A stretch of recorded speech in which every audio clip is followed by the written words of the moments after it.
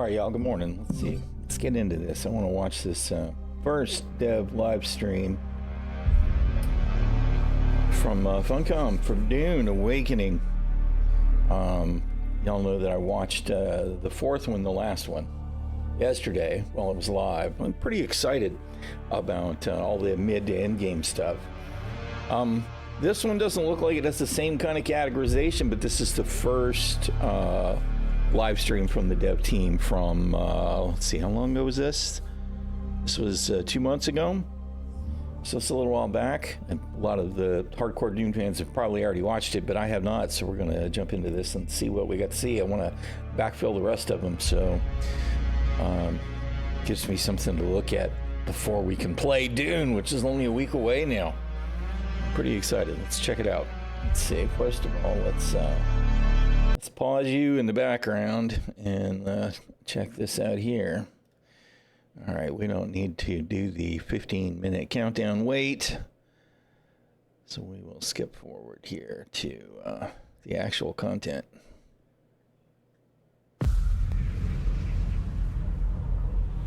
Few survive this world, but those who do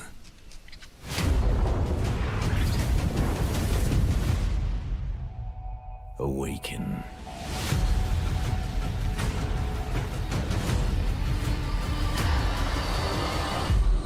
The desert wants you dead, off-worlder. If the sands don't take you, the storms will swallow you whole. This is just the regular first trailer, I think, that we saw at the beginning yesterday. Still gets me ready to go, man. There is opportunity. The foundation of something greater. You know what? One of the things that I think is very cool, that right there. Watch the worm in the sand. You see the way it deforms the sand as it burrows underneath it? There are times where you can be moving between the rock islands, and you will see the sand come up as the worm passes underneath it. I think that's a really freaking cool detail that they added. Some claim to rule this planet. But Arrakis is yours to explore. To fight for. To conquer.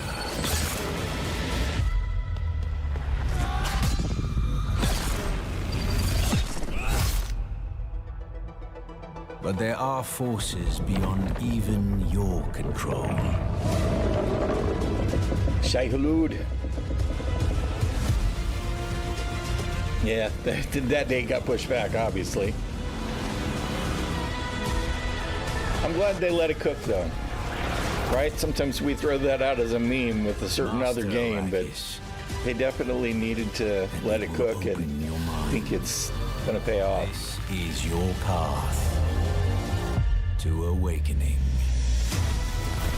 The eyes of a bad.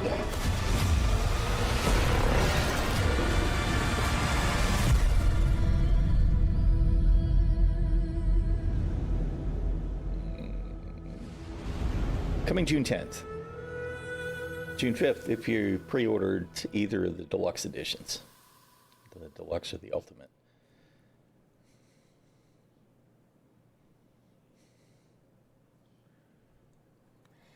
Hello everybody and welcome to our very first Dune Awakening live. I am Natasha Rösli, Senior PR Manager here at Funcom, and I'm very excited to be your host for today. We have lots of really cool things to go through. Among them, we will show you for the first time live gameplay, while we'll chat about exploration and the world of Dune Awakening. We'll talk about the music and the audio of Dune Awakening. And last but not least, we will also go over whoever stumbled there and the pre-orders that we just started earlier today. So you'll see we have lots to go through. Also, we will be collecting questions from the chat for the different segments, and we will answer those at the end or towards the end of the stream in a Q&A. So get comfy, make sure you're well hydrated, and let's get started. Hydrate. Does coffee count? I need a little spice in my Welcome coffee. to Arrakis, the most dangerous planet in the universe. Dune Awakening is a multiplayer survival More game on a coffee. massive scale, where the open, ever-changing world ensures exploration remains a vital activity. Join Exploration. us as we traverse the breathtaking landscapes and uncover what the sands have hidden. Follow in the footsteps of the native Fremen and learn to overcome the deadly environment. Collect materials to craft a shelter, still suit, and your first vehicle, then venture into the desert. With a scanning module installed, you can scan for resources in smaller areas, or climb the highest peaks to launch a survey probe. You're not wrong, Camille. revealing It large does seem to be swaths unheard of terrain there. And important locations like shipwrecks. You or know, abandoned I have to say, after watching that live stream yesterday and seeing everything that we saw, I am so much more hyped for just the exploration part of this game, right? And there will always be something to explore because every week the deep desert resets thanks to the Coriolis storm. And the fact that it's relevant gameplay, right? You're going to want scouts that are going to want to scout the deep desert ASAP, right? You know it's going to happen first thing Tuesday morning if that's when the reset is, and that those charts, those maps, will turn up on the player market sometime shortly thereafter, depending, because a lot of times it's going to be the guilds, right, that are going to be like, okay, let's get our map. Where's our scouts? If they got their job done, and then boom, here you go, guys. Here's the map. Now you know where everything is, and then you're going to choose your target, right? We're going to go over here, and this is where we're going to start. Here's the first deep desert dungeon that's been revealed this week. We're going to go there, or we're going to go over here and look for spice blows, and just like we saw with their operation in the live stream, it's very cool. As somebody who came to Star Citizen, right, from an explorer perspective, everything else was cool to me too. The spaceships, the combat, being able to do stuff on foot, all of it. But explorer is what called me and said, yep, okay. I watched that Constellation video and I was like, that right there, that's the gameplay I want. I want me and the wife and maybe some of the kids to hop into Connie and fly around the galaxy and visit solar systems and the planets and the moons and the nebula. And of course, 11 years in, we still don't have that in Star Citizen. And this is a smaller scope because it's just an area on one planet. But the fact that exploration has gameplay value is really a big deal to me. Yeah.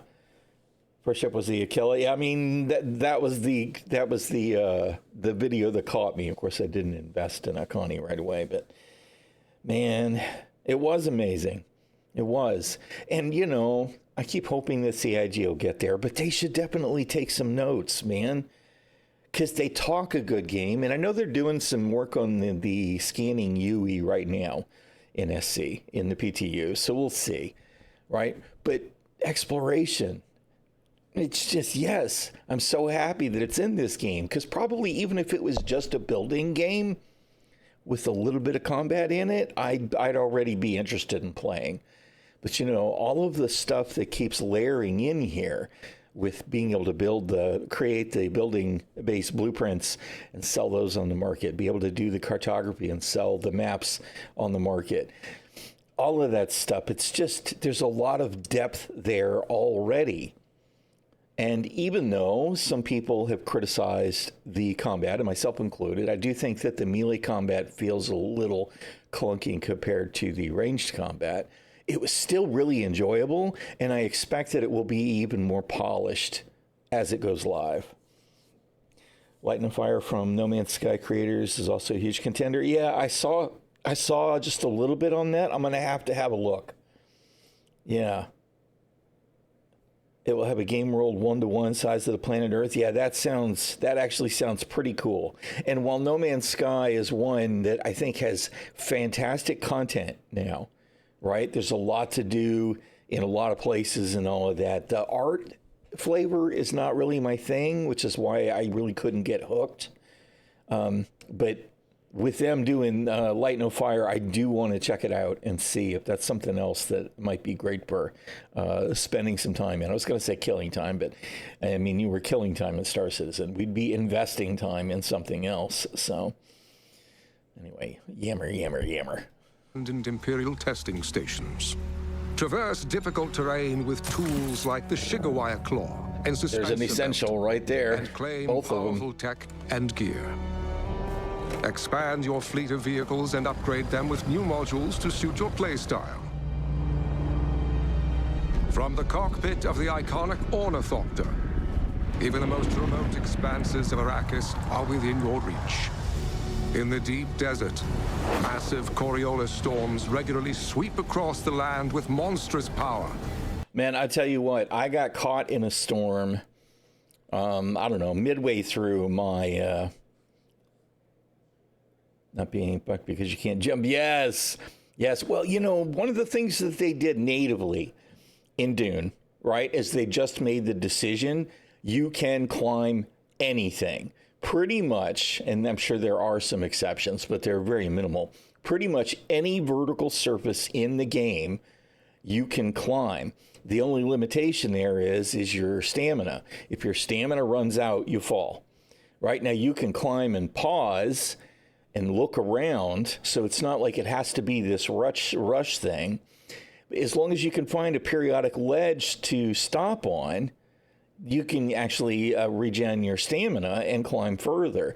But that means these buildings, the bases that players build, all of the vertical mountains, literally everything you can climb, which is great for exploration. It's great from approaching from a different angle. And since you have, if you choose to, I mean, and you will, have the Shigawire and a suspensor belt, that gives you all kinds of options for traversal. You know, you climb up on top of this mountain up here, and you use your Shigawire to rocket you forward as you come off the rock, and then, you know, your suspensor belt will at least slow your fall, but there's suspensor belts that carry your momentum as well. So if you rocket off the thing with the Shigawire or with the Bendu Sprint, you maintain your momentum as long as you have enough power, or you lose enough altitude, then you touch the ground again. So it's so fun for traversal as well, even without the vehicles. So I think that's really great. I know I got off on a tangent talking about something else, but those abilities are awesome.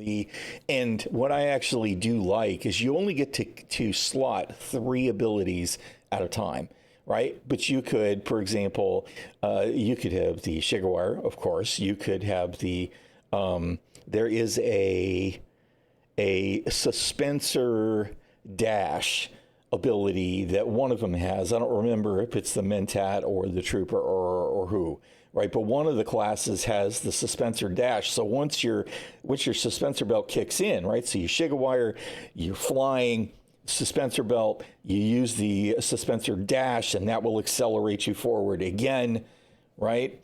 And then there's a Mentat ability that has a pad that's some kind of a repulsor or suspensor lift that will throw you up, right? There's the Bendu Sprint. Yes, and then there's at least one suspensor field, right, where you can catch somebody in the field and they can't really do anything. You make them a target. There's a lot of cool stuff. There's one trooper ability there. You essentially overload your suspensor belt or something, and you jump up and then explode. Not you don't explode, but the field does, and push everybody away. There's a lot of really cool stuff related to the traversal. And again, that's without even getting into the sandbike and the buggy and the ornithopters. So there's a lot of tools for exploring, and I love it. I love it. Changing the entire map every week. As new the deep desert resources and Coriolis secrets are revealed, the race to survey the vast new landscape begins anew. Be the first to... And just in case anybody's curious, I understand that now, since the beta weekend, you can actually choose to hide your head slot. You know, as a fashion MMO player, right? You always want to look cool, right? It's nice to have that option. So you can hide your head slot without just having to take the head slot off. Mark the location of precious resources and give the map to your allies, or sell it to other players on the exchange. Here, there are no paths to tread, only power to claim. This is infinite exploration. This is Arrakis.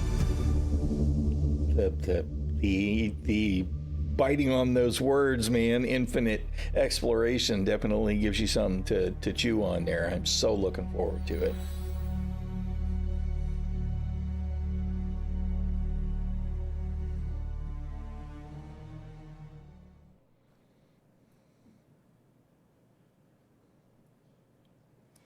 So to talk about the world and exploration in Dune Awakening, we're gonna jump into live gameplay, and I have two guests people here to talk about that, two very exciting guests. We have here on the side, Jeff Garnier, who is our world director on Dune Awakening. The Coriolis Refresh Weekly is really exciting to me too. Who is expert environmental designer, artist, who will jump on and answer questions in the end as well. Jeff, for example, who you might know, by the way, also as El Jefe. For some of you, if you know, you know. Jeff, do you want to introduce yourself a little bit to the viewers? Yes, I'm Jeff. As Tasha said, I'm the world director on Dune Awakening. I've been in the industry for 2 decades, worked many years at Ubisoft and Prince of Persia, Assassin's Creed, The Division, jumped to other companies, worked on Battlefield, Divinity Original Sin 2, and now I'm working on this beautiful world made out of sand and rock. And then, Øyvind, do you have a nickname, by the way? Some people call me Allfather. Allfather, like Odin? Yes, because I know so much about It's the it's like office dad as well, right? Yes. Like everyone knows we can go to Øyvind if there's any questions. This is true. But yeah, introduce yourself as well. Yeah, hello. My name is Øyvind Jernskov. I've been in the industry for 3 decades. Yes. Started with in Funcom in 1996. The majority of my time has been here. I've basically been working on all the Funcom games almost. On all of them, including Secret Worlds. Secret World, Longest Journey, Dreamfall. I don't want to get too far off on in the weeds on, but Secret World was one of those I had a lot of hope for. Right, the idea for Secret World was so cool. The whole, all of it. I don't want to get too far into the weeds because it's totally unrelated. But it was one of those games that I thought, man, this could be really good, and it just didn't quite. There was the hook never really set for Secret World. Unfortunately, it was a secret world underlying with our world and all of the woo-woo stuff. It was the impact, but it never quite hooked for me. But yeah, it's like, I know if I move, then I'll be in the way again. There you go. Age of Conan, Exiles, Anarchy Online. You actually worked on Anarchy Online? Yes. Oh my god. I think a lot of viewers will go like... Anarchy Online. That was... It doesn't look like it, but back in the day. Oh my god. We don't do that here. We don't do any age shaming here. It's like, all right. But yeah, so as we now jump into some of the gameplay, we'll have actually Camille behind the camera who is playing for us. We will... See, now I want to be out of the way for the gameplay. Nice, well love done. It, love it. So as we take our first step here into the world, I mean, one of the main concerns the players have, or that we see often asked in the public, is like, Arrakis is a desert planet. Is it going to be boring? Is it... And there's no unnecessary time sink when it comes to collecting some stuff, right? Like those small bits of stone or metal that we saw on the ground there, it was probably stone. You can, as you're running by, just tap your key, pick up, pick up, pick up, pick up. The big ones that you have to stop and scan and put the cutter ray on, they take a moment, but even that stuff is really quick and fluid, which I very much enjoy because like there are games where you have to collect resources and you stop and it's just long enough to be annoying. and I think they balanced the time sink there really well with the scanning and the cut array here. Can you do a lot with the desert? Yes. But we can. I think we can. I think we can actually say that we can. So, what was the biggest challenge, though, to make our Arad? She doesn't have it was basically do when I site started yet. at Funcom, the one of the most important pillar I had for me was for the world was verticality. Right? Yes, I was in charge of the world on a desert planet, but I wanted to make sure that we would still have a lot of verticality in the game, right? So we'll see There that was the later Bendu also, sprint but there's a for lot Bene of Gesserit. formation and different Wire. biomes that we will explore and things like this. But it was really, really important to me that it was just not a flat space of sand, right? And thanks to Oyvind and a lot of people on the world team, we were able to manage quite a lot of different high elevation with lots of different vistas, like the one that we have right now. And we can see Camille using the binoculars to make sure that you can look at the trade post. Right here, we have 4 of them in Hege Basin. And what they didn't just show there is while she's looking at it, she can create a beacon on that object that she's looking at that will be on the map. So if you're looking out in a distance, right, you can go, oh, okay, I want to go there. Click. And then when you open the map, there's a beacon right there. And it also shows up on your compass rose. You know, again, Star Citizen, I hope you're taking notes. So that's a great tool in not only exploration, but also in making sure you get where you want to be, being able to place your own beacons and to be able to do it without having to open the map to make sure you're pointed the right direction.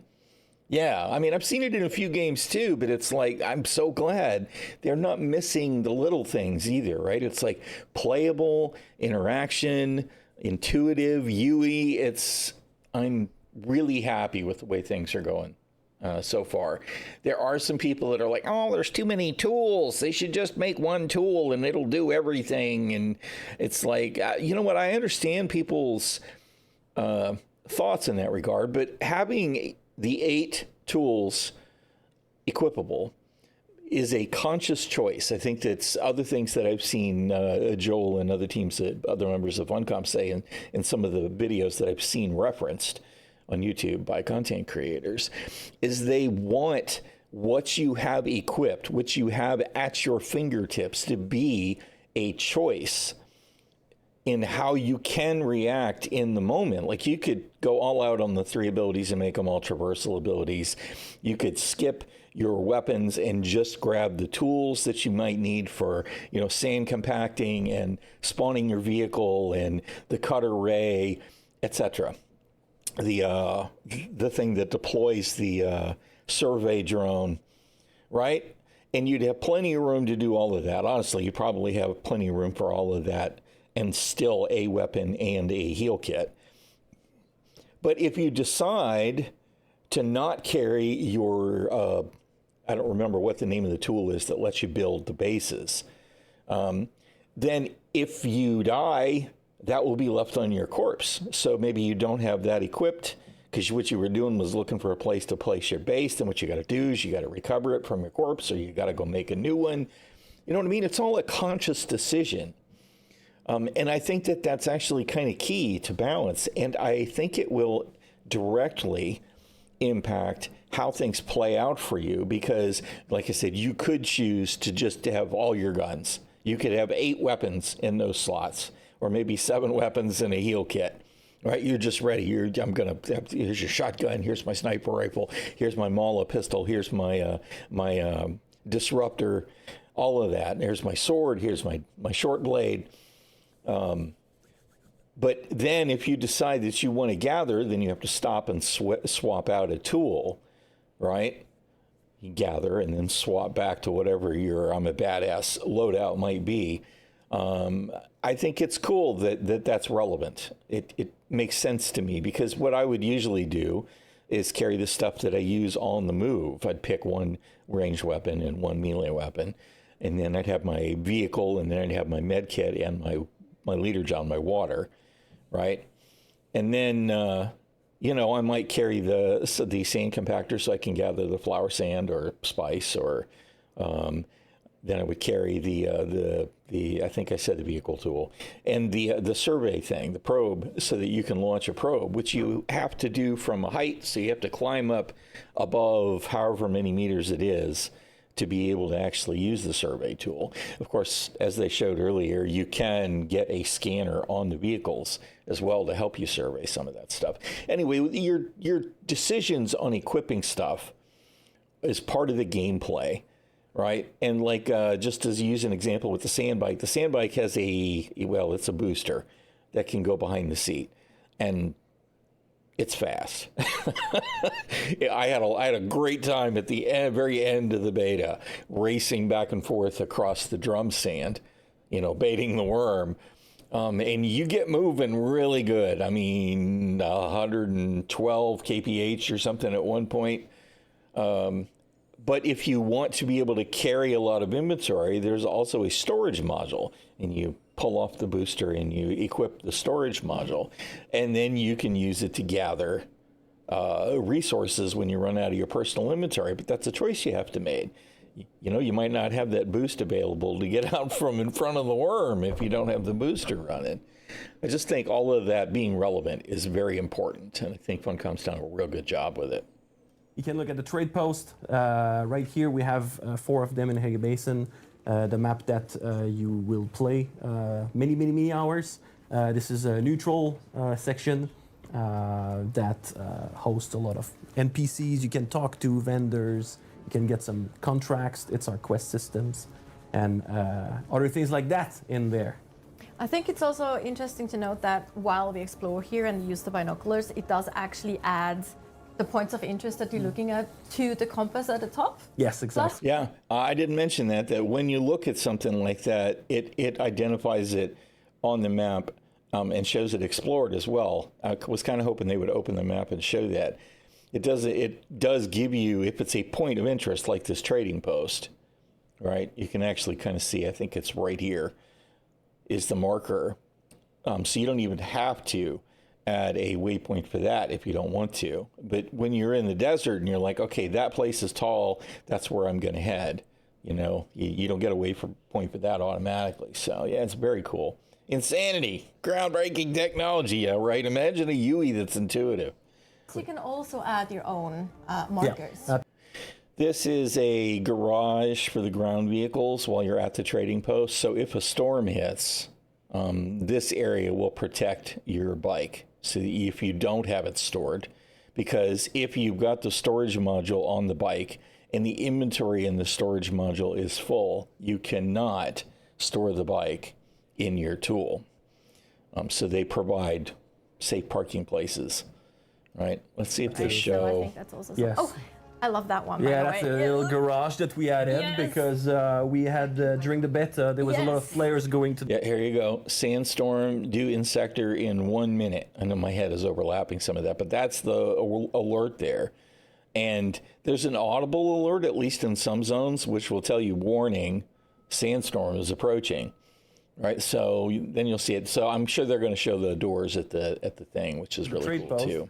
With their hard-earned sand bike, and they were just placing their sand bike here there. They were going to a trade post, and then a sandstorm was coming. There it is. When It's the sandstorm coming. Comes, She the didn't door really look closes. enough, but We are getting a sandstorm now, so we can there, actually There it is. So we'll see. But We'll what see. I think is very cool, like just to mention that again, we added those Oh, garage right. areas I because watched some our videos on friends that. I still need to actually play came Stalker. up with the idea, and they were like, "Okay, my son." Yeah, can I have garage? Yeah, absolutely. Because for us, I don't know, we play the game so much, so it's hard. Notice to know what those you don't doors know, she right? just So- passed And yeah, through. The door closes, and then when you're stuck inside and your bike outside, when you go out, your bike is destroyed. So now if you put at least your bike in a little garage, it's gonna be okay. Or quite damaged at yeah, least, quite right? Like, damaged at least for sure, right? So we might actually see the doors being. Yeah, we see the sandstorm incoming here. The sandstorm's pretty cool. Depending if the sandstorm actually comes close enough. It Yeah, looks now like it is. I was on top of the hammer, is what I think it's called, in the next map. There's this large, tall structure, and at the top is a big chunk of rock that has not been eroded away as much as the rock underneath it. So it kind of looks like one of those bouncing rocks from out in the deserts in the Southwest. And inside it is someplace that you have to go for the quest, but you can get all the way on the top of it. And if you're right at the very top of it, as the sandstorm rolls in, the very top of the sandstorm just barely skims over the top of the rock. So you can see it coming as it's approaching. You know, it kind of starts to envelop the top of the rock that you're on, and then you can duck down in as the very crest of the storm passes and pop back up and watch it cross over across the desert. It's actually pretty darn cool. Yeah, you should get inside, Kim. Yeah. Which is gonna eat a bit of time though, but that's just how it is. I haven't actually tried. Can you get like squished and killed between the doors? That's actually something I want to figure out now, because I honestly don't know. I haven't tried that. Yeah, don't try it. Yeah, don't but I think you pushed They're in not or out. sure. Exactly That's what I remember. funny. Yeah, I think it would either push you out or Also in. see like Well, that's funny the because door closed. there's a lot of things that can happen in the environment, and yeah, that just happened during the stream. So it didn't happen earlier, but now it happened. So we're gonna wait a little bit and talk. Well, the dumb NPC is trying to walk through the door. Was the that's the contract board. So it's one of the way that you can get quest, like contract things to do basically. You pick them up and then you do them, you get some rewards. You can also find contract in the world. Some people might have been sent to kill other baddies, and then you just happen there, you steal the contract and you finish the job and get the reward for yourself. I saw an Atreides mission there. You steal the contract and you finish the job and get And the a Harco, excuse me, and a Harco mission. You just happen there, you steal the contract and you finish the job and get the reward for yourself. You also saw that you have faction-specific contracts as well. They have like specific icons there, of course. So there's lots of things that and then you can of course see your quests or contracts, like we call them here, in your quest log, in your contract log, so to speak. Yes. So you also have like the faction Can I fly you agents somewhere here, today? like in these trade posts that you can like talk to if you want to actually start one I of like the to faction fly. quest lines. Yeah, Fast. absolutely. Storms, worms, There's or a quest static, line that's in nothing you stops me later from in getting where I another need to go. region that But you know what I brings you don't to like much? Talking. aligning yourself with one. Now the Ornithopter pilot here, was locked out for the beta weekend, so we didn't get to use her. Talking to this person is one of the early story quest things, though, because you can use her to go to the social hubs. I believe you can go to either Arakeen or Harco Village, even if you don't have your own Ornithopter. So that, that means that you're not locked to. You might decide you want to hold on to those resources to build something else later. But it's nice to have options for moving around.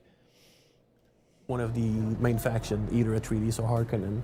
And also what we saw just now was you can actually, once you have a trade post explored or unlocked, you can actually use a pilot that flies you to one of the either Arakeen or Harco Village, like the faction you cities. can go to. I should have just let him talk. Go to trade post, or you can also fly outside of this map, and then go into the cities. And there's a lot more things to explore there. More NPC taxi service, yeah. Access to the exchange, which is the Dune Awakening. In the perspective of a Star Citizen, just imagine if you could just go speak to somebody at Lorville and say, hey, I need a ride to Everest Harbor.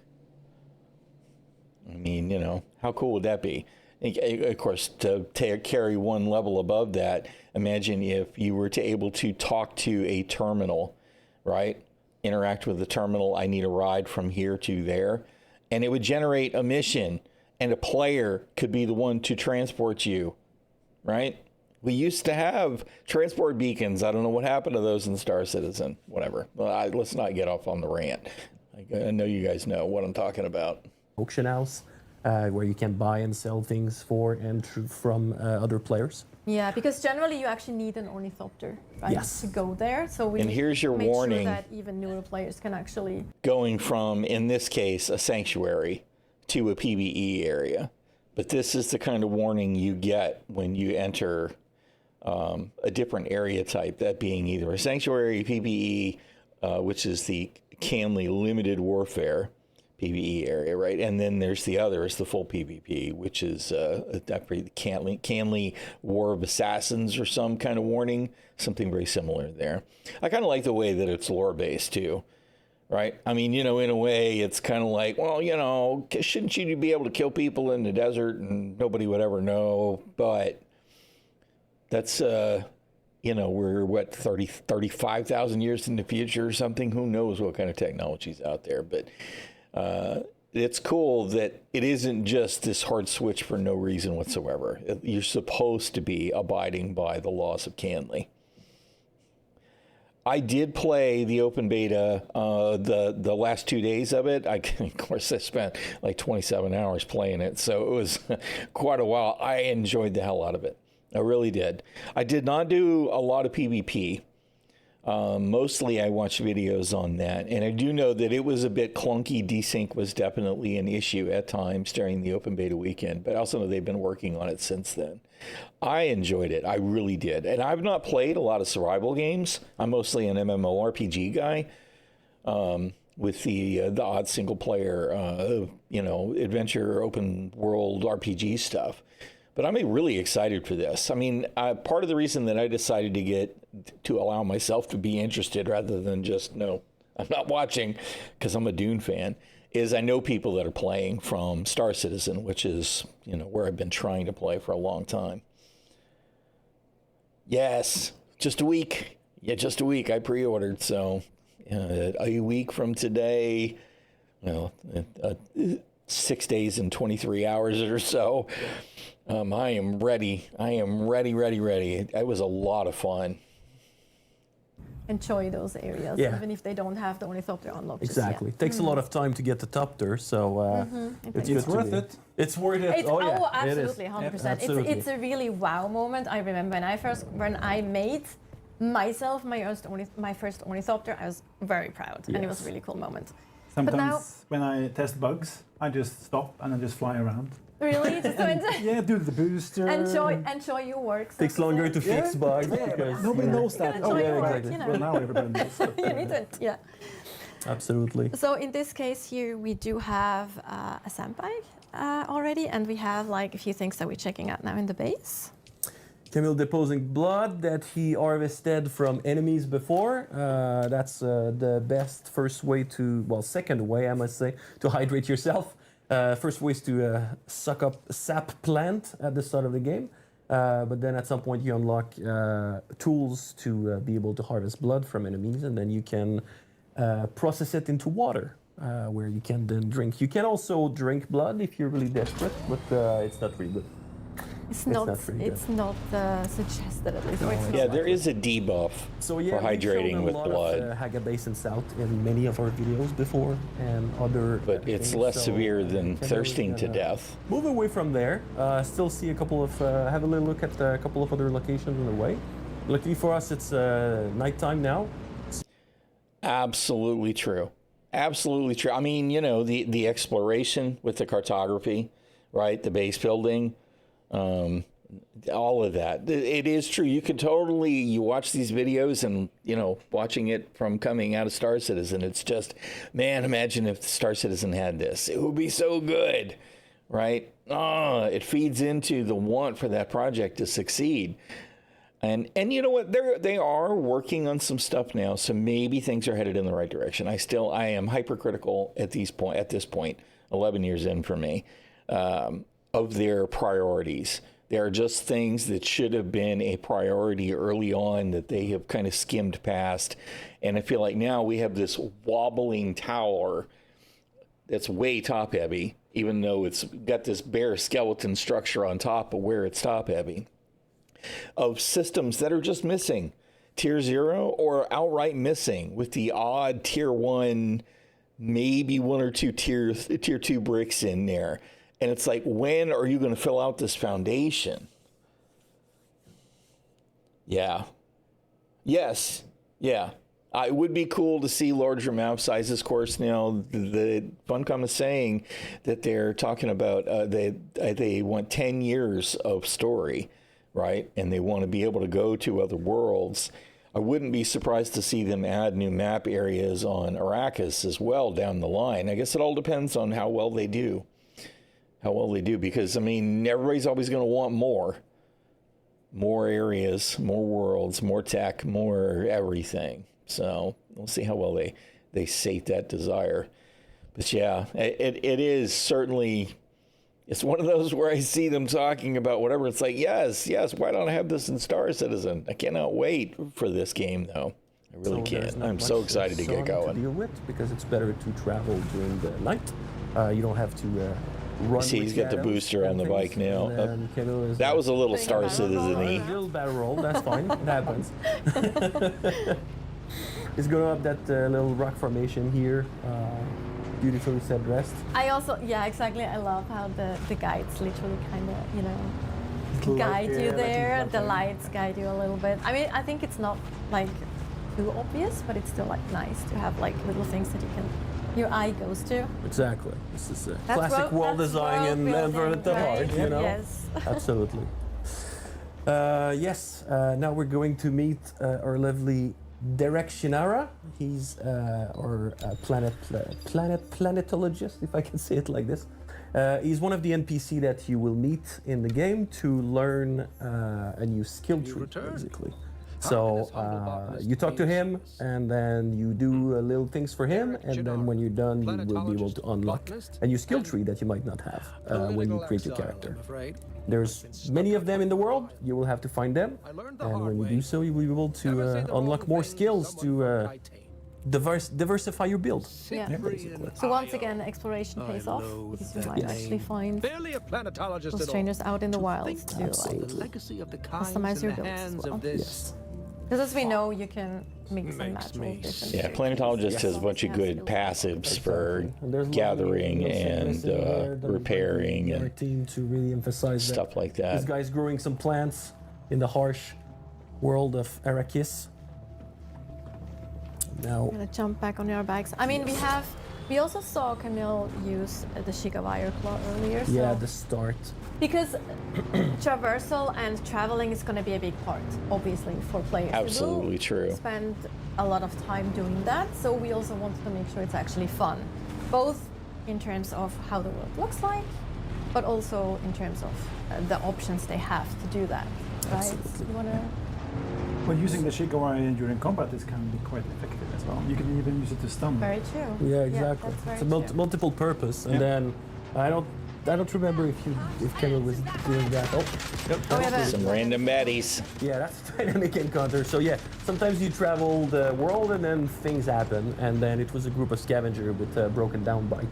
And then they wanted your bike. Yeah, random encounter. They shoot on sight. Although they didn't Makes plan me well enough. makes me happy with the. That's something you should definitely do. You need as an to old be able, school tabletop you need to guy. plan ahead if you travel. Yes, so now we're gonna go to the Vermilius Gap. There's this thing flying in the background. It's a Sardaukar dropship. They will soon disappear because they are only there during the night. They have this massive light, and then if you get caught into the light, you're stunned into place for a little bit of time, and they throw Cho mercenary at you. You're not important enough for them to send Sardaukar, but they still send Cho mercenary to basically get rid of you because, for reasons I will not talk about here, they are there to find you, basically. Look for someone. I don't know if they're going to say it or not. Of course, they probably will now that I'm going to do it. But I think that misty cloud that we're seeing there is a sign that flower sand is there. However, it may also be drum sand. I don't remember if there's that kind of visual for the drum sand. Or it could be both. It could be flower sand on top of drum sand, which will definitely draw the worm. But there's one more resource to gather. And flower sand does become important pretty quickly because when you go, I forget which resource it is that that's silicon cubes, silicon blocks or something. Yeah.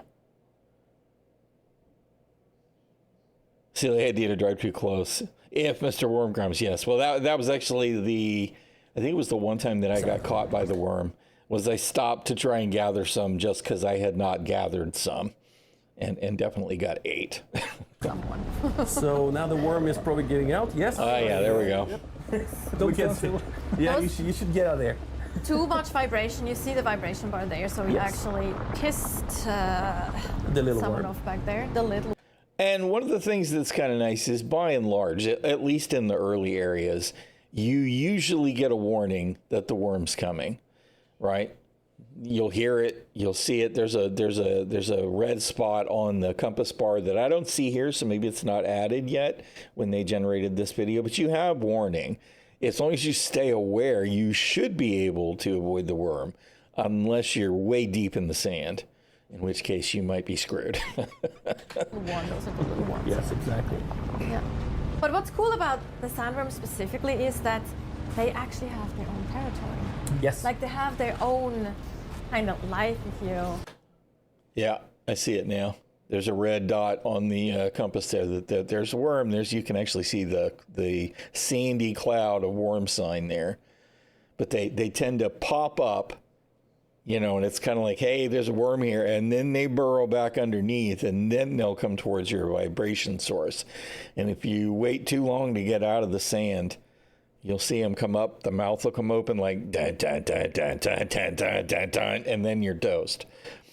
It's a cool thing. And you know what? One of the things that I'm aggravated about with Pyro and Star Citizen is that they for now, at least, turned off the Flare Star.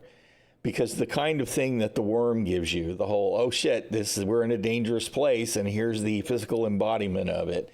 Pyro had a little smidge of that with the Flare Star, and that being turned off, it removes that flavor. It's very disappointing to me that it's not on. Of course, I actually thought that it should have been more severe from the get-go, even though I understand why it wasn't early on. But we'll see. This is yeah, we got a delivery coming on the porch here. All right, I'll grab that in just a minute. Right.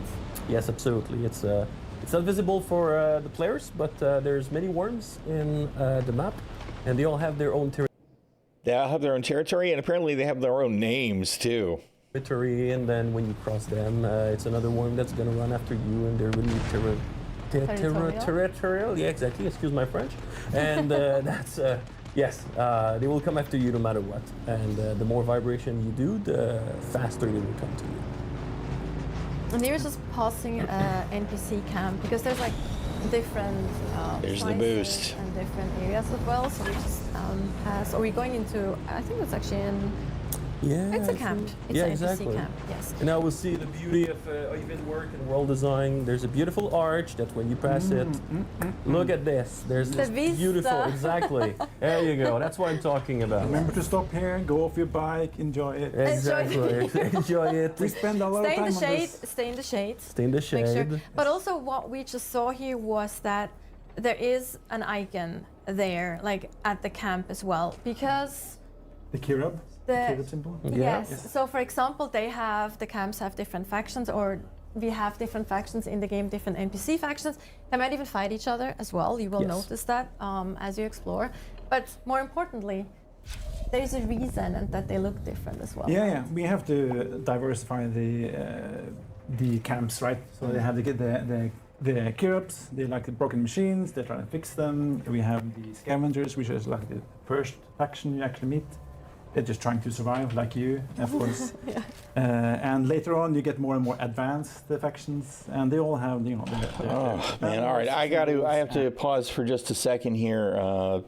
Walmart was supposed to be delivering, and they just shared the picture of where they delivered it. It ain't my front door. So give me 1 second, y'all, and I'll be right back. I'll tell you what I'm going to do. I am going to. Shit, it might take more than just a minute, but we're going to play one of these little snippets here about the Swordmaster while I check on this. I will be right back. Let me get me out of the way for a second and play this, and I'll be back ASAP, y'all.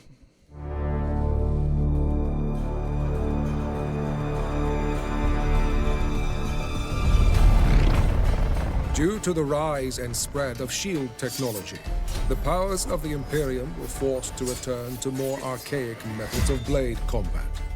And while many regard the Sardaukar as the most fearsome warriors of the Imperium, even they fear the Swordmasters of the Ginars school. Experts at wielding the blade, the Swordmasters have perfected their mobility in combat, helping you survive Arrakis without firing a single bullet. With a deep understanding of how a blade is balanced, the Swordmaster has acquired advanced parrying techniques to retaliate against any blade-wielding opponent. And if you find yourself surrounded, consider using a more effective offense, becoming the Eye of the Storm. But wielding the blade also requires a strong will to guide it. With a focused mind, you will be able to deflect not only other blades, but also bullets as you thrive on the dangers and stare down death itself using your increased bleeding tolerance. Though powerful in combat, your blade and will are not enough for surviving Arrakis. Finding your way through the dunes requires practiced methods of survival, a deep control over your body's hydration and breathing, but also alternative attacks to surprise your opponents, granting you an upper hand in combat. Throughout the dunes of Arrakis, any school can be trained and improved by masters. Advancing your insight into the blade, the will, and the way will help you dominate the art of being a swordmaster. But when the blade is not enough, you can adopt any school to synergize with your current abilities, even to the point of surpassing the most skilled swordmaster in the Imperium. Find your way through by the will of your blade as it guides you through Arrakis.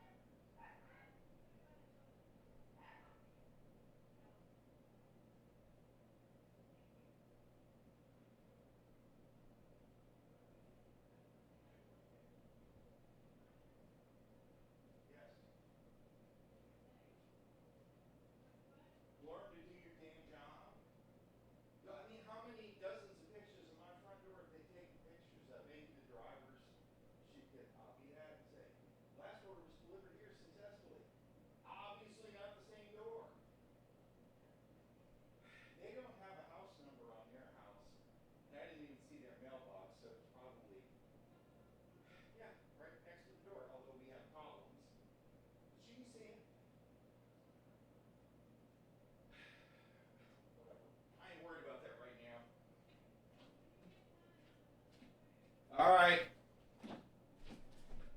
Love you too. All right, y'all. Sorry about that. And it doesn't look like I muted my microphone either. So aggravating. I had to go 2 doors down to pick up this order.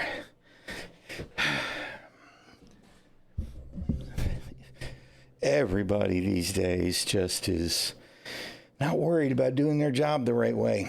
All right, let's back to this. And kind of way of life. And how important they are on the hierarchy. Do you need to fight your way up to the top? Exactly, and they use different abilities also, and yeah, the higher you go in the factions, basically, the harder enemy gets, and they have more abilities to attack you and different weapons. Oh, there you go, got stunned a little bit. But now Camille has a shield, so he's pretty much invincible to bullets, even though there's a power drain when he gets shot at. But that's a really good way to survive against melee, against range weapons. I love his path though, like the build. I am a Swordmaster at heart. I love the Swordmaster tree, so I am melee to do and to do. I actually hate if I have to use a weapon. I love the combos and those things. So. I'm more of a gun guy myself. You're a gun guy yourself. Yeah. Well, that's good. That's the beauty of things, right? You can play like you like to play. Yeah. Like your approach, you can also be more sneaky. Yes. I always try to be more sneaky, and then I just end up doing the whole camp. It never works out. Camille using the voice right here to attract the heavy. They are big baddies, and they have shields. Yeah, they're annoying. They're very annoying. Light machine guns, they're pretty annoying, yes. Because when they don't shoot, they have a shield, so you can't really shoot at them. And they have a lot of bullets. So talking about combat, we know that you have a lot of questions regarding melee combat in general. So we won't go into that today, also question or reply-wise, but we will have a dedicated combat stream for you down the line. Yes. And then you can throw all the questions you have at us then. So just keep that in mind if you don't answer any combat questions today. Very aware that you might know. Can't wait to get back into the game. There's a shield, so there's different weapons that are good against that. And there's using a disruptor right there, which is high burst rifle, throw a lot of bullets at the same time, so that's really good to be able to do. And then you can finish them off by how you want. Now it disappeared, which is really good, but Kendall was fighting under the sun earlier, so he got sunstroke, which is one thing you have to keep in mind all the time when you travel during the day. So, and then he was dehydrating extremely fast, and now his hydration is pretty low. So you can see also whenever he shoots, the shield is turned off by default. Because you cannot shoot when you have a shield on you, of course. So you have to be careful into when you use a ranged weapon with a shield. Now we can harvest their blood. Yeah, that's what he's been doing now. There. He fill all his container. There's a lot of different containers that we have in the game. There's a little light that is pretty straightforward to know what is lootable and what is not. There's different size of chests. That's a bigger one right here. You get Unlike, the way CIG has created lootable boxes and then proceeded to use them repeatedly in many locations as just props, which is really irritating, CIG. Stop irritating your player base. better loots and bigger piece of armor and things like that. That's a med crate, so you get a lot of med kits and different things. The locker that was there is pieces of component to craft and upgrade different weapons in the game, and then there's a lot of different things. Also, there's bigger, glowier, better chests. Also, we're gonna see one later because, like Tasha was saying, there's a lot. Now, the location that they were just at, usually there's intel at those locations too. Now, you only get the intel from a given location once, right? But the intel is what you use for your research. So I was a little disappointed they didn't show it there, but I'm guessing they probably already collected the intel at that location. And that's why we didn't see it. I mean, for this player. Because that's super important. You want to hit all of those camps eventually to get all the intel points, because there's a limited number of intel points that you can get off the map. Now, the live stream yesterday, Joel did say something about there being a way to unlock more intel down the road, but I'm not sure what he meant because he didn't clear that up. But yeah, so definitely Hopefully they'll show one in one of these live streams, but it's definitely something you're going to want to click. It's got like a little hologram looking thing on it, and you're like, "Ooh, loot!" And it'll be the intel points. It feel like it's got some kind of tool iconography on the hologram. Whatever, you won't miss it if you see it, and definitely grab up all of them that you can, which is a good reason, again, to hit all of those settlements down the line. Although I know that a lot of people, when the launch happens on the 5th and then again on the 10th, they're just going to be trying to charge further into the game so they can get established where they want to be established, and then everybody will wind up coming and backfilling this stuff at the low level. I'm going to do a little bit of both, I think. I've got a little bit of a plan about how to get started, where I'm going to go on the map. I'm going to go to the first trial area, and then I'm going to go to the first trading post and get the trooper quest, and then I'm going to jump over to where the planetologist is, and I'm going to hit that dungeon, and then I'm going to do all the little caves all around the right side of the map where the trooper quest is going to take me, and then we're going to collect that back and jump north. I'm not playing right now. I am watching a live stream video. How y'all doing?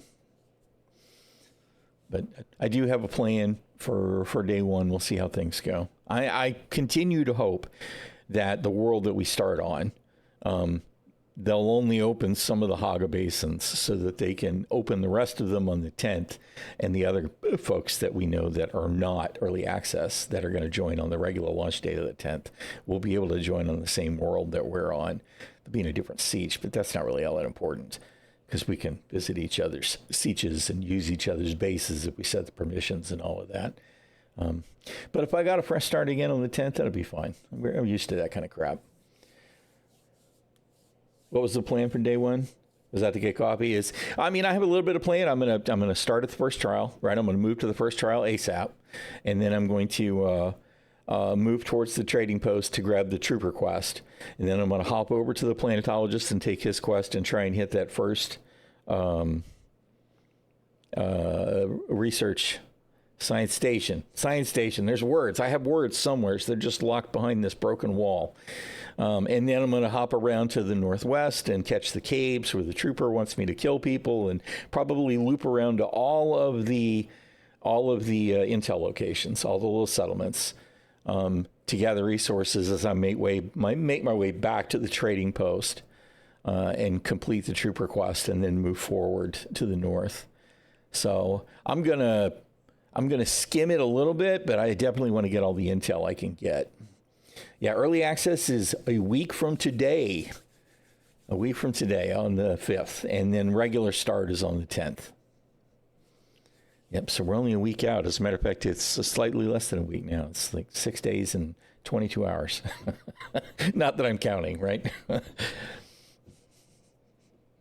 I can't wait. I'm ready to go. In this world, and I was personally more than happy to hide a lot of different things in all corners and height and depth of this planet. The turret is probably going to do its job. There you go. It's a really good skill to use at the start, by the way. It's really good against enemies. But there's a shield, so it doesn't do much. There you go. Slow blade. No, and, on break from bug hunting. Finished up the enemy, which is good. I'm not sure if you saw it, but you can also parry. Absolutely, yes. The enemy blades, yes. Stun them a little bit. And now Camille's in a it was cave, free. Which is another I had a hard time with the parry. Something about the timing I just couldn't get right. No, it's somebody triggered a bomb container, but there was nothing right here because he doesn't have the contract. Oh, it was actually a quest item. Exactly, okay. it was a quest item, but he doesn't have a contract. So at least for this specific, there's a lot of different places that you can find pieces before you have the contract, and when you have the contract, you can turn it already, right? But yeah, and then we just. Yeah, I don't know if they were clear on that. She saw what looked like a lootable chest and didn't loot it. And he was saying he didn't have the contract for it. Some stuff you have to have the contract to loot. Other stuff you can loot, and you'll have the contract item, and you can turn it in immediately. Like if you were to go to the planetologist instead of talking to him first, he wants you to get something from inside the location. You could go down below and go into the location, and as long as you go through the secret room and pick it up, when you go to talk to him the first time, you can essentially say, oh, I already have that, and turn it in. So I'm glad they did that, because there's nothing more irritating than when you explore a location and you happen to find point B instead of point A, and you clear point B, and then you go to point A and there's a quest giver, and you got to go in and all over again, even though you already did it all. That's always really irritating. So I'm glad that, at least in some cases, they've set it up so that you can avoid that. That's wise. I'm all for the fact that game design includes some time sink, and sometimes that's travel. But every time that you got to go back and forth, back and forth, back and forth, back and forth is so frustrating. Yeah, we just exited the little cave, which is another little environment that you get specific component in there. It's a old Fremen remnant from their ancient past, because you know that Fremen have had a little bit of a hard history in our timeline right here. And you can find different components to craft different things like steel suits and cutter rays and things like that. And you know, they keep going by this area and haven't said it yet. Had a little bit of go ahead, show me the view again. Turn around. Right here. And you can find different components to craft. Come on, really? There we go. I was talking about the traversal, and of course now the grass is in the way, but you can climb pretty much this whole thing, right? You can climb up the rock, you can climb up the building, you can climb up the pipes. There's not a lot of geometry that you can't climb on, and I'm so glad that they did that, right? It's so irritating to hit those invisible walls.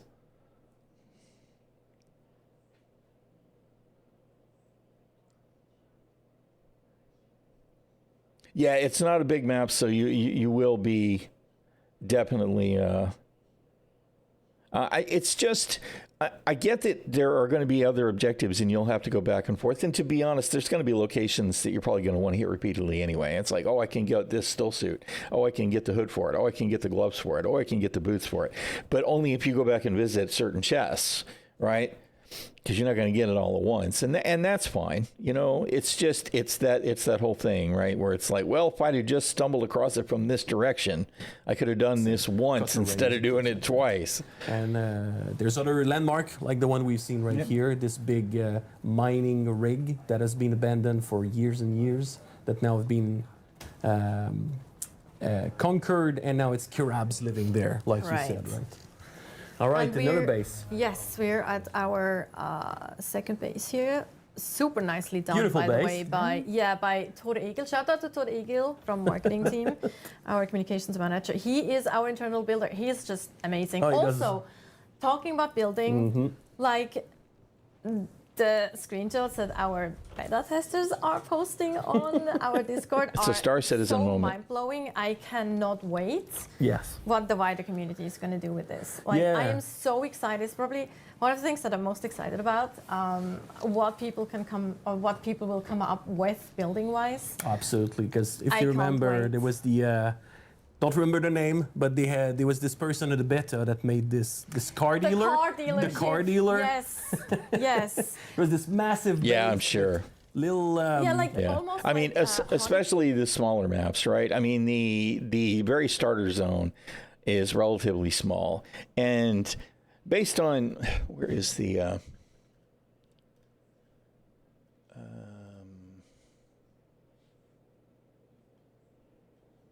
I thought I cleaned a bunch of this crap up. Where's my dune?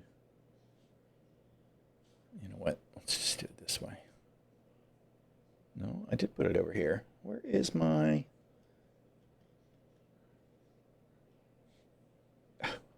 You know, a bunch of stuff disappeared the other day, and now it's all back, and the stuff that I cleaned up, it seems to be shuffled. Where's my damn dune?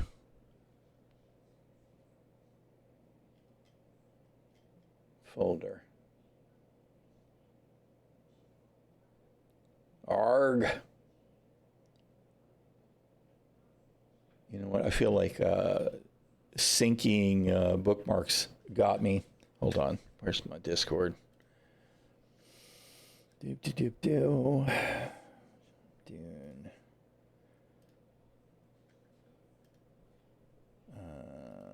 Copy link.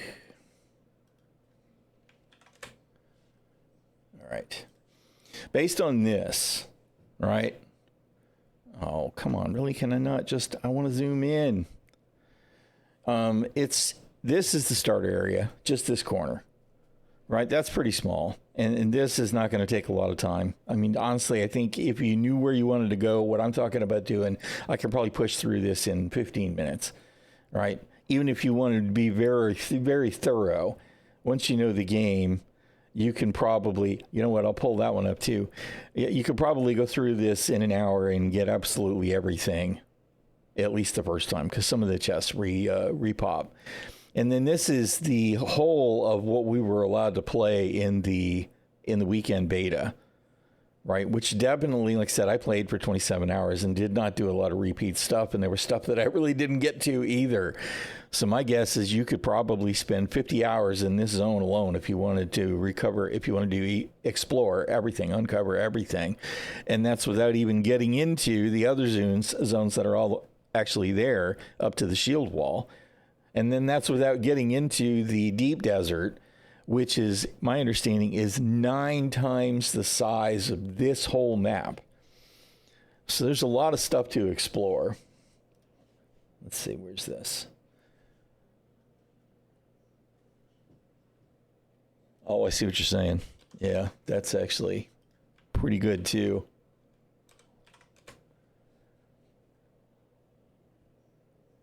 The comparison, wow. The deep desert is huge, 500 plus square kilometers. I think that one is one that I have. Let's see. Do the thing.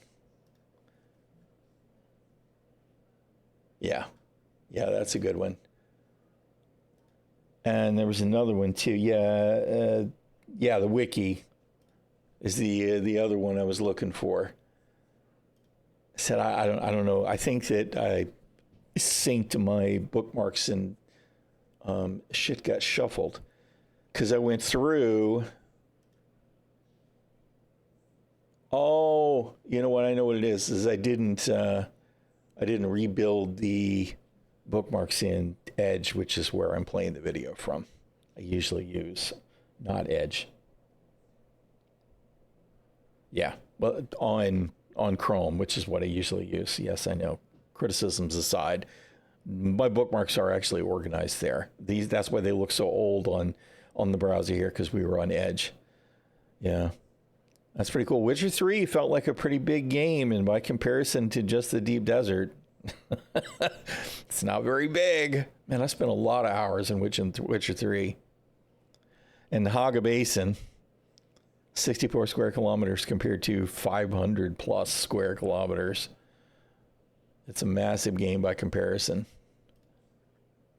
Massive map. Yeah, like exactly. A beehive, and each had like an ornithopter or a sandbag that you could look at, like literally like a car dealership. It was absolutely mind-blowing. With all different swatches, with different colors and a 3D. And I mean, I'm excited for Star Citizen to have actual reasons to explore those locations, right? And I feel like we're getting there. All my criticisms aside about their priorities right now, I'm actually really aggravated with the state of the game because we are almost halfway through the year of stability and playability.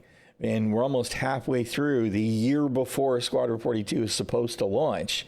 And the persistent universe is nowhere near ready. It just isn't. It's nowhere near ready. It's nowhere near ready for casual gamers to come from Squadron 42 and hop into the persistent universe and not just go uninstall, right? Star Citizen has massive stuff. The Microtech's a good example. It's the size of Canada. The Microtech planetary map is the size of freaking Canada. It's giant.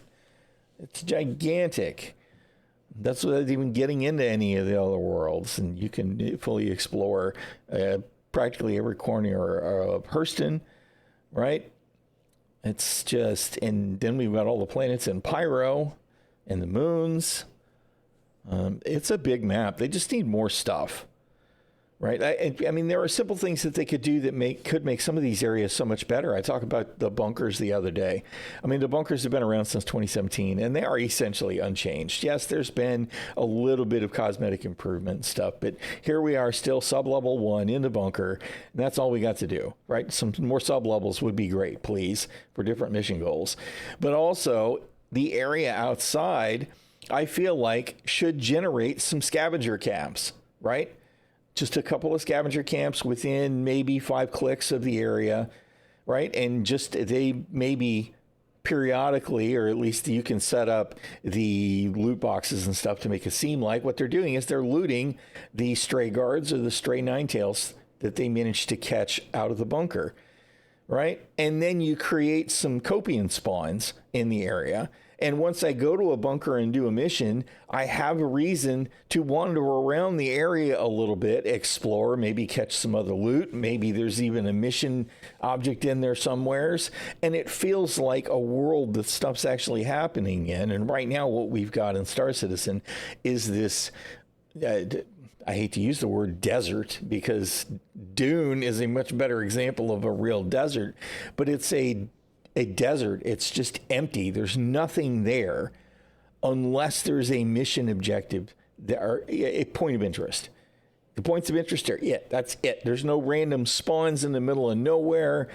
It's the POI or nothing. And that is so frustrating. It would be cool, right? And they could do some kind of,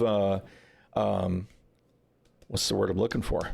My vocabulary, the post-stroke brain is really in action in the last couple of days.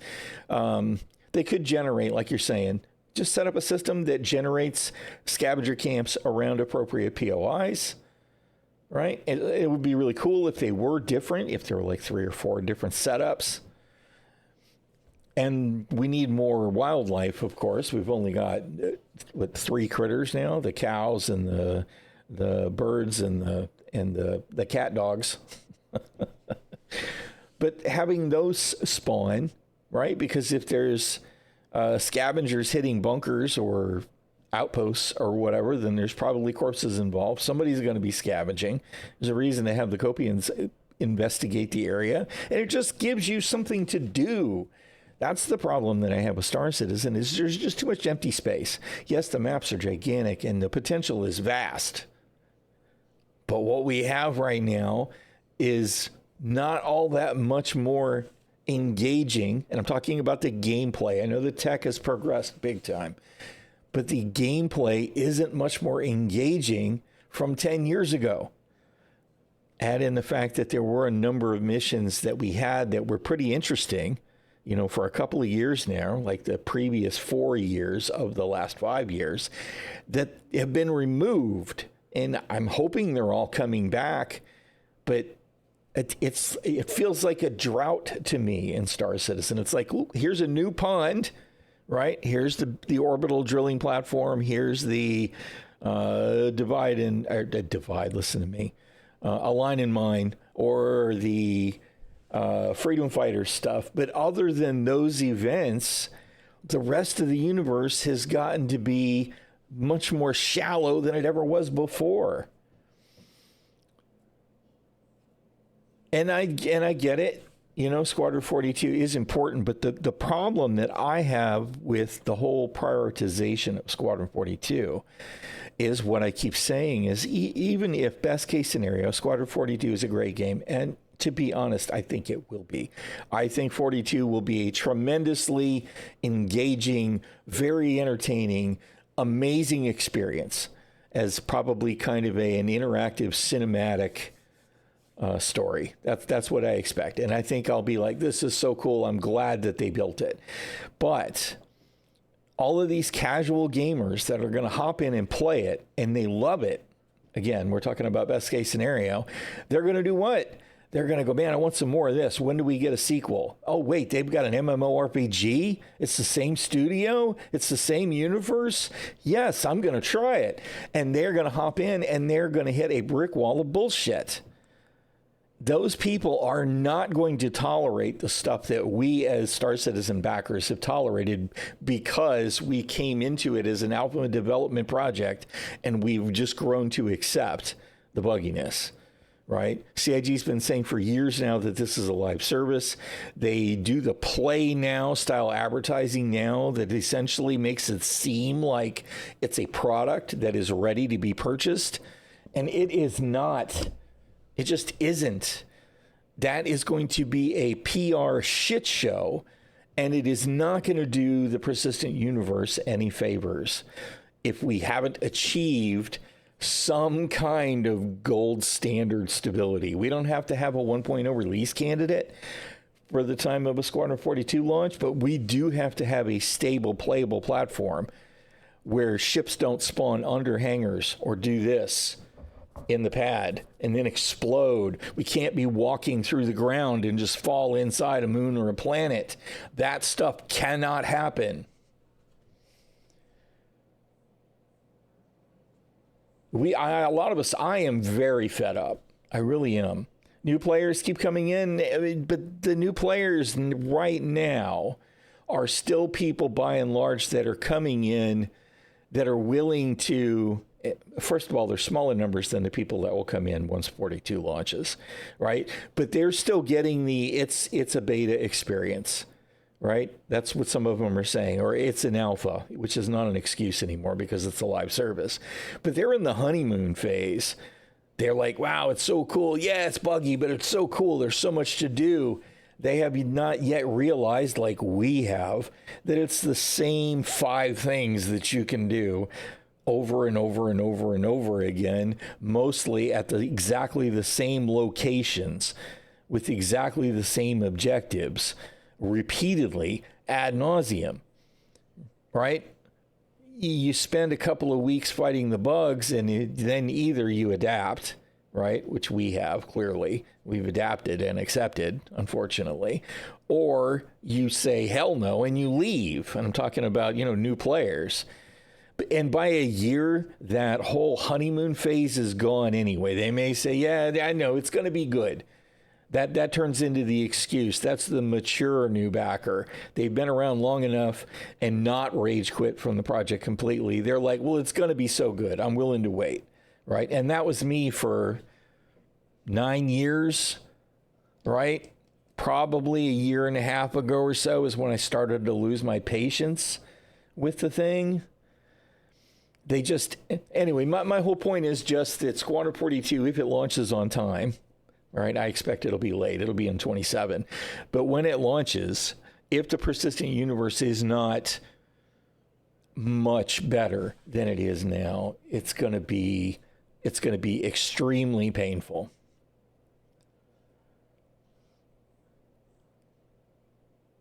Yes, that's it. I mean, then that's it. After a year, the honeymoon is over. The willing to accept, oh, it's getting better soon, is like, well, soon happened. Where is it?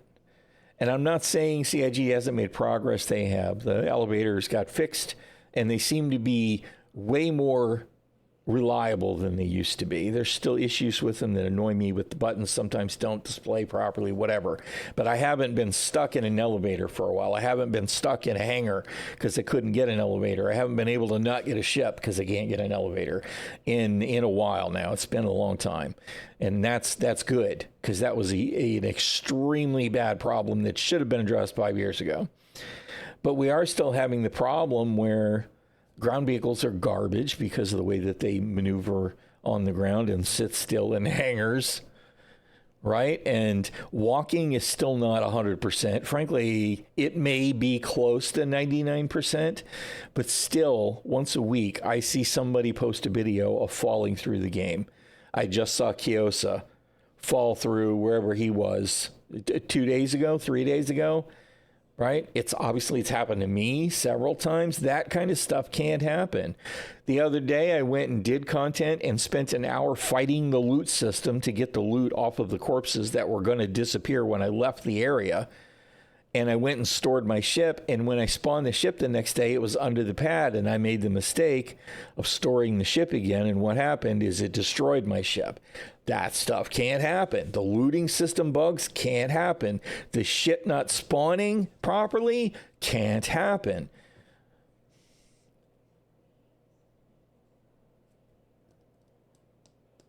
Well, they're absolutely going to try and push Squadron 42 console. They're going to announce the Squadron 42 launch date probably at CitizenCon this year, right? And then they're going to announce console coming soon. Whether it will be at the same CitizenCon or the year after, I guarantee you they will announce a console within a year of announcing the Squadron 42 launch date. They could push it all faster than that, but that's coming within the next 2 years. We'll get Squadron 42, and then we'll get a console launch date. I have no doubt. I mean, they just watched Amazon do the same thing with New World, right? They got such a huge bump in numbers opening the same game, essentially, to console players, and they didn't really add any new content. So I know CIG is going to do it, but that's only going to make it worse for the persistent universe development, because console players are absolutely not going to deal with the buggy bullshit that we have in the persistent universe. That's just not going to fly. And what is that going to mean, right? They're essentially going to have literally set the planet on fire with burning up any potential goodwill from a first impression. And then you've got this scorched earth that they're going to have to try and pull new players from, even if they do finally get the PU better in the long run. I do not. I suck with gamepads. I mean, I'm absolutely terrible with gamepads. You trying to use the thumbsticks for anything fine motor skill? Nope, I can't do it. So, I've tried a few. I'm just not good at them. Yeah, I don't know, man.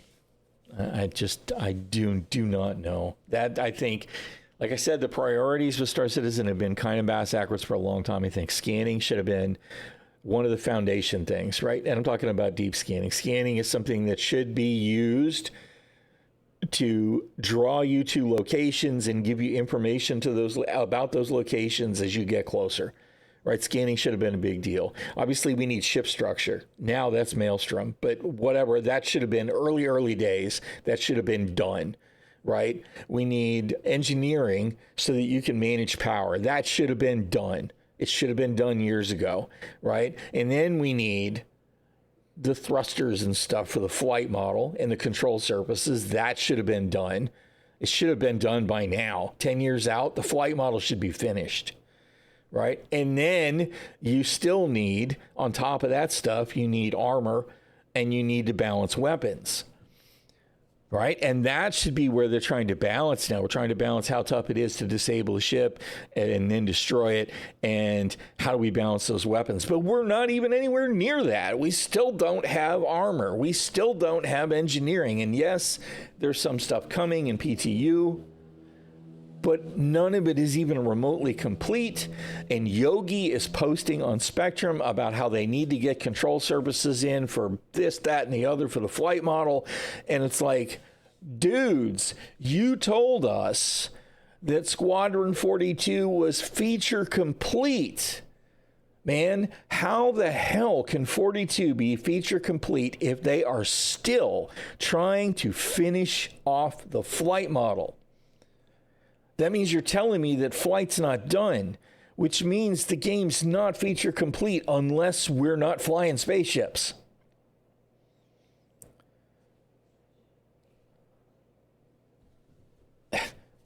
That's not really, well, now granted, I didn't see past the initial post. It's just everything he said was like, how can this still be something y'all are working on, right? Should this not be done?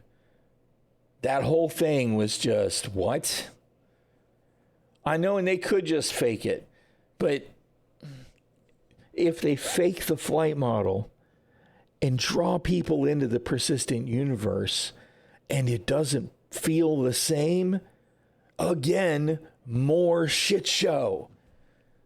I just don't see any way that there is a 1.0 release candidate for the persistent universe anytime in the next 5 years. I just don't see how that can be possible, which means Squadron 42 launches casual players, console players come wandering in within the 2 years after that, and it is going to be a PR disaster, the likes of which will make all of the Scam Citizen industry media, Star Citizen refund Reddit stuff look like praise. It's going to be awful. And I don't see a way out. I don't, which is part of the reason that, I'm getting locked into something else right now, even though I hope that CIG will pull it out.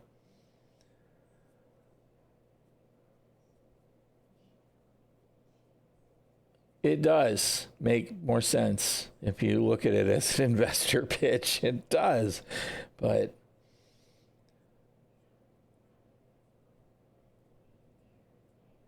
yeah, well, I mean, and how many of the devs have already moved on? I mean, my Bene Merchant Man is a victim of that hard this last year or two, right? Here it was, almost finished, man. Here's some snazzy new footage to show you how almost finished it is. I'm sorry, guys. The team quit. We're going to have to find another team. Bene Merchant Man's on hold. I mean, that's Star Citizen. So what are we going to do? All right. Anyway, I'm paused.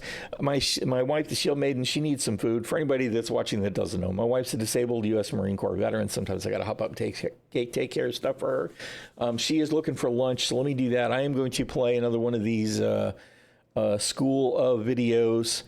And it'll probably take me more than 2.5 minutes to get her lunch, but I will be back ASAP as I do that. Yeah, a lot of devs have moved on. And I know some of the devs have definitely said, look, what we were working on is done. I'm just moving on to do something new, right? And that's understandable. I'm willing to accept that at face value, even though I do think that if the project was closer to being finished and was going to generate a lot of excitement, some of those devs would probably have stayed on to get involved with something else, right? So even if they are completely honest about, okay, I finished what I was working on and I'm done now, so I'm going to go ahead and do something else, it feels a little bit scary to me that they're willing to leave a project of this potential magnitude if they thought there was any shot of it being successful. That's all I'm saying. Right? Yeah, Dave Coulson's flight model, I know. I feel like, at least he knew where he wanted to go with it. Right? And that's no shade on Yogi at all, because I don't think that even the vehicle experience team, I don't feel like they're to blame for anything, because they're not making the decisions. Not the big decisions. They're just doing what they're trying to do what they're supposed to get presented for us within the confines of the decision makers' parameters. And the decision makers, again, I think, are so disconnected. They just don't understand. Yeah, moving on is typical. Don't get me wrong. Right? But I mean, as an example, this guy in the live stream, the guy that's got 30 years of experience, he's been at Funcom forever, working on a bunch of different games. And, to me, that kind of feels like he genuinely loves everything he's doing, and he feels like the company treats him well, even if it's just he gets a good paycheck, right? I mean, I don't know what his personal interactions are like, but that's the kind of thing that makes me think, why are all these people leaving CIG when the game isn't even done yet, right? Is there not other stuff they couldn't have sided over to? I mean, yes, I know maybe they got a better offer and it's that simple, but the passion that the project used to generate, even within the team, seems to be a little hard to come by these days. I don't remember what his name is. It was it's the middle guy in the live stream here. This guy here. I don't remember when's the last time we had a close-up shot of him. He introduced himself, but to be honest, Joel is the only name that's stuck. Well, that and Natasha, but that's just because of this guy was talking about he had been involved. He's been at Funcom pretty much the whole time. He said, I don't remember what all games he named, but it was like all the Funcom ones. Conan and Secret World and Anarchy Online and others were mentioned, which is, that's going back a while. And it may just be that, he's just in the right place and he's making great cash and that's why he's not leaving. But he seems excited about this project. And we used to get that a lot from the CIG devs, and it feels a little bit like it's missing to me now. How far into this was I? Where's the... Yeah, we weren't quite that far.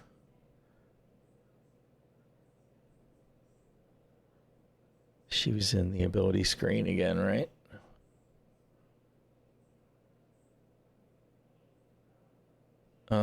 Crap. Yeah, there we go. We were up in here somewhere. All right, we'll pick it up from there in just a second. Let me go ahead and play this and get my wife her food, and I'll be right back. Quite a few of the Funcom guys have been there from way back. Dev community in Norway is quite small, so people often stick. Yeah, and like I said, I'm not trying to throw shade at anybody about leaving the project, right? I know that the games industry is bigger than ever, right? There's a lot of projects going on, and I can totally understand wanting to, say, hey, I finished what I did here. I want to go ahead and move on and do something else, right? Or this is just a better opportunity, and I can't say no to it. No problem with any of that. It just... Like I said, I kind of missed the vibe that we used to get 10 years ago, right? And 8 years ago, that everybody just seemed like they were just burning with passion for the project. And it's all gotten to be a little weird now. Yeah. All right. I will be back in just a minute. Let me get her food. I need another cup of coffee, and I need to dial down the ramble for a minute. So give me 1 sec, y'all.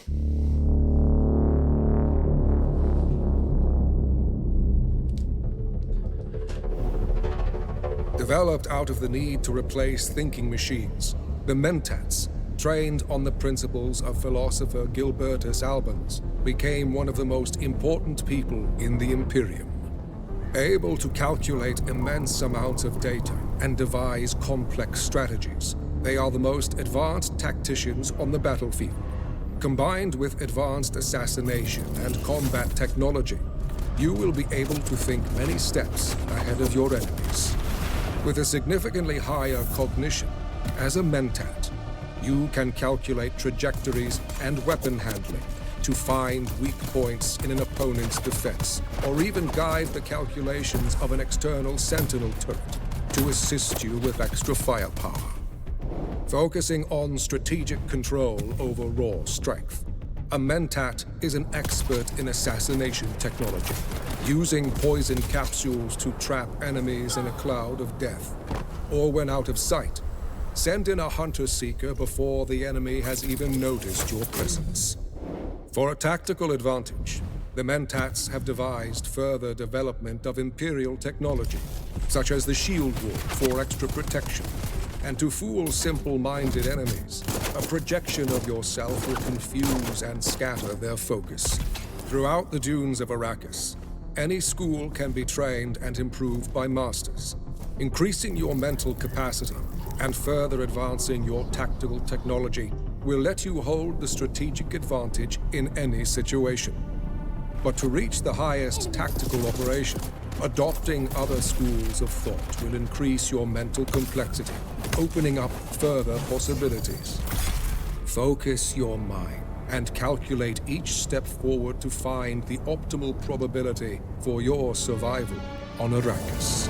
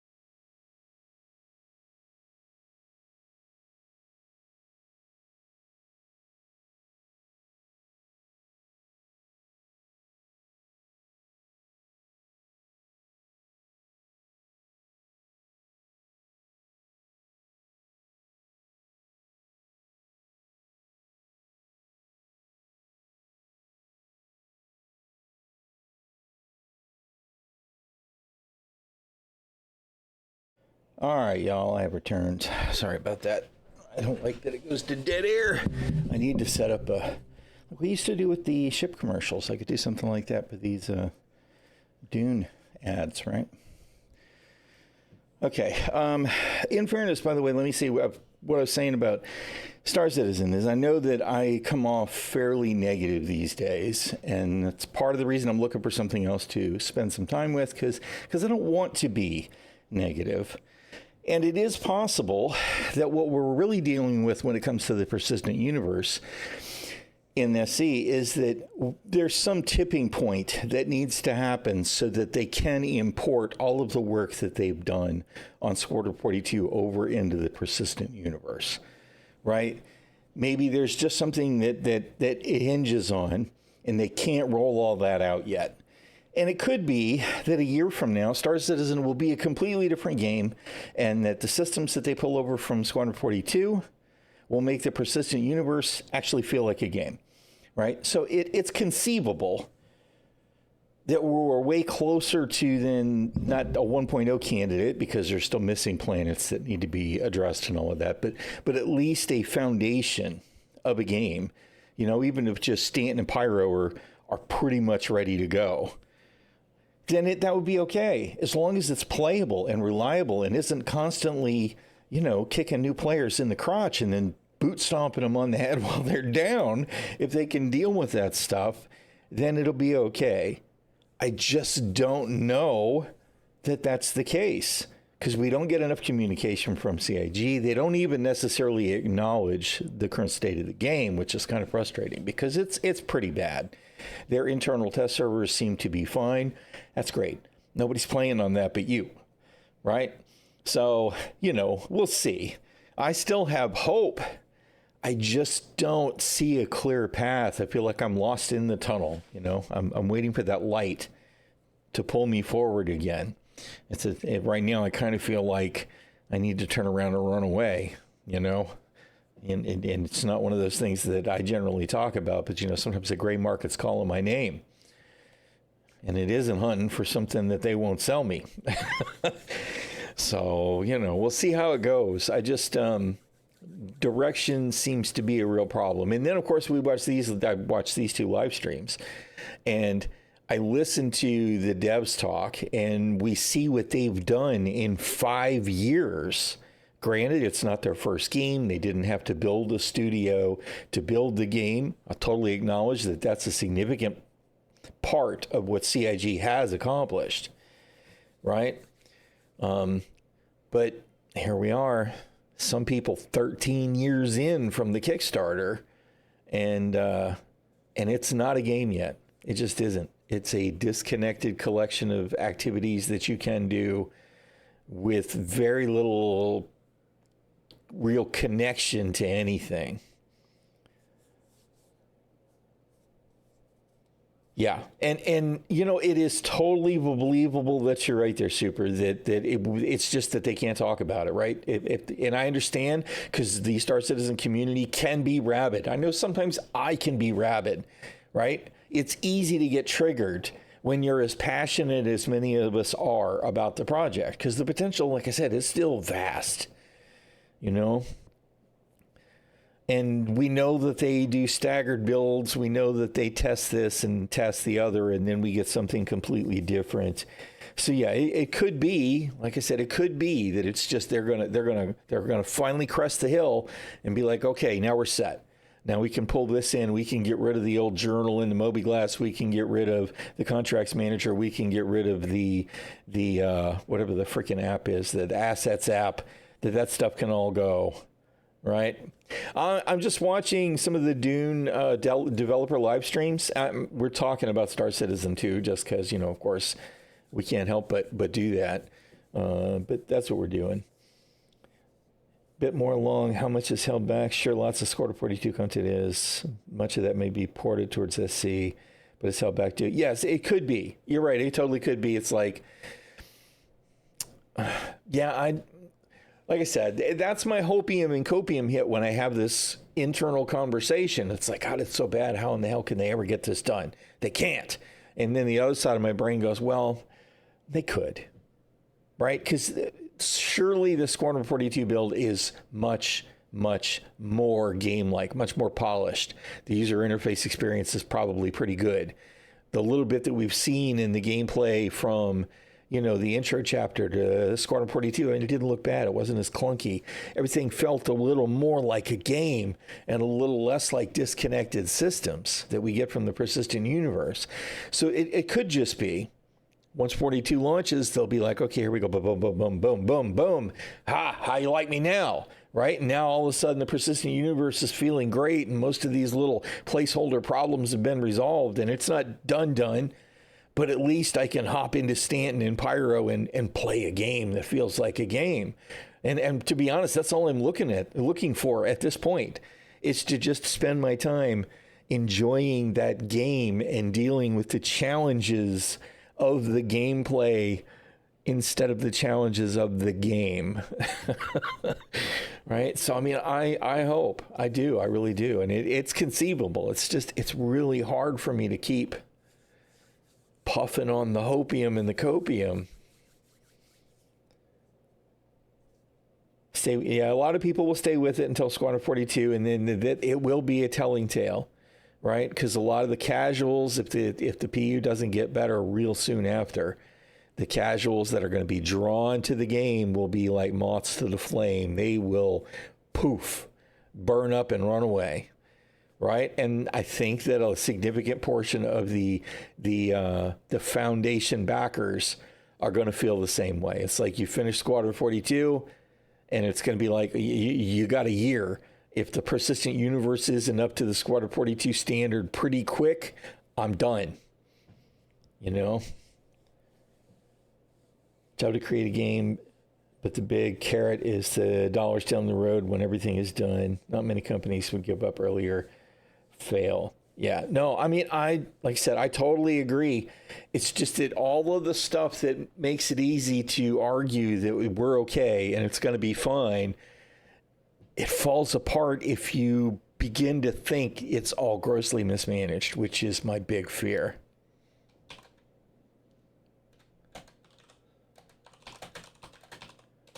Sorry, I gotta ping the Shieldmaiden real quick.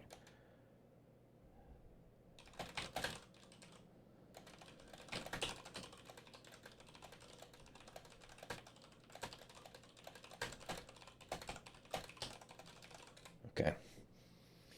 I got ready to give her food, and of course she had to go to the facilities, so I had to set it out for her, and she may need me to set it over there for her when she gets back settled in.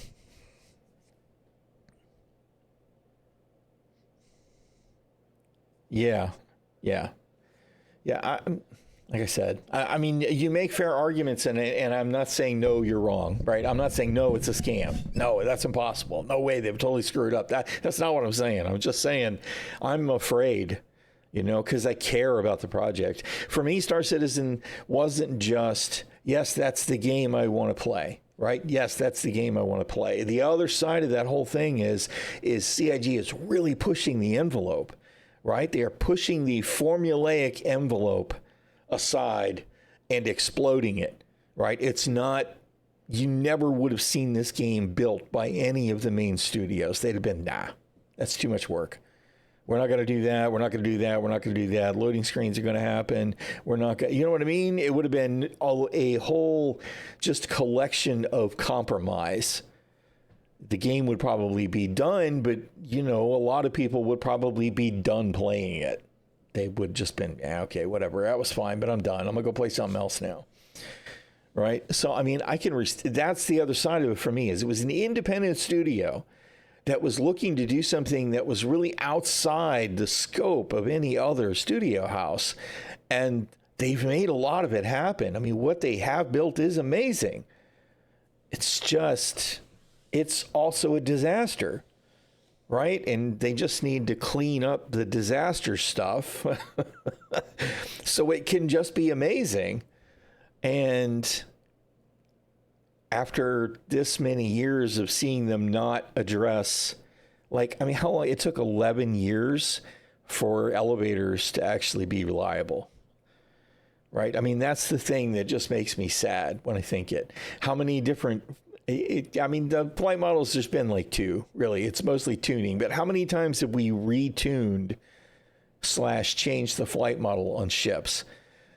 Squadron 42 is supposed to be feature complete, and we're still seeing Yogi posts about how this and that and the other needs to be done before we can finish. We don't have engineering in our hands. How can it be feature complete? We don't have Maelstrom in place. How can it be feature complete? That's all the stuff that makes me antsy. Anyway, I know I'm well off on a tangent now. I'm not exactly sure where I was before I got off on this tangent. Let me see real quick.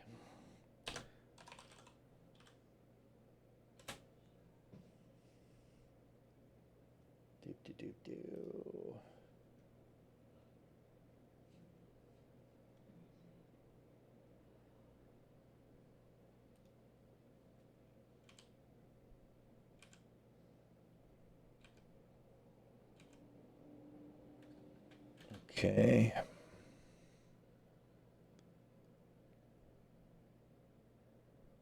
This before she flew off in the ornithopter. Should have been right about Thanks here. for the new players that will join the server. Yeah. Hey, how you doing, George Red? Yeah. So there's Good to this see you, flow man. of players that can go and further into the map, right? So the Storm is like a Roomba of Yeah, Storm around is speed. Hot coffee. Then Storm is the Roomba of Arrakis, absolutely, 100%. So now it's time to fly. Roomba. This, of course, opens up the world even more. Yes. So you have a lot of additional opportunities and a lot of additional options now. Here we're looking at the area we were just at from the air. Yes. Again, this for me, this was such an amazing moment when I, for the first time, Oh, yeah. got my very own And I will. helicopter. I mean, I'm had to, an explorer at heart. craft it I will myself. be I had to work for it, like all about literally it. in the game, and then you get to fly. Yes. It's just, So that hole down there, Imperial Testing Station. Yeah, one of the testing We have stations. different I hit that one types. pretty This late. is a geological on the one, last so, day. It's more about like old research about mining and resources and different minerals that got abandoned. And I have to admit that at one point I was stuck in the old school MMO, right? Because you drop down into that hole. And I was expecting there to be a way to walk out, right? And I cleared the whole thing. And I think I was probably 15 minutes in trying to find an exit. And I was like, you know what? I just need to climb back out the way I came in. I felt so dumb, right? It was like the verticality matters. So it was kind of interesting. It was good challenges in there, though. That was fun. For 10,000 year, when spice was discovered, they abandoned a lot of different things, and they've been recently, reopened. And then, of course, there's a lot of baddies that are living there now. Lots of scabs. Mostly, again, we're still in the Vermilius Gap, so it is Kirab living in there. also, we just flew over that white. Yeah, this yes, white there you go. puff right Yeah, there. sugar this wire forest is the sand. bomb. It's a resource that you can harvest either by hand, which is not really. I mean, you can. It's not that great, but you can. It's not as efficient, It's not but- efficient exactly, or with a static compactor, which is way more efficient. But it's on the sand, so of course you create vibration, and then what that means, Worm coming. worm is coming exactly. So now we're gonna. Oh, there's this big ship that fly from time to time, and there's Yes, also and there's this also thing a there. crashed Yeah, and also, spaceship that is coming down slowly out of the atmosphere. Yes. That's a small wow. crashing I ship. wondered when that That's was. Fall events. somewhere. We don't know where. It happens from time to time. So we went onto this little flat rock. Literally, we called it literally that. It's the flat rock. Coming from Star Citizen, I will say that it makes me cry just a little bit every time they get into and out of the ornithopter, and it's just like click. All of a sudden, they're the ship. You know, coming from that, that's one of the things I really appreciate in Star Citizen, despite the fact that I think that pilot seats in Star Citizen are probably the worst offender for over-engineered crap in the game, since it takes anywhere from 1.5 to like 7 seconds to finish sitting in your ship, which is really annoying. Being in the ship to transitioning out of the ship as you climb up and out the ladder or whatever, you know, is something I really do enjoy about SC. And it will make me a little sad not to have that in Dune. Is it actually called the flat rock? I think there's We an need- outpost. There's an outpost just out Joel, under give it. it, I think. give it a name, Joel. Like, Joel is the one who gave the name, by the way. Oh, Oh, there no, you go. zero. Spice Yeah, blow. this flat rock outpost. There's Oh, a no. spice blow now happening. That's pretty good. Okay. Oh, nice. Wow, did you see that Yeah. shockwave? There's nothing scripted happening. That's pretty Okay. good name, by the way. Just out Joel, under Wa- give it. it a watch ba- the give it a screen. name, Joel. Like, Joel is the one who gave the name, by the way. oh no, There's- zero. Yeah, there's flat rock coming. outpost. There's Oh, this- no. No, no. Joel I must have outpost. missed it. There's an outpost. There, just- did you see the shake? Is it actually called the flat rock? I think there's We an need- outpost. There's an outpost Boom. just out Joel, under give it. it, I think. give it a name. And there's the Joel. shockwave Joel is the one who gave from the the name, by way. spice blow. No, zero. Yeah, this That's flat rock massive. outpost. There's a That's spice on blow par that with the happened. big ass laser Oh, in Star nice. Citizen. This shit's Perfect. amazing. Yeah, I this is love really it. nice. There's nothing scripted here. It's all. It's Yeah, all early system warning. So, Dynamic. but yeah. Camille is gonna burn himself now because he's under the sun. So you should go hide. Do not stand on a place where you see there's something happening, something in that No, color. exactly. Do not stand on it. Yeah. Just Exactly. Definitely. as a tip. So that's one of the glowy chests I was talking totally about. agree, Super. As I said, there's a lot of them hidden throughout Oh, the that's world. one of the elite in chests or many whatever. places, and then in them you can find Yep, these. there we go. purple, it's unique schematics. When you find one, you need to go back to a safe space to be able to learn it. And Camille found a couple more. This is the good stuff, right? Including a last gun. Including a last Yeah, gun. people Wow. wonder about This is last really guns. late game, by the way. We do have but, last guns in the yes, game. we do have last guns, but you cannot What happens if you use a las gun on somebody that's got a shield? create nuclear explosion with them. In our Bummer. timeline, Shelm have specific anti. What's the word? I always forget. The safety. Safety, If you point at another player or an enemy with a shield with a las gun, that will not shoot. Oh, on fire. you Okay, so they want don't to break the just lore. everyone to just nuke everyone for the All lols, right. you It know? will basically just block. Yeah, Like, exactly. It will like. Yeah, what is the term? It just doesn't work. It's there's probably a Yes. word for that. Yeah. Absolutely true. But I love this Joel's is communication. One of the things that I was really excited about, and I know your team, both your teams, were working really hard on to find like those hidden places and like hide goodies for players to find. I remember like even in Exploration the gameplay. small caves that we saw earlier that are actually relatively small. I was like climbing there as like just figuring out how high can I actually go up in that cave, and then I found a little nook who literally had a chest with something very rare. Yes. And I personally, as a player, I love those things. Yeah. because it makes She's me feel like, talking oh, about probably exploration the next one, gameplay too. right? Exactly. Hey, how you doing, see Shadow the Wolf? big hammer right there. It's an landmark called near Zaba. Well, if you climb at the top, maybe there's another thing, you know? Oh yeah, there's definitely a chest up Maybe there. not, Maybe maybe not, not. you know, But but, it's not. Oh, no, always there's that a obvious. chest. It's actually No, really no. fun that sometimes like, oh, there's nothing there, and no, actually. Yeah, there's obvious place, but Yeah. also. So now Camille used the survey Yes. probe, which is really cool. So it surveyed a part of the map and then opened up. I Now am, you can man. see a I lot of am different beyond things. So ready, this is Shadow Wolf. shipwreck, just I'm notice excited. where the mouse is. There's different outposts, and this is where you can get intel points. You see right here, 0 out of 1. This is where you can unlock more tech in the tech tree. There's the red circle you see there. This is drum sand. So this is a Dune thing. If you go there, you hear it when you play boom, boom, boom, boom, and it attracts the worm like no tomorrow. And there's the other ones also that we see the little lines on the right, which is. I think it's going to be a lot of fun. Which is the Dune term. I do. Internally, it's quicksand. Yeah. #1 killer of vehicle. Yes. Which is interesting though, because like in the 80s, I was really thinking quicksand is going to be a way bigger problem than it is nowadays. Because, Drum like, sand is you good to know, keep my the childhood rhythm. was ruined by movies with I quicksand like the way it deaths. sounds. Boom, boom, Let's boom, not boom, talk boom, about boom, boom, never-ending boom. story. But anyway, so we have quicksand in the game. You know you're so on here it for is sure. actually from one. Yes, So, absolutely. and I know from personal experience that yes, Yes. it loves to eat Exactly. vehicles. So you can see a lot of landmark there. Thanks Ooh, Do a and barrel also nice roll. I know it's not really a barrel roll. Yeah. Here from Camille, very nicely done. So we have. It's really just a different spin. in- It's an like, when you aileron fly. roll. Like, Yes. You have like You can Wanna fly. remember that? There's the the- vulture modes. yeah, and exactly. normal. You can do a lot of different things, and it's arcadey in a way, right? But it's easy to use, and it's really pleasant to go around. And Camille right there is just showing another thing also. I was talking about quicksand and drum sand, but there's also radiation in the game. Oh, okay. So that is some kind of radiation. Cute, fuzzy. I wondered what that like was. Northern Lights, but yeah, you don't go there. Don't stay in there. No, exactly. I did go through there, but I Actually, didn't let's do- notice but the because rads. We have more things to show, obviously. We're going to fly to some other areas. There's a but reason birds don't do we barrel would like rolls. to start a poll here and open it up to Twitch chat. What would you like to go see? Yeah. Those, We're not live. you can vote Let's for do the either of thing. them, and then at the end of like what you voted for, and we go visit that. A little higher tier. Yeah. Be great.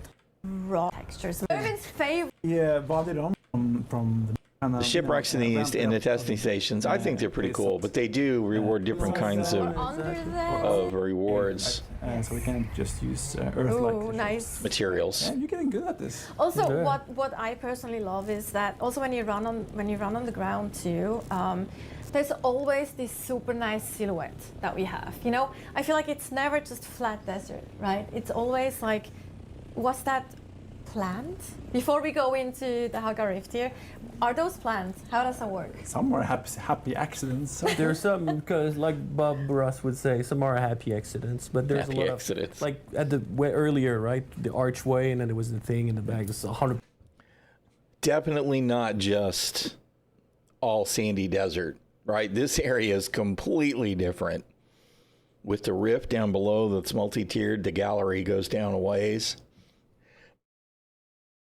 And all of the like monument rock pillars there too is pretty cool to me. I like it. It's definitely a change of scenery.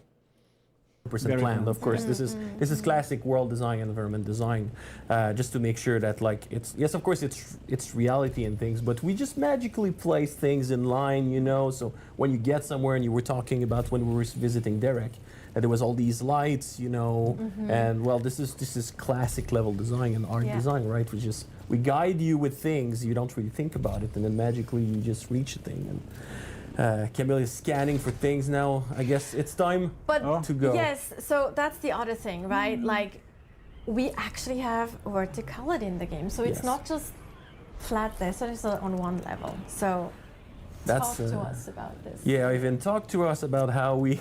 It was not easy when we talked about this beautiful region here, how we made it, but. Yeah, what was the first thing? I want a canyon. Okay, here we have a canyon. Deeper. Deeper? Yes, deeper. More elevation. And it was a challenge because you need to actually get up from this deep canyon as well, right? So we have these platforms that you can drive on. And in the beginning, we didn't have that many, so we needed to add more Definitely. and then traverse between them. Yeah, trying to get your And valuable these loot, right? tunnels, which Oh, there's are the cool, floor but then we finally. need to make them cooler with the mining galleries. Exactly. And then they wanted a bit dark. Yeah, at some point I. which is cool. We had the Haga Rift, and it was all fun and game and things. But And I'm so how ready would we to just make explore it, the whole dang map. Different. Yep. So I was playing a lot of Zelda Tears of a Kingdom, and there I you was go, like, yeah. you know, in the underworld, do that. And then of course, pitch darkness is not great for art. So you know, we had a lot of iteration and amazing work with the lighting Yeah. team. To make sure that you can still Pay see attention, in the dark CIG. and things like that, right? So, but it was a bit of a struggle to it's a make challenge. that canyon in there. Yeah. And Someday we'll get that lighting rework I know from it, 'cause I Star can Citizen, take right? the, tech for it, but you are safe from the sandstorm. Yes. down in there. Oh, that's nice. That's good to know. So if a sandstorm is coming, dive into the Haga Rift. Yeah, absolutely. You're safe. And there's obviously no worm. There's no worm down there also, you know. So That's you're a good pretty thing good. too. There's other things. Yes. There's other things, but you know, it's different. So where are we going? Where are We are going to the shipwreck. You're going to the shipwreck. Chat has voted. Okay. We are going to the shipwreck. Let's check All out the right, shipwreck. all right. So also let's talk about, like I mentioned, the difference between because there's differences between like Yes. Imperial testing station or a shipwreck. Yes, I think the biggest part, in fact, that is kind of related to location, but not at the same time, is the Kenley, right? We haven't talked about Kenley. We had it a little bit earlier when we went to the trade post, we were in Kenley Guild Peace. You can see on the top right, there's a Kenley limited warfare. This is the PvE region, and now you're going to see the yellow thing under the compass. When Camille will go closer, the Kenley is going to change to War of Assassin. So every single shipwreck, hey, how you doing, Mardigan? except the first one, is PvP. So we have these buckets of PvP in there. So when you go there, you need to be careful because. So we have these buckets of PvP in there. So when you go there, you need to be careful. So we have these. I don't know if y'all can see that or not, but that looks like a heavy NPC with the big gun in the backpack. Not quite on the ground. Not totally bug free. I'm definitely having a little bit of a Star Citizen vibe there in the moment, but that's kind of funny. Buckets of PvP in there, so when you go there, you need to be careful because yes, you have enemies to fight, but also potentially other players. You don't know, right? And then Imperial Dictation are PvE. There's no problem with that. The big difference also is that, well, they offer different challenges, they offer a different look, of course, but also they offer a different loot. There are specific components that you want to get at shipwrecks to mainly craft weapons, and at Imperial Testing Station, it's a lot of things mainly to craft vehicles. It's one of those stasis fields. But, it's why you would want to go to one or the other. And then we can see here that now Camille is fighting harder enemies. Yeah. This is the slavers now. It's another faction. He's got his drone out as You well. don't want to be captured by those guys. Yes, and they use a lot of suspensor grenade and thematic abilities to basically hook you in place and shoot at you and things like that. So The turret just killed We just somebody talked in the about background. resources, that you can find in a different, like. We saw the different skull resources, icon. But there is generally. While they other were ways still as well fighting. that you can find, or you can buy those resources, or you can buy them from other players, of course, but also from trade posts. In some cases, you can also find them sometimes. It's just not as efficient. Exactly. Right? Like If you get it in higher quantity in these areas. Exactly. Yeah. If you absolutely don't want at all to even get close to a PvP zone, yeah, you can buy the components for Solari, which is the Dune monetary resource, right? Yeah. I'm really glad I have not seen anything, I don't think, in Dune that's bind on pickup. I haven't seen that kind of nonsense. That kind of nonsense is always so frustrating to me. It's a traditional MMO thing. Now maybe you can't. No, see, I think you can even trade these schematics, which give you permission to, Imperial permission to make one item or whatever. It's why the schematics only let you get one item. But it's pretty cool. Is this working yet? Yeah, this is Dune.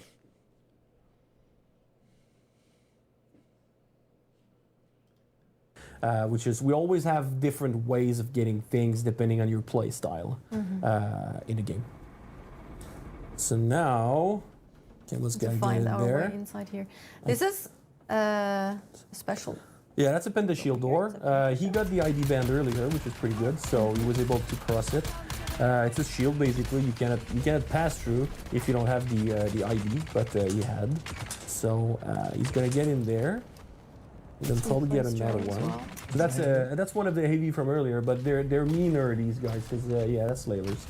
So he has a shield on. So using the voice and then slash this guy to death.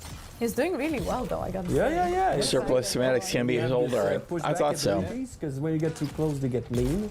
Here we go. Good stuff. Great.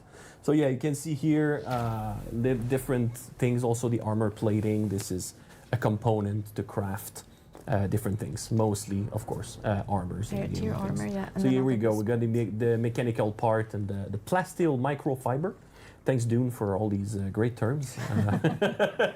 That You'll get used we to have them to use. after a Yeah, while, exactly. right? Instead of wood and rock, we have these things. But yeah, this is all these things you get in shipwrecks. Bring that to your base, and then that's going to be helping you to craft weapons specifically. And then there's a buggy right there. This is there. You can. There steal was it. somebody jumping down. We have that in the game also. You can. Is that a player? From other. NPCs. Is that NPC? No, it must be NPC. That helps you drive faster or different things like that.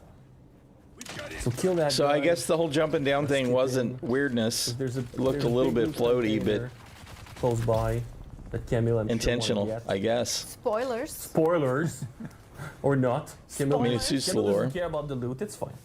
He has already. He already has a last gun We've anyway. seen the big chest, Yeah, and exactly, he's like, so he's exactly. like, he's armored There up. was at least one other pentashield Now we got another in one cycle other again, piece of it's the night, wreck. so They the they cycle usually have a production couple of will probably rooms. Out, but in this region there's not a lot. Because we're pretty. We're farther into the game now. All right. There you go. That's pretty cool. Let's press on. Let's to- press on. Yes, we have so much to cover. Out of a big the game.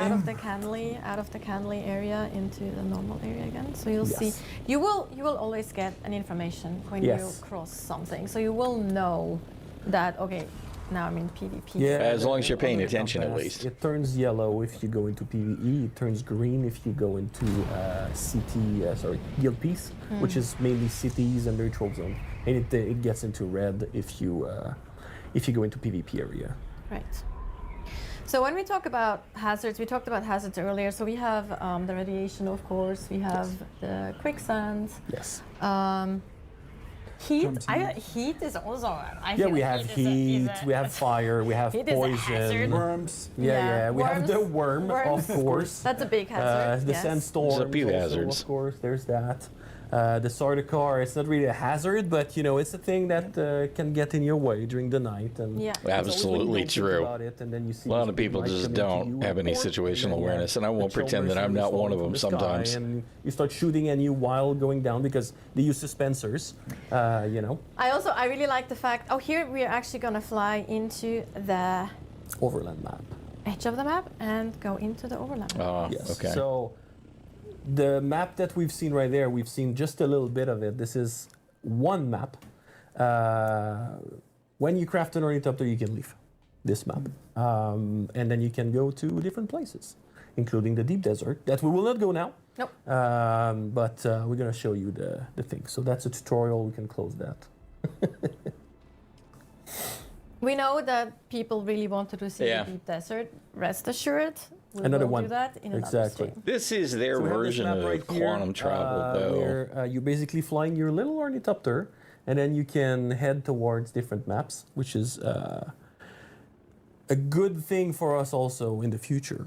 We will be able to add a lot more. As much as I would just love to see the seamless world, I would much rather see this That where we're in, and then than a bunch of Camille empty will maps that doesn't head mean south anything. towards Harco Right? Village. And So unfortunately, think right of now, this it's the way I as feel piloting about a this lot of little the thing. stars. You have water on one side and fuel on the other.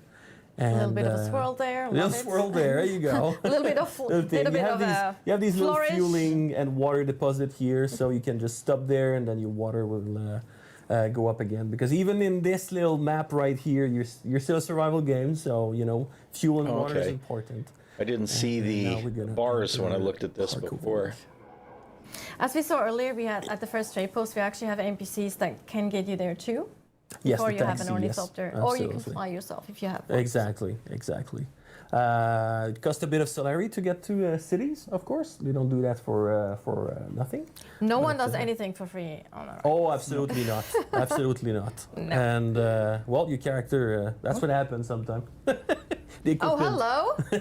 Hello. All right. She There we forgot go. to dress. Okay, there we It go. happens. Yes. Loading. Took a bit of loading, but yeah, so Harco Village, this is There's something where, wrong with this PC. The Harkonnen are for now in the game, and we'll not. We're not gonna actually Spoil too show much. too much here, but that's probably a really nice area to Yes.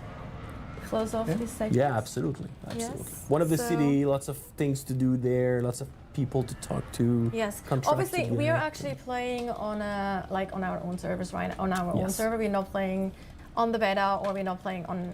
Especially not on the beta because we didn't want the player to come like, Beta hey to mom, crash- I'm on to camera. crash into you know, us. like yes. So we just needed to do the things that we needed to do, right? And so that's just a single player. Yes. Yeah. So that's the reason you don't see any other players here. Yes. Generally, you will. Yeah, absolutely true right now. I mean, if I go to Quantum away from any of the cities, there's a hard stutter for me. And I know that maybe some other more powerful PCs, my PC's 2 years old now. I'll acknowledge that it's not brand new. But, 64 gigs of RAM. I got a 2 gig SSD to run the game on. I've got a 3080 12 gigabyte card. I feel like I should be able to quantum away from Orison without it going poof on mid Seraphim, right? That may as well be a loading screen, but whatever. I'll be curious to see how it changes when we get when we get Quantum Boost, when we get when we get another system that removes the placeholder system we currently have, and therein becomes the downward spiral in talking about Star Citizen, right? Obviously. So, yes, let's wrap it up here for the live gameplay and exploration and the worlds. Thank you to Camille for playing in the back there. That was fantastic. You can't see him, but he did a great job. Yes. And also thank you, of course, Øyvind and Jeff for making time to be on stream and chat to us about all of this. It was a pleasure, as always. Pleasure to be here. Yes, it was great. I work next door. Yeah, you didn't have that far, right? It was like just I had a bit longer to get, but yeah, because it's good to be we're here. here at our offices in Oslo. Yes, so, exactly. Yes. From Sweden. Yes, you had a little longer. But yes, so we're actually gonna go into our next. Is 24H2 making it worse? I have not run that update yet. You know, Windows keeps telling me, hey, look, 24H2 is ready to go. Let's go. And I'm like, nope. Nope, not until I don't have a choice. Yeah, it was the same thing with Windows 10. We had that 24H2 update, and oh my God, it freaking wrecked me. For weeks and weeks and weeks, stuff would not cooperate. It was awful. And I tried every fix in the book and then finally rolled it back. And then, you know, a year later or whenever it was, I went ahead and upgraded it again and it was fine. But yeah, I have avoided it. It keeps telling me it wants it. I was looking at it the other day going, is it finally time for me to go ahead and install it? And I forget what I searched that popped up. And it was like, well, this was just a couple of days ago. And whatever it was not good. I was like, nah, I'll wait. You're dreading October when you finally have to upgrade to Windows 11? Yeah, I understand. To be honest, I have not had a lot of problems with Windows 11. Now, it's hard to assess, is general performance better or worse without making the swap. But yeah, 24H2 was one I was worried about because it was it's a disaster. I mean, maybe they've fixed a bunch of stuff. They said they have, maybe they haven't. I don't know, but that's really frustrating to me. I know there's some NVIDIA driver issues going on right now too, and I keep forgetting that some people have suggested uninstalling the Game Ready driver and installing the Studio driver instead. And I keep meaning to try it and see if it helps me in any way. You know, because sometimes it's about configurations in your systems. Been testing with both. And there's some issues to iron out with 24H2, which may result in some games engines, black screen, total crash freeze, but not an SC. Oh, but the UE5, well, I definitely don't want to run that then. Hey, Q, how you doing, man? I am so happy to hear that, Q. Congratulations, sir. That's great news. New job, getting rid of the stress. Fantastic. That is awesome. Definitely all the congratulations there. Yeah, I need to swap over to the Studio drivers and have a try. I don't know why I was demanding so much pay. I told them Chris Roberts' kids are not paying their own way through college.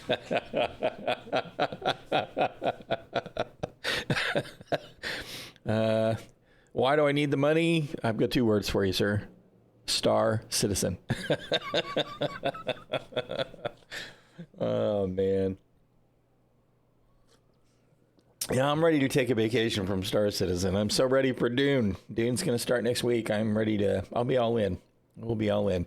That said, Star Citizen, I hope that they can get stuff sorted out. I really wanted to hop into the PTU the other day and have a look at the storms. And before I could even get into my hangar, I had a long hanging server error wherever I was. I think I was at Checkmate.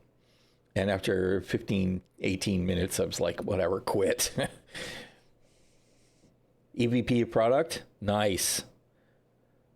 Again, congratulations. That's great news. Well deserved, I'm sure. I know you work your ass off. Studio drivers should perform 99% equal to game drivers, but they're not as frequently updated. Yeah, which is sometimes a good thing. Sometimes it's a bad thing, though. With the latest tech, so they may be more reliable, right? Alternative is an old NVIDIA driver. Yeah, some people just say roll back to whatever. I would prefer to stay with whatever is something current, so I don't have to remember what I've rolled back to. But the studio drivers might be a better choice for me.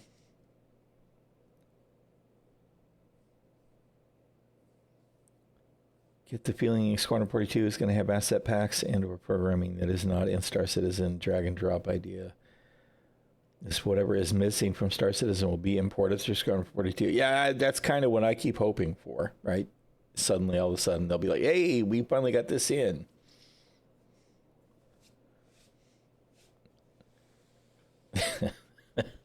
Cute tips. Segments, which is going to be about the music and the audio of Dune Awakening. And to get us into the mood for that, we're actually going to watch a really cool video, the behind the scenes of how the soundtrack was recorded in London. I love the music in Dune. Music's great.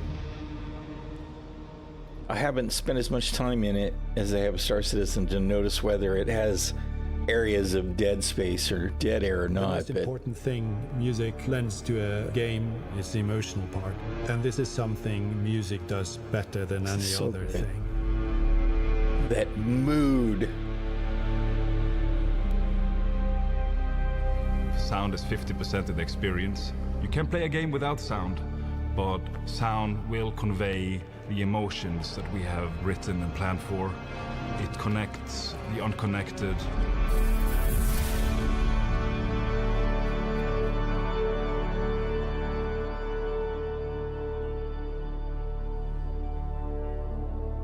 We are approaching launch, and I'm here in London to watch the beautiful soundtrack being recorded at Air Lyndhurst.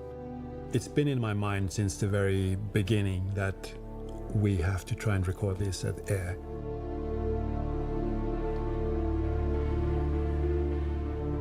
The sound of the hall is, in my mind, it's the best place in the world to record. And also the sense of scale that it lends to a production like this is exactly what we need. It gives us this huge sound that we cannot achieve anywhere else. The other thing that is equally important is the level of the musicians here. It's a level of perfection that you don't really encounter. Worm gumming, which is usually a bad thing for sure. Yeah, the sound design seems really strong. I mean, whether you're into the music or not, like you're saying, the sound design is, the engineering, sound engineering is very, very good, very immersive. He said it was Dune, and I got very inspired to work. I could see so many things that we... Absolutely true, Glitch. I say that all the time. I want an option in the Star Citizen game settings next to music. Just put me a checkbox that says loop. Right? So anytime that it's getting ready to transition to dead air, it just doesn't. Loop the previous one. I just want it. I don't want dead air. The only time there should be no music in the game, in my mind, is if you have a relatively short but critical punctuation in emotion and you want silence to make an absolute statement. Music is not something... to me, in the cinematic game experience, that is just there as seasoning. It is part of the core experience. It would be like not having the mountains in the view, right? It's like you're just in a plane. It's like not having the trees. It's like not having clouds in the sky. You don't add those sometime. That stuff needs to be there all the time. It's then when you want that void, that punctuation in the music, then the silence is okay, right? Like all of a sudden you need the creepy ambiance of the environment, so the music kind of fades out before something happens, the quiet before the storm, right?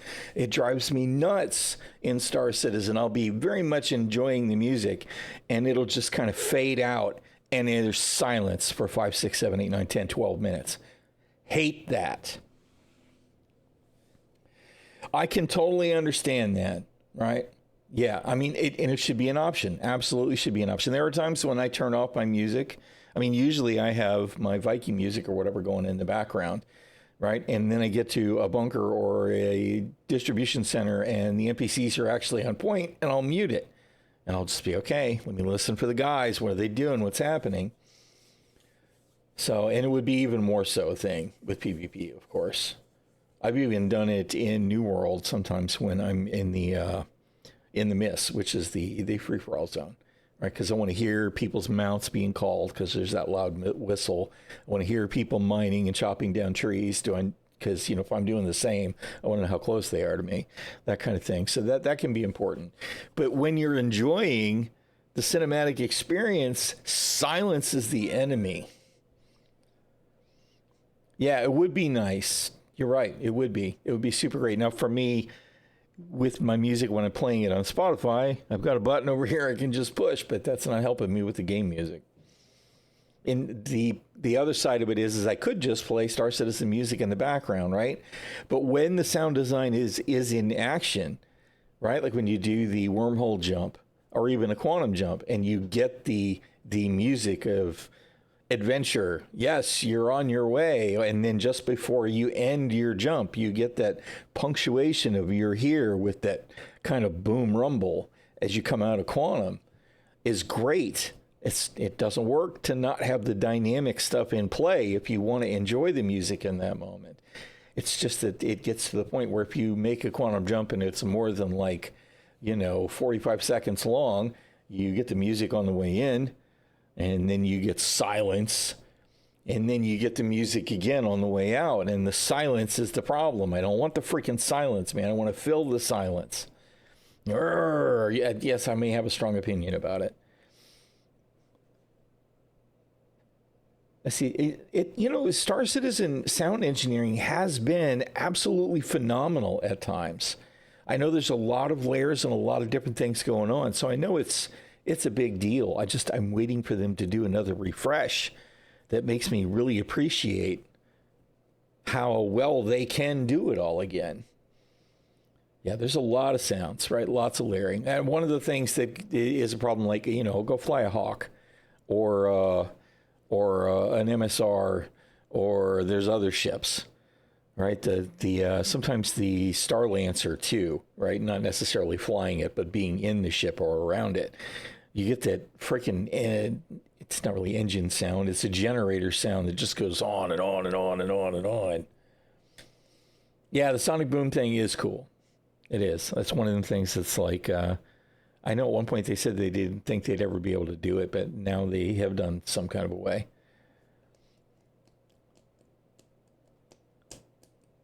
He's not stopped playing Star Citizen. He's on break. He's on break from bug testing.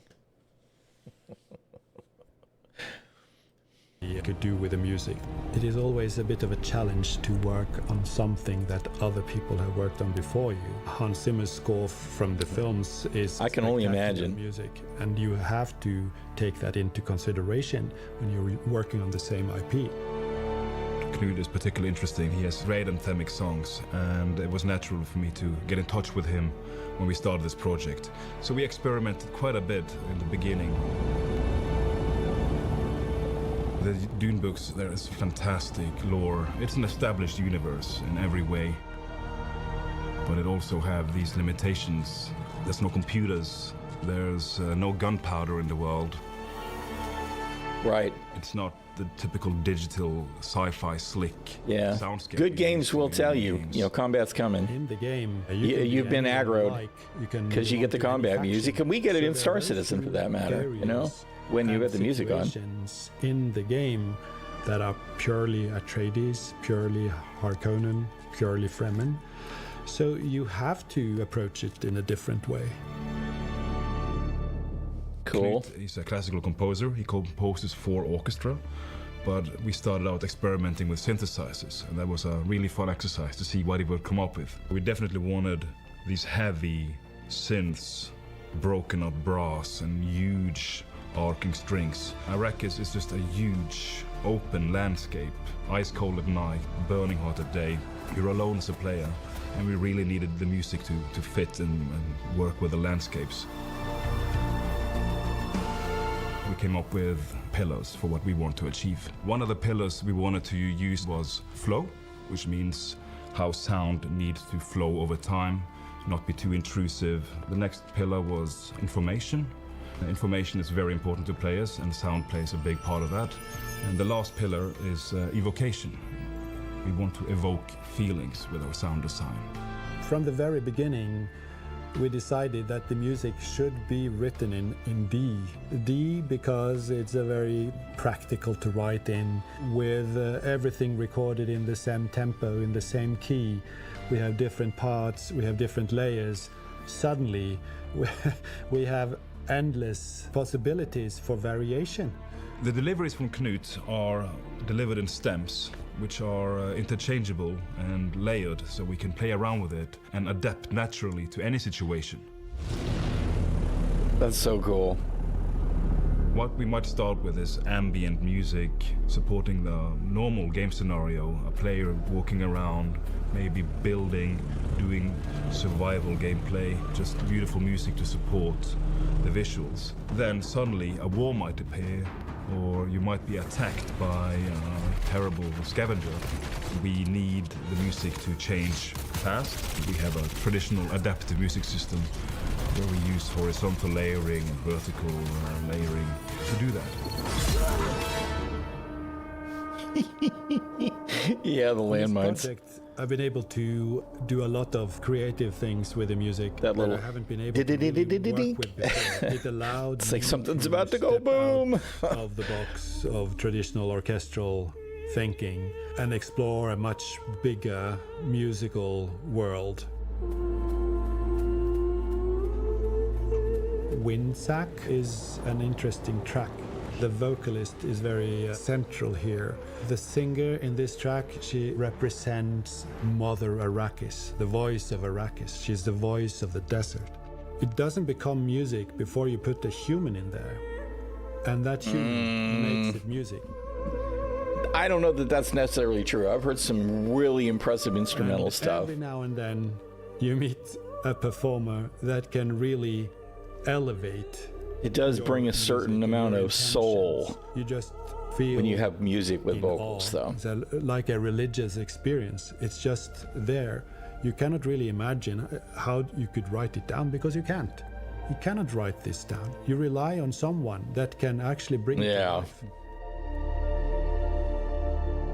We are extremely happy that we were able to do this here and with these people. The musicians are such a high level that you cannot really get that anywhere else. It's been an amazing experience, and it's elevating our game to a different level. In terms of iconic sounds, we try to do what we think is right, and you never know what will become iconic. It could be a small sound, it could be a UI sound reminding you of a sandstorm approaching. Wow, that looks like a proper siege. Maybe the most iconic part of the books. It's been very interesting to work with these worms and try to come up with our own soundscape for them. In the books, they are described, sound-wise, as just hiss of sand.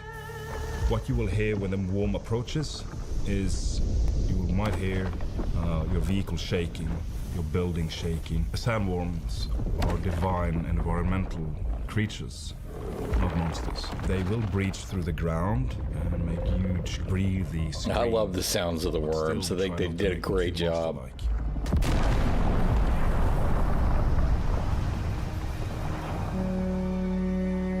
Sound is increasingly important in this type of games, and in general today I think it's more respected than ever. You have the technical aspects where sound need to convey information. Sound design can tell you what's inside a box, what's the technology behind this. We want players to be able to close their eyes and just listen to the soundscape and the wind and what's going on to understand where they are, whether it's in Shield, which is in a radioactive area, the Red Desert, is known as Vermilius Gap, or the opening area, Hagabas in South. It's truly wonderful to work with sound and have a great team to work with, and such an amazing IP as Dune to explore. I totally agree. Everything about the sandstorm and the passage of the worm right? The cloud that it has, and then, so, like I said, sometimes you actually see the surface of the sand deformed as the worm goes underneath, and then when it bursts out and or dives back in. All of it, everything about all of that, they've done such a great job with. It is way impressive compared to something 10 years ago, right? Very cool. And those spice blooms as well. The spice blooms are awesome. Yeah. I spent a lot of time just stopped looking, going, wow, this is so cool. I think that's part of the reason I can't wait to get back in, right? Is I just want to get immersed in Arrakis, as harsh and terrible as it is in so many ways. It has a stark beauty. And they did a really strong job, the environmental team, right? You get in it and you feel like you're there. It's just good. It's really good. And I'm not saying that somebody else might not do some of that better in some place, whatever. I don't care. It's a game that I am going to enjoy. And the environment is really strong, which is nice because it's super important to me, right? The art flavor, it's yes. Right? It's all yes for me. It's exactly what I want out of the game. It's kind of the way New World makes me feel. I like a lot about the way the environment is in New World. Unfortunately, New World just doesn't seem to have enough game. It's like, I'm done with the Season 8. I was going to be involved in the hardcore seasonal server, but Dune starts 2 days later. So, I might play it for 2 days, but...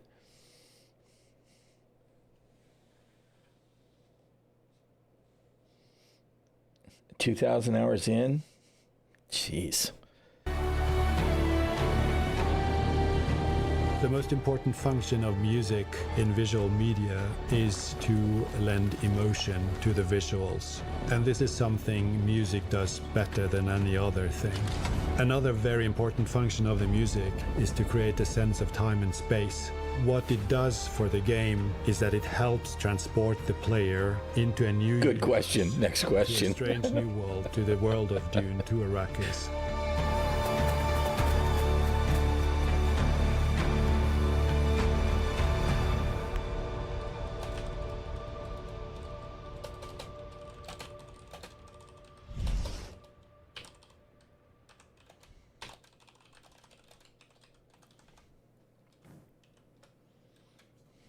So let's talk about the music and the audio design in Dune Awakening. Both things that are, of course, incredibly important. And I do have two exciting guests with me now. Sitting here to my left, I have Knut Avenstrup Haugen, award-winning composer on several of our games, and also Arild Iversen, who is our audio director here at Funcom. Knut, would you like to introduce yourself quickly to our viewers?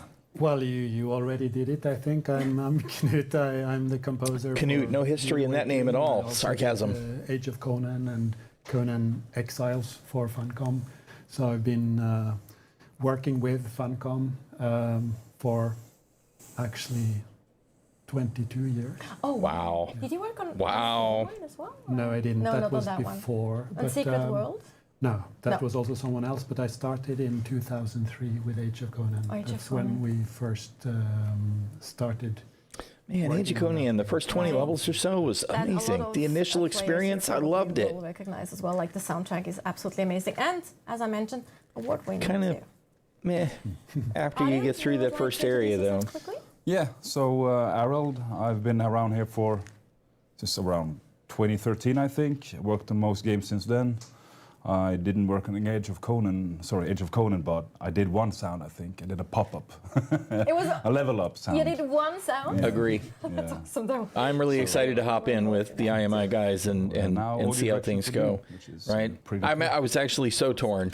TDL messaged me again and asked if I was going to come and join, and I'm like, there aren't enough hours in the day to try and play with both groups. You know what I mean? I know that they're going to go much more hard-charging, hardcore PvP, and to be honest, I'm just not sure that I can keep up. So it made the decision a little easier. I don't want to drag anybody down. But I think it's going to be a good time, spending time doing all of the Arrakis stuff, all of Dune, with people. will be cool. It's one of the things I miss about early New World, when a bunch of people hopped in New World to play. It was nice to be able to get in a group and run dungeons with Iristan, and none of the other names will come that I know were Dade and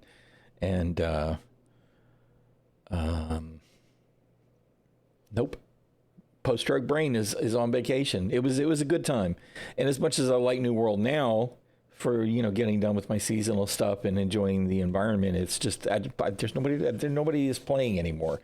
There's plenty of people that play, but I get into chat and start talking to people, and they're also ADHD, aggro, millennial, and I guess I'm just too old at this point to be willing to get deeply involved with people in what essentially is pugs, right? So Dune is going to be a new, fresh game to start with people, and I'm excited about that too.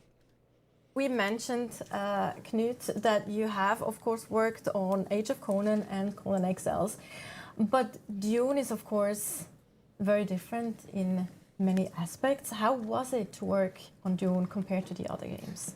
Yeah, so, for a composer, the most interesting thing is to be able to do something new, something different. That's always very exciting and kind of gets your get you going. Juices flowing. Yes, exactly. That's very exciting always.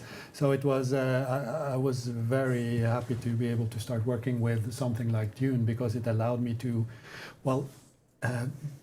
both the Age of Conan and Conan Exiles, they have ethnic instruments and not just the orchestra, but I worked very much with the orchestra in other projects as well.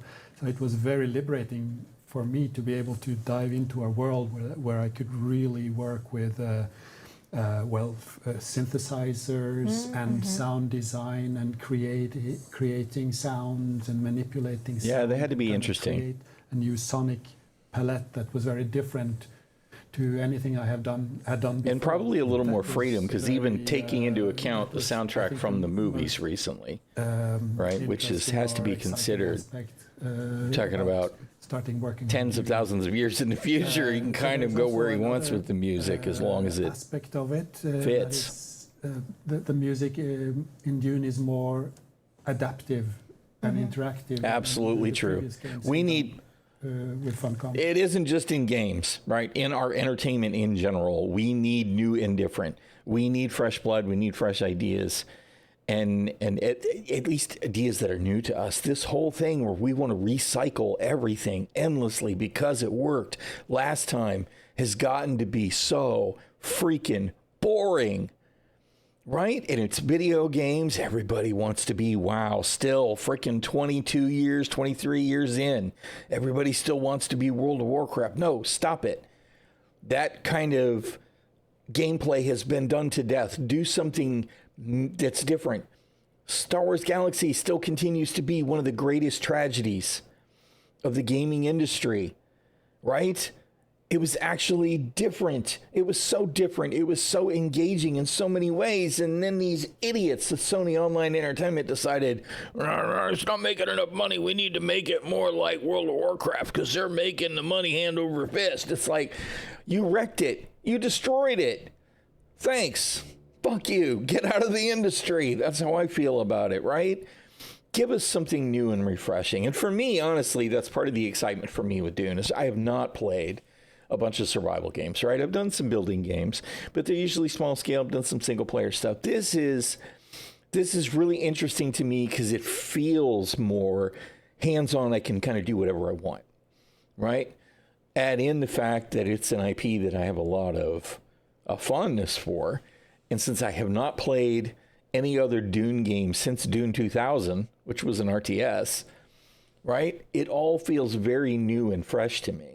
We absolutely need new stuff. We don't need an umpteenth reiteration of Batman or Superman or Spider-Man, right? We don't.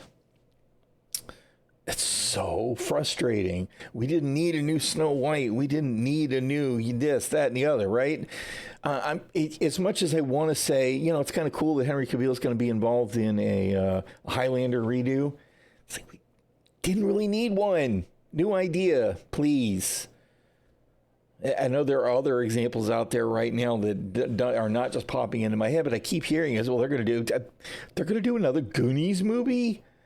I mean, okay, I sort of kind of get it, but come on, man, we're all 30 years older now, 40 years older now.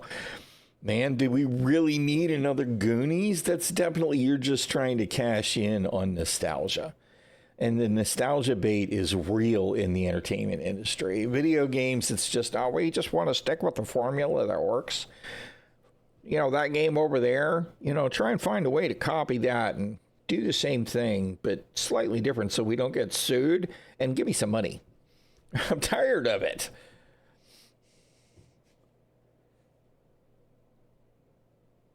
Great at recycling old franchises.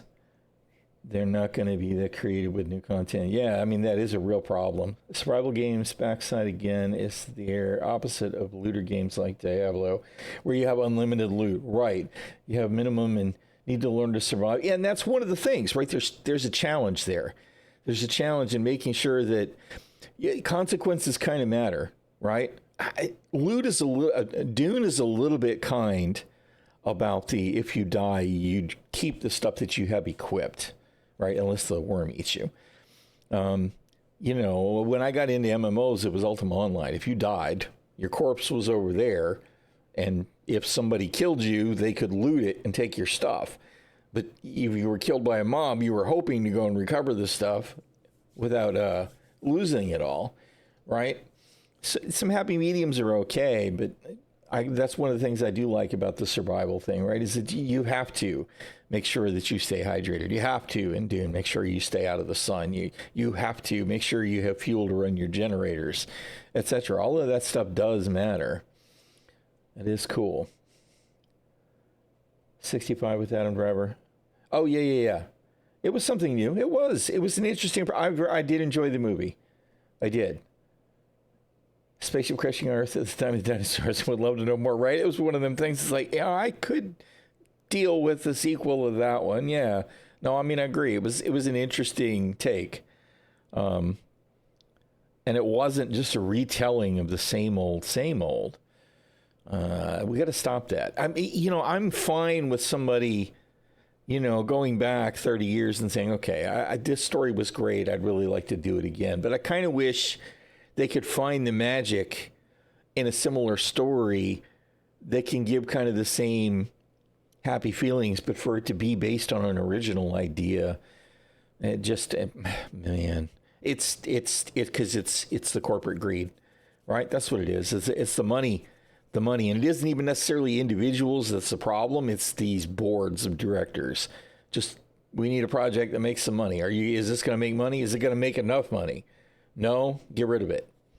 Right? Like some of these movies, you know what? This isn't going to make enough money, even though it's finished and it's in the can and it can make a profit.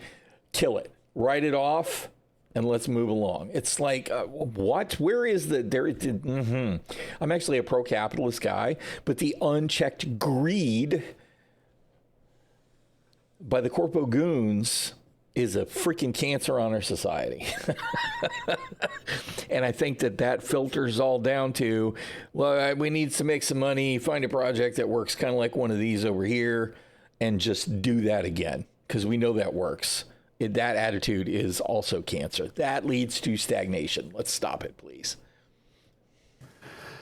So that means that I deliver the music in parts and in layers. And so I write complete pieces, but I also divide it up in parts and layers. And then Arild can use those parts to create new versions of the music. Mm-hmm. Maybe it makes sense to go into that with you, like immediately. So, like, how do you? So, once the music is delivered, I agree. We need to get past capitalism. We do. I don't think that we're there yet, because while capitalism it has plenty of problems. And part of the problem is that when I say I'm a pro-capitalism guy, that means that I'm a pro-free market guy is more accurate to say. I think that a true free market, right, will weed out a lot of the garbage. The problem that we have now here in the United States, as an example, we have this state-controlled capitalism, which is interesting because so does China, right? Arguably, there are fascist elements in our government and there's fascist elements in their government, but they approach from two different angles at all. And then they kind of come together towards greed. And the people that have all the money, they pull all the strings. And here over in China, they do whatever, right? They do the Chinese government thing. Just no, the government says no, period, boom, you're done. Here over in the United States, instead, what we do is we have special interest groups throw money at the politicians, and the politicians vote for regulations that essentially do the same thing, so that we have this situation where you have new ideas that try to sprout up, and what happens is they get regulated to death and killed, or big money just goes, okay, we're just going to buy that. And more often than not, rather than embracing the idea and doing something new with it and moving society forward, they just sit on it. Right? And that's where we come into the notion of the civil part of civilization. Our government, our representatives should be stopping that shit from happening. But who do you trust? Because I sure shit don't trust the jackasses that are in office in my country. Because that's all gone awry too. All of those people are bought and paid for by the same people that run the boards in the freaking big companies. So, you know, then I just throw my hands up and go, whatever. But that doesn't mean that oh God, it's so frustrating. I do not understand how people think that they can make society better. And to be honest, I don't think they do think it makes society better. They're just happy sitting on top of society the way it is now by stagnating it. We need new ideas. Ugh. By Knut in layers. How does it get translated, or how is it going to be used in the game? Yeah, I mean, we have a lot of great tracks from Knut. They were recently recorded in London, like you mentioned, and now I have, you know, all the tracks, and they come in 40 stems, that is layers. The tracks separated in anything. This actually sounds really cool. This would probably be a lot of fun to do. Various percussion. I don't really feel like I really have any musical talent whatsoever, but this is the kind of stuff that makes me think, man, I wish I knew more of this stuff. Break them apart. I'm not remixing them, but I'm kind of. Oh, that's I it. can explore what's in the track and build it up. Yeah, people making money off of the old ideas don't care about new ideas. You can use that for narrative, progression, and kind of the flow for the game. So it's really cool to work with. Mm-hmm. So yeah. That's awesome. It's very cool. Yeah, I mean, we use it, for instance, for in a special place we have now. I can combine certain elements of the music. Everything's in D minor. It's all in the same BPM. That's how we decided to do this. Do the music in the project so it can flow. And some of it has this kind of a little bit Trent Reznor-like sound to it that I'm not sure if Knut intended or not. But it's small. I find small things within the music I can use before we kind of evolve into the whole track itself. So basically find the perfect area for some of these layers. And absolutely. Also, you mentioned, of course, the recording. Yeah, you're not wrong, Thank Super. You for that. We can just go into that one, because one of the very cool things... The old things king is dead, long live the king, this right? production, specifically when it comes to the soundtrack, was that we were able to record at Ayer Studio in London, right? Yeah. And that's a big deal. And it was also, like you mentioned in the video that we just saw as well, that you were super excited to be there. Can you elaborate a little bit on that? We have been very privileged to be able to record everything at Air Studios. It's one of the best recording studios in the world, and everyone who works there has been really involved in the project. They are the best you can find in the industry, the best musicians. Okay, we're going to get some Q&A now. Has been done at the absolute top level, so we have so or that soon is, of at course, least extremely exciting to be able to do, and we have been very privileged to be able to do that. Mm-hmm. Yeah. From what I understand, we actually had to kind of not push someone out, but we actually got a slot, which Yeah. was very like Yeah, so lucky the too. thing is that we decided to do it there at quite a late stage, but Air is a very popular studio, so it had been booked, fully booked for 2 years already. So you need to challenge the booking, saying, okay, we can do it and we will pay now immediately. And then they ask the previous company that had the booking, are you willing to pay now? And if they are not, then we can take over the slot. So we were very lucky to find that slot at that time, because also Abbey Road, which is the other alternative, it's they have been refurbished. Second Dead There was Soldier. only one big studio in I London see. at the time. I'm gonna need more So that coffee. was very fortunate. Super lucky that we got that spot then. Yeah. Yeah, and lovely recordings. I mean, Knut did a great job already. I mean, we had the original, what you can call Right. the demos. I don't really want to skip it all, but music back from the orchestra. I mean, I've talked too much. Let's see. What are we looking at here? What's next? Also have those links in the chat. So if you're interested, make sure to give. I think these David guys are Instagram, tremendously talented. I love the music and the entire experience for the sound of Dune so far. And which is going to be monetization and our pre-orders. But before we do that, I do feel that way sometimes. Sometimes the world reset is what's needed, but I mean, I don't know how that can happen without being just an absolute disaster. I mean, I've got kids and grandkids. I don't really want to see a hard reset on the world. But I get where you're coming from. And listen to this music, man.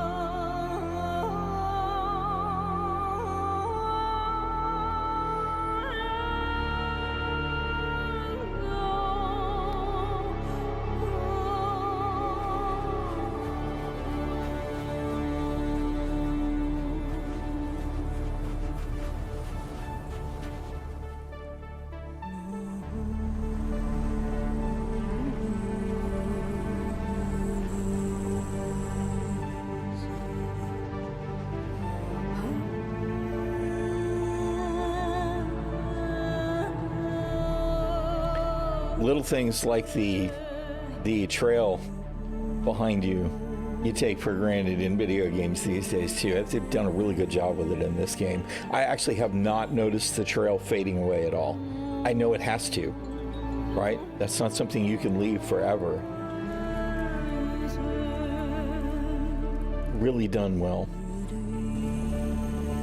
I can't wait.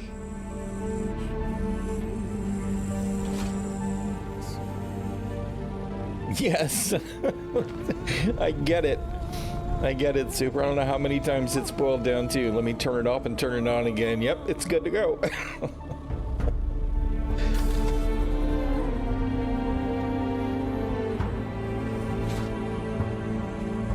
I am going to burn so many hours in this game just looking at shit.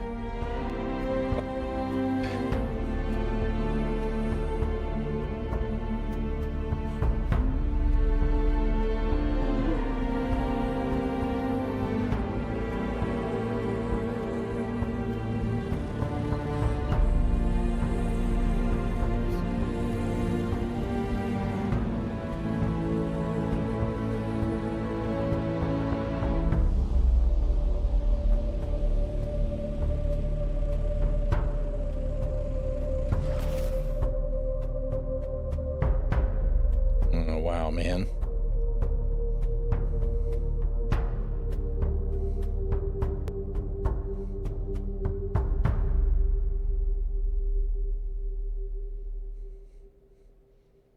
Technically speaking, it's late 2025 now, since it does flip over the middle of the year. But we're almost there. 1 week. Welcome back, and we are talking now about our business model for Dune Awakening and also the pre-orders that just went live a few hours ago. And here with me now to talk about this, I have Ole Andreas Haley, lead producer on Dune Awakening. Hello. Welcome, welcome, Thank Ole you. Andreas. Thank you. Do you want to introduce yourself to the chat quickly? Yeah, sure. My name is Ole Andreas Haley. I've been working at Funcom for 3.5 years. Yep. Started on Dune Awakening, and I'm Never going to happen. Yeah, I don't know where we're going to get that many solar systems. Producing, but we'll see. sure that the teams are lots of locations, have the information they need, and make sure that they are producing at as high velocity as they can, and making sure that the game gets shipped. That's my main purpose now. So herding cats, basically, right? Kinda, yeah. They're nice cats, though. Like I was watching this Super stream. nice cats. Yes. I was watching the stream, and I mean, I love this team. It's fantastic. Yeah, I couldn't agree more. I absolutely love every single person that works for Funcom. Like, we are a fantastic team as well. Yeah. Working really hard too. But anyway, let's talk about our business model. Yes, let's do. Yes, we just recently had a video from Joel. I know they've talked about people monetization and that stuff, but I'm kind of so interested to see what they've got to say I here. can give a small little But reminder if it's just or going to like get in the a recap weeds, of I'm what going to was skip through discussed this. there. So the business model for Dune Awakening is no, I agree. As they add content, even if all they do is just add content to Stanton and Pyro, it would be a tremendous amount of content to explore. Then, we're doing a DLC business model or the monetization model. So we're going to be releasing DLCs, and then we're going to talk a little bit about it in the pre-orders. But then there's a season pass where you can get the first 4 DLCs. Already bought included. it. Correct. And also, I know there was a little bit of confusion about the wording, because people were like, "Oh, you do head start," so you said you don't do early access and thing. But early access is basically what Steam calls games that get released and then like grow over time in terms of not being fully like what's the term, like feature complete in that sense, right? So they're like kind of bare bone when they get released, and then you basically finance the development by I've said going to early access. Early access a few times and just couldn't think of the words head start. This means you can play 5 days before the normal like orders or the normal start for the game. I have heard him say that. I am so happy. Early access I expect we'll get some fluff stuff, right? Cosmetics and that kind of thing. Jump into some of the which is fine. Yes, we can actually go into the pre-orders. So hopefully we'll have the image on screen relatively soon. There we go. Now we have the different editions. Maybe you want to... and of course, you know, this head start we know now is the 5th of June, which is fine. It got delayed. But I'm looking forward to all the extras. I went this way. Muad'Dib, which is awesome. But I definitely wanted to make sure I got that in the early start. Anyway, but I want all the extra cosmetic stuff. So. Hopefully. And then it'll also include the Sunset Die Global Swatch. We can and that's one of the pre-order include the Sunset Die Global decorations. Swatch. We can talk a little bit about swatches when we get to maybe showcase that. But yeah, we have a customization system in the game where you can customize stuff like your vehicles, you can customize your weapons, your armors, in terms of swatches, but also then different, I guess, swaps. What do you call it? Like it's a 3D model swap, basically. Skin. Oh, skin. Yeah, skin. A skin, Exactly. Yes. They have different skin. So that's the standard edition. And then you'll have your deluxe edition, which then includes your head start, where you can play from 15th of May. So that's 5 days, getting access to the game June 5 5th. days before the official launch. And then you'll have the season pass, which includes the 4 DLCs. They're outlined a little bit on the Steam page, I think. So we already have some information out about them. But yeah, and then you have the Sardaukar Batar armor, basically. And then you'll have your Ultimate Edition, which includes a Caladan Palace building set. I think maybe we have some visuals for that as well. We do. It looks awesome. And then you have the Dune 2021 film still suit, and then the digital art book and the digital soundtrack. And then lastly, you'll have your Blue Dasher Ornithopter Swatch, and then the Dusk Rider Sandbike Swatch. So yeah, it's quite a lot of stuff. It's a lot of good stuff. Quite a lot of stuff, yes. We can probably go into some of the assets that we can show you, like some of the things at least. That's what we're waiting for. My favorite. Show us. our favorites. It's so cute. It's adorable. I'm just gonna like sit in my base and look at it all day. I might not go Muad'Dib. out. Muad'Dib. The worm is out Muad'Dib. there. It's dangerous. It's gonna eat you. I can just sit inside and watch It's this. just the most adorable thing. What I'm a little bit sad about is the fact that you don't, because it does actually different type of animations. You don't actually see the digging down into the sand right Yeah. now, which So is there's super there cute it as does a well. few different things. It'll burrow down into the sand, as Natasha's saying, and it looks adorable. So it's an awesome thing to decorate your base with when you're base building and creating your little crib. You also find the Muad'Dibs in the open desert, of course. Like you will find it in the world. Yeah. You can theoretically. I hear you have to Gonna kill take a them and block, which I'm harvest still a little them bit- to make some of the spice I don't know who made the foods. decision, but I'm still a bit bitter about that. But anyway, yeah, that's another. topic for It's a discussion. choice, though. You don't have It's a to choice. kill it. That's true. It's a choice. Yes. You're very correct. Dopamine marketing, It is 100%. one of Yeah, the you're not swatches. wrong. So obviously, armor have default colors when you first craft them or you first get them, and then you have like a specific swatch Yep. that you can then use. Like there's tons of different color swatches. Yeah, so that now you you're can use. seeing the armor with the swatch. So if you didn't apply the swatch, it would look have the default swatch on it. They probably should have So this shown is, the default and then it's a contrasted. cool dye to put on your armors. Also good, like for a guild, for example, to have a specific swatch so that For sure. they yeah. can like represent. Then we have an example of a vehicle swatch as well. Also looks awesome. The I blue mean, dasher. I love our vehicles. Just You like blue ornithopters specifically? I mean, the blue Forward one is listening beautiful, posts, yeah. But Those are some I ears. have a preference towards the Harkonnen versions, but Same though. because they look really, really cool. It might or might be the reason that I'm going Harkonnen faction because of the ornithopter. HR and marketing, right? And here we see the They're the Harko building evil. set, which is really beautiful. Yeah, no, this is awesome. So yeah, Do you know which all the different pieces that are part of this building set? Do you remember? Do you know as a I don't remember. So quite a few, off I the top of think. my I don't head. remember either, unfortunately. But there's a lot of the small things. I'm not sure if it includes the actual walls. That's what I was actually just. I don't think the walls are included. I did. It's the furniture. I did. I watched it Right. and reacted it and streamed that one All yesterday. of it, like the tables and the benches. Lots of and good the stuff. The decorations. Yeah, the Of spice course, blow the Atreides op bowl with scene all the down there, ornithopters like and the fighting scene, which Oh, man. will, of the course, make harvester sense and to all people who that. know the lore Very and cool. who know the books. I can just And I think in the imagine segment before the when you PvP showcased the going base on in building, those. that was- It's going to be was that exciting a Tron times for building sure. set? And you can see here there's like different types of building sets that you can Yes. use as well. So then you can mix and match a little bit. So you can have your Calden Gonna be a Palace good building time. set in your, Man, I can't your wait. Throne building or your Atreides style buildings. It's gonna be fun building bases on Dune, I think. Exactly. All right, and now we have, of course, the frame blade. So we still have our benchmark and the character creator available for free on Steam as well. If you download that and if you go through it, mean, you that can make thing's your definitely a character hunk of for scrap. release. You will have a save file that you can then import. You can also run the benchmark to see if your hardware is up to speed to run Dune Awakening and how it will run. And if you do that, you also get this unique knife skin, the frame blade, which is basically skin for the first knife, the starter knife that you get, so you can be very stylish. It can be extra cool as you get into the game and start out the game. Stylish, Yeah. yes. That's Exactly. cool. It looks really vicious. It looks really deadly. Not gonna lie, like all the rust and things. It's was tetanus waiting to really happen. painful. Yeah. Is it tetanus shot you need to get before you get stabbed with one Good of those? idea. Yeah, good idea. Or rabies, something like that. One thing to mention around the DLCs that might be a question. So there's some information on the store page. I think you can go there and look at it yourself. But yeah, there's some information about the type of stuff you can get in them.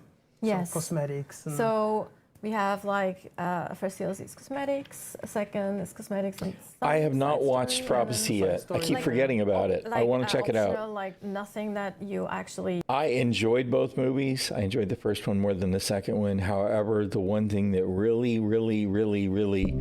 really pissed me off about the second movie was the character assassination on Chani. And I don't care who wants to defend Dennis, I'm sure I hate to mispronounce his name.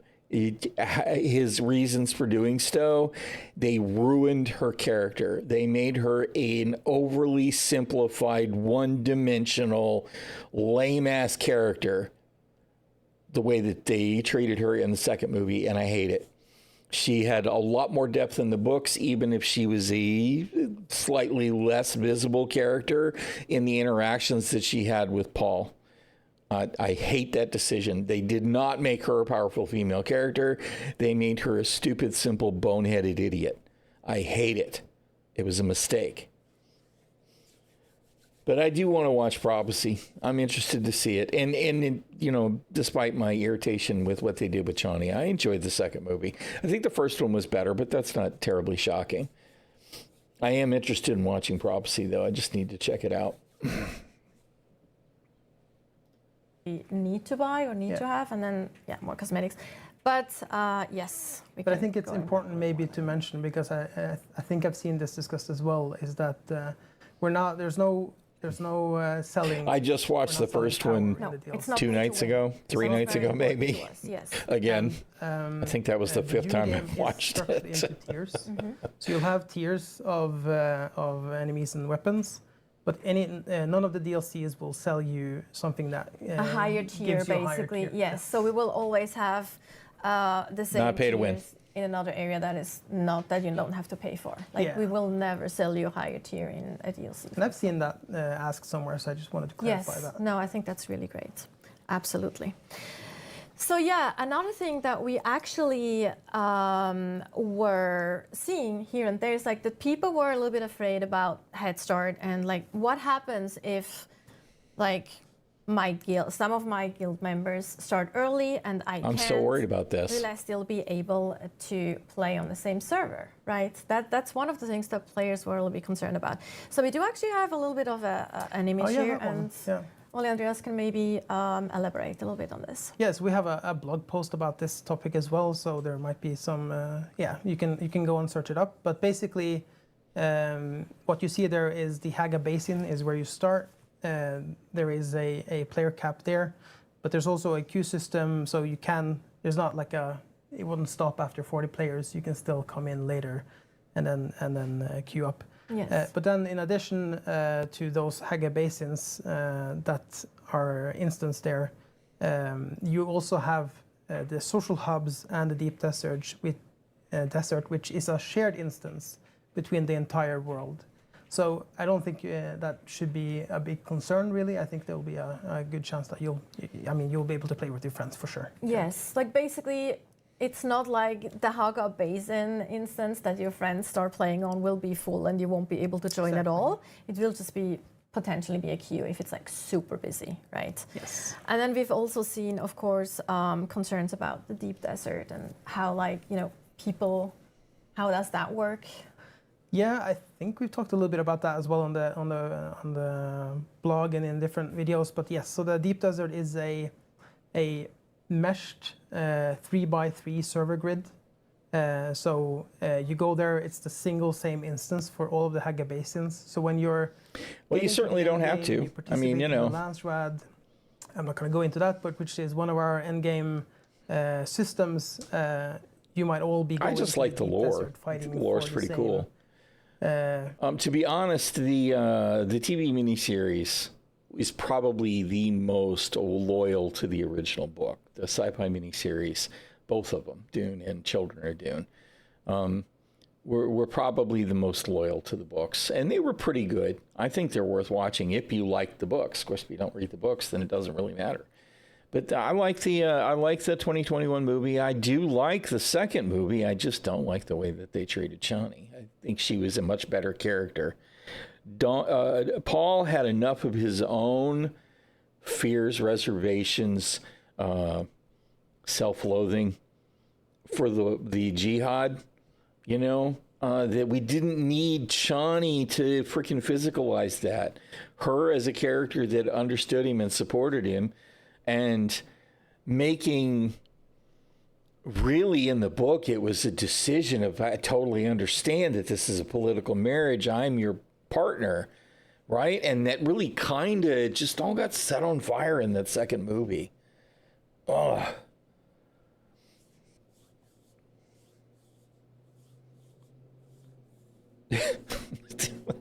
Scotty. The thing is that I really enjoyed the 1984 movie, although obviously it did not really tell the same story as the books. It was clearly a reinterpretation with the weirding way and the sound modules and all of that. But if you want to watch the 1984 version, it's worth your time to hunt for a source to watch the extended cut that's out there, where unfinished pre-production footage is included. Sometimes you don't get the eyes of Abad, the blue eyes, and sometimes there's some storyboard stuff or some animation in play instead, but it adds so much to the story if you can hunt down that extended version, if you had an interest in watching the 1984 version of the movie. I did very much enjoy it. Not nearly as loyal to the book as the more recent one. But yeah, check it out if you can. I don't have a link for it or anything anymore, but I'm sure it's still floating around out there. I want to say it's about 4 hours long. It's a long watch, but there's so much more. You get more of the internal dialogue that you get from the book in that version of the movie. There's more stuff that gets explained. It's like, why didn't they leave that in the movie? Because that would have cleared this, that, and the other up. It was just one of those things where, I mean, Dune as a novel is a pretty big story. So the movie is going to be long, period. But I think it's worth checking out. It was epic. I liked it. I mean, the whole weirding module and all of that was totally creation from that interpretation of the movie. But they respected, I think, the soul of the work overall. Paul's struggles and the whole thing with the Fremen and all of that was pretty good. It was pretty good. Like I said, the visuals and all that in the new movie, I liked it better. Although the sci-fi miniseries still probably the most loyal telling, and it was pretty good. There was decent casting in it and all of that. The production value wasn't bad. I think that there were issues that I was like, the navigators were kind of weird. I didn't really like their visual interpretation, but it's good stuff. Yes, his name is a killing word. Exactly, man. It was so good. It was so good. I mean, even with that being its own spin out of the story, he handled it so well. It was pretty darn cool. Pretty darn cool. And then he didn't even need the weirding module anymore either, right? It was like, wow. I think it was a really good movie. I do. Like I said, it's very 80s, but what do I know? Maybe I'm a cheeseball because I really enjoyed Flash Gordon too. I watched that movie a bunch.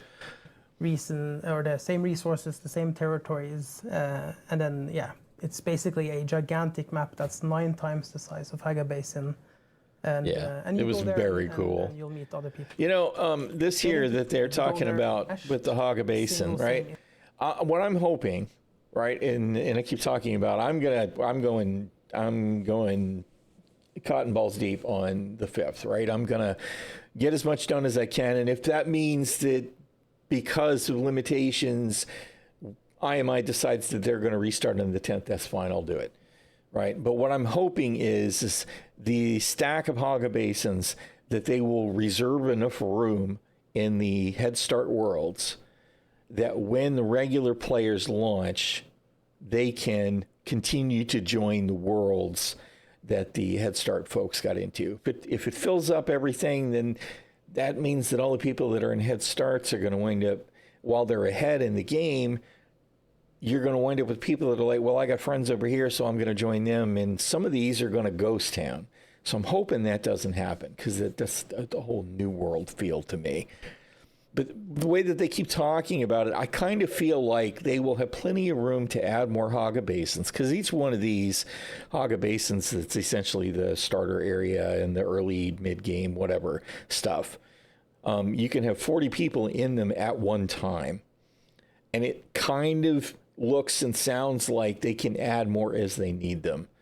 So, if 800 people join World 1 and they've got however many Haga Basins that require 20, and then 200 more people want to add, they should be able to spin up, 5 more Haga Basins so that the latecomers can join the same servers. That's where I'm kind of hoping we wind up.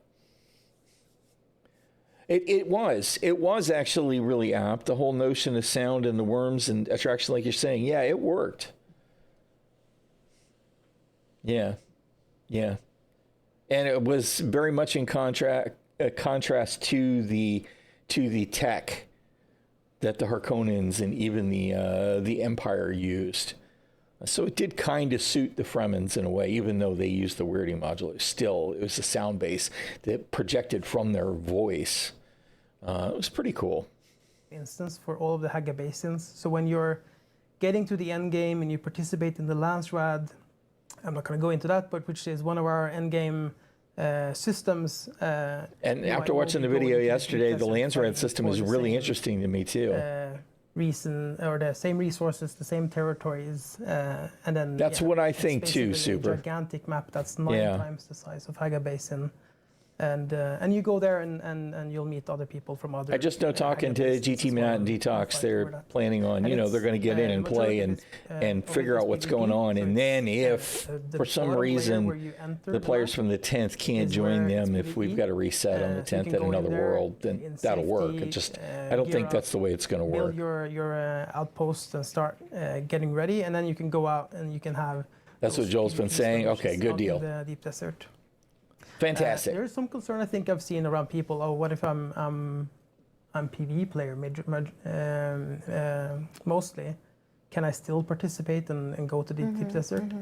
We've seen this in the beta though. Like people who are PvE players actually go out in the deep desert and they still manage to lurk around and get some stuff out there. It's big. Yes, tip their toes basically into PvP. So it's not that scary. Like as long as you don't go like where all the big guilds just fight it out and stuff. So still, like there's still opportunities for like solo players specifically as well, but also like PvE players specifically. So and there's also what I think is very cool is that there's a lot of lore, different opportunities. But it isn't represented in game. Can actually contribute to the Lance Rad. That's kind of the problem with the Star Citizen lore, right? More on that later. And then even when they add stuff, they don't do a good job, like the data pads that didn't work. I do think we have actually covered most of the things that we wanted to cover before we go into the Q&A. So as I mentioned, we have been collecting some questions from chat. And while we're preparing those, we also get Jeff back in, so he can also answer some of these questions. That's of course also the reason that we have, we want the questions to be in regards to the topics that we actually covered today, because we have guests on that can actually answer those questions really well, while we might get questions otherwise that these guests are not qualified to answer, right? They work in different departments, so that's also one of the reasons. So yeah, I think once Jeff is here, he's actually walking in right now. Hello, Jeff. Welcome back, Jeff. Oh, hi. All right. Oh, hi. Oh, hi. It's been a while. It's been a while. Oh, hi. Bonjour, monsieur. Bonjour. Bonjour, monsieur. Canadien. Okay, yes. So we will start with some questions that we collected from chat. Just waiting for the first one to pop up. Obivana, what a cool name. Obivana asks, is voice chat available in game? Yes. Let me move over here, I guess. Spoilers. Next one. Yes. Well, it's proximity chat, right? So it's like it's proximity chat. It'll be so you'll have to enable it. Basically, it'll be disabled by default, but you can go in and enable it. And you know why they have to disable it by default? Right. Simple as that. Yes, I hope they're all easy like this. I'm pretty sure some people are like, no, it should be enforced at all times. You know, like other games have it like a death count, like if you kill someone and it just opens up their microphone. Yes. Yeah, that would be Yannick Man asked, will we have controller support on release? Yes. I think Steam says partial controller support. But yes, the game was built with controller in mind. Yeah. So this is one of the things when the UI UX director got on board, that was one of the core directions that he was giving that he was given from. God, I hate gamepads. I'm so glad I'm playing mouse and keyboard. Controller support. So you can pick up your game controller and play everything. Plug and play. Plug and play, exactly. And also because it's way easier to design for PC mouse and keyboard than it is for controller. So the doing that first and get it out of the way was actually quite a smart move. I feel like. Yeah. I sometimes prefer playing it on controller because then you get the rumble as well. From the worm specifically, I remember that too. It actually freaked me out because I hate.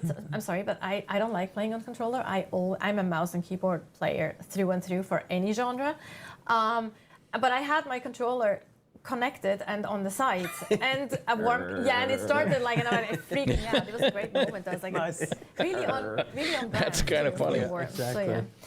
Shadow's Thoughts asks, are contracts forced co-op or can I do them solo? Can do everything solo. Like 99.9% of the game can be done solo. We've seen people in the beta doing spice harvesting solo, like flying the transport topter with a harvester, going out, driving the harvester, coming back, taking the thing. Boy, that'd drive me crazy. Everything can be done solo, but not everything is efficient. So, yes. but yes, 100%. Yes. Oh, Xpades. I hope I didn't butcher that name. If I did, I apologize. How big is Deep Desert? Is it still going to be several zones, meshes, or is population going to be smaller? We already know it's bigger. They talked about that yesterday. So did you? Yeah, we did just before you came. It's well, you can do the repeats then. Go for it. Let's see if you see the same thing as us. What he said. I should have watched the thing when you were talking. I could go the way you're talking about too, Soup. I mean, it's just I think it's 576 square kilometers. I never managed to get the camera or the aim cooperating a whole lot. But you're right. A lot of games are good about the aim assist. It's going to be smaller than we expected. I don't know what are people expecting. I am not really sure either. We talked about 1,000 player or something like this. I mean, we've said several hundreds, right? We said several hundreds. Yes. And that's still the case. Yes. And yes, it's several zones. See if there's several servers stuck together. You can cross them. Server meshing seamlessly, and but yeah, it's a vast open sand area with the little tidbits here and there, right? So it's big. That's really big. It's a lot of little tidbits. Yes. So it's. Viz LA asks, will Haga Basin be full PvP? No. Nope. We did touch on that a little bit when we talked about the shipwreck and the Imperial testing stations. So you will have full PvE areas where you can't be attacked whatsoever. Also important, your base in Haga Basin won't be able to be attacked. Nope. As long as it has shield up, it won't get destroyed either. Yes. The Haga Basin is 98% PvE. The Deep Desert is so we have the 98% PvP. And we have the shipwrecks. It's the flip. And we have the shipwrecks. Shieldmaiden bingamy. Dip your toe if you want to, and you know. And I guess you talked about it in your stream as well. The places in Haga Basin that are PvP are the shipwrecks. Yeah, exactly. Except for the first one. Except for the first one, yes. Correct. Yes. Just to ease people into things. Also, the one we entered was actually one of the smaller ones. Yeah, it was super tiny. Yeah, I wanted to say that. I forgot earlier. But yeah, I agree. There you go. We have really big shipwrecks, but I didn't want it to spoil. That's a problem with New World too. Stream, so I was they enabled that aim assist for mouse and keyboard in New World, and it sucks. And of course, Mixer is asking, like you said, tools for faking it. Oh, man, God. If anybody can cheat, somebody's going to do it for sure. So we have some decay mechanics for the bases. Good. So good. As long as your base is powered, it is shielded. Joel has somebody hammer the shit out of them if they're cheating. You can't destroy it.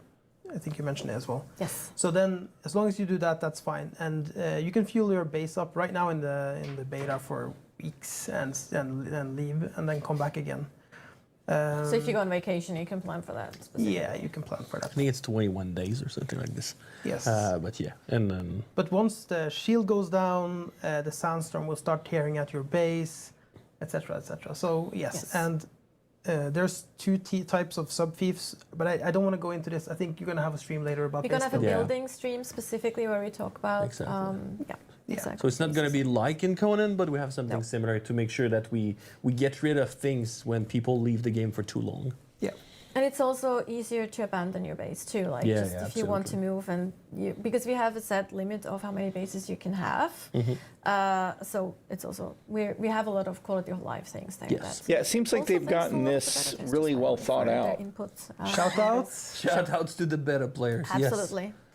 Salty Scrampy, love that name too. Salty People have such Scrampy. amazing names. Salty Salty Scrampy. Scrampy from Twitch asks, can you build anywhere? Oh, the answer is kind of yes. We have places in. Not sure she's pronouncing that name quite right, but we're not going to go there either. Because we don't want players to go build on like the Atreides fortress and then build a base on it. You know, we don't want players to build inside or around a trade post and on main roads to make sure that people don't block. But yes, you can build anywhere, including on the sand. Just don't do it. Just it's like when you place the sub thief, it's Halsman tech. It attracts the worm instantly. So you can build on the sand, but Shai Hulud is gonna num at your base. Yeah, if you feel very spicy, you can try to build it. It's funny that they'll let you do it though. There's a lot of players in the beta It who happens built on the to sand. our developers too. Yeah. I saw a post recently somewhere and it's like, Where's my base? Yeah, you should be able to build a city if you get enough people. I know that there is a buffer Mr. Destroyed by Chompy. Shadow between exactly sub-piece placements, though, right?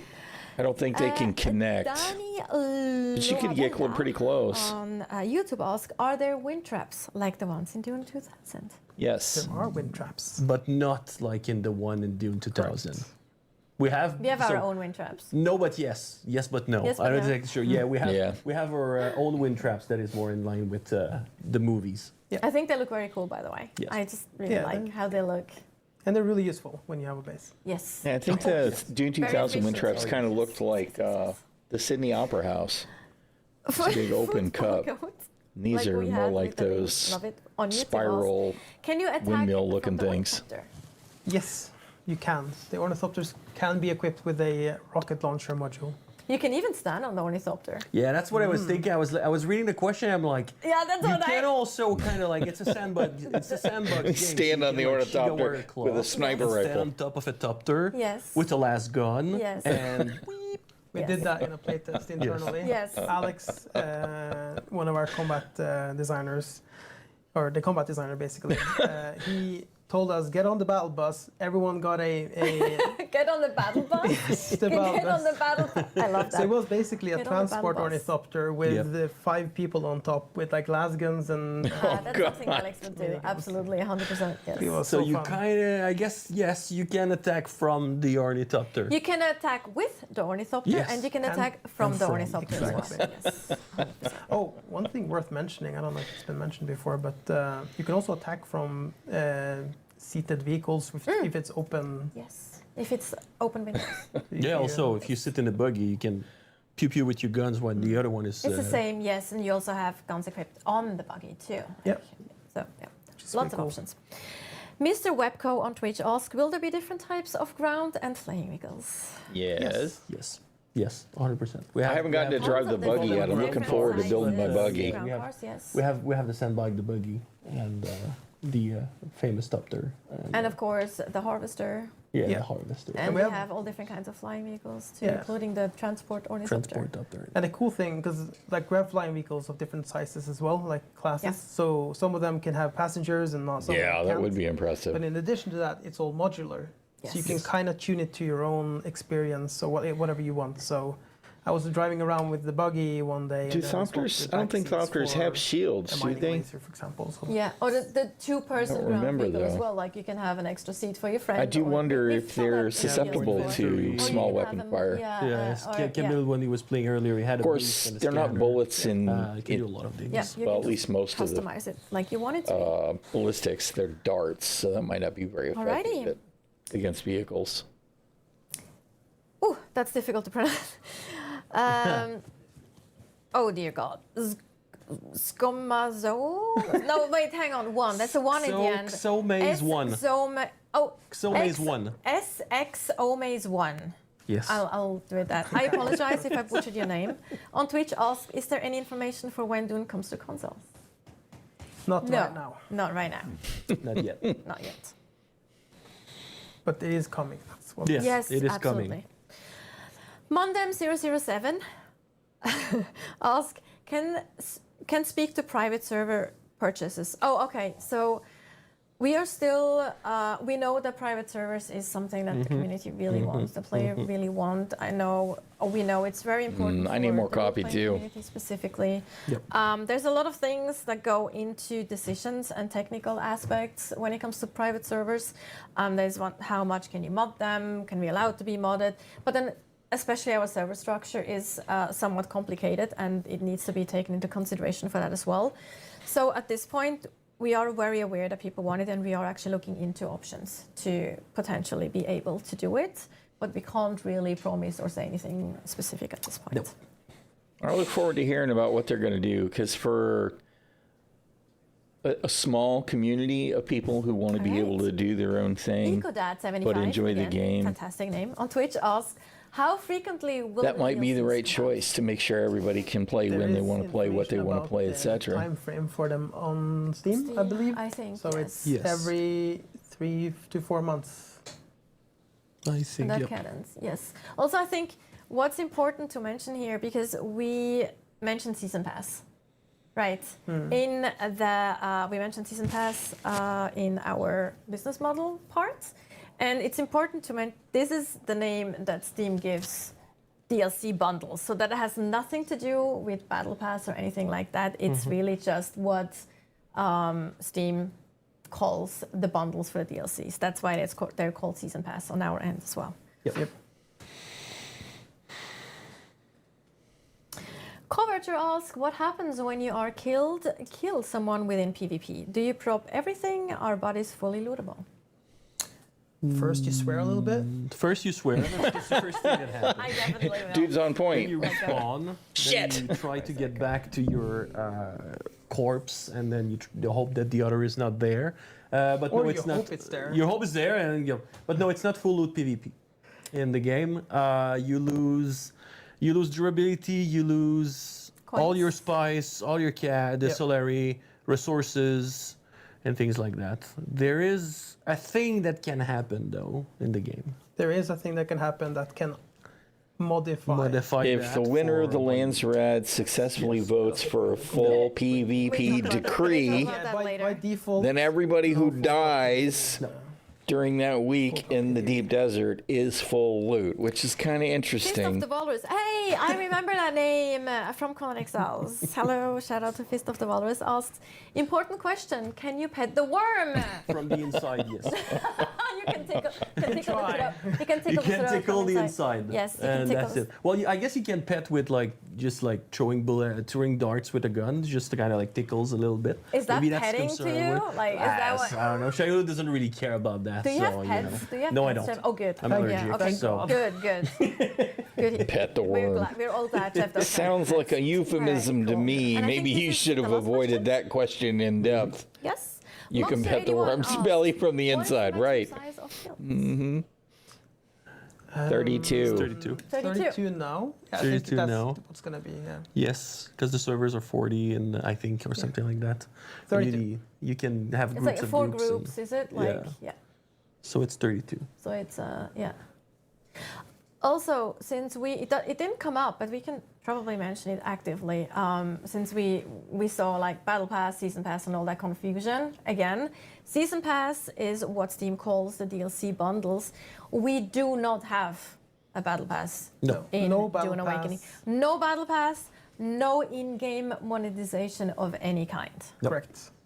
Correct. Just so we get that out of the way. Yes. Good. 100%. That was the last question. Oh, that was easy. Awesome. That was exciting. Okay. That's good. That was our first Dune Awakening stream. Yes. Pretty good. Our first Dune Awakening live stream. We had a few hiccups here and there, but hey, we can learn, we can improve. I mean, if it would have been perfect, we couldn't improve anymore, so we wouldn't want that either, right? Only issues that we had today was me rambling at length a couple of times. There's more streams coming down in the future, more opportunities. There's 2 other live streams like this that I'm going to watch. I don't know if I'll watch the next one tomorrow or not, but I may. Thank you so much for being here with us. Thank you. Pleasure. I don't want to get caught up on all the info today, either on Twitch, before the on 5th, YouTube, or on stream. On Steam, I think we are live on Steam as well.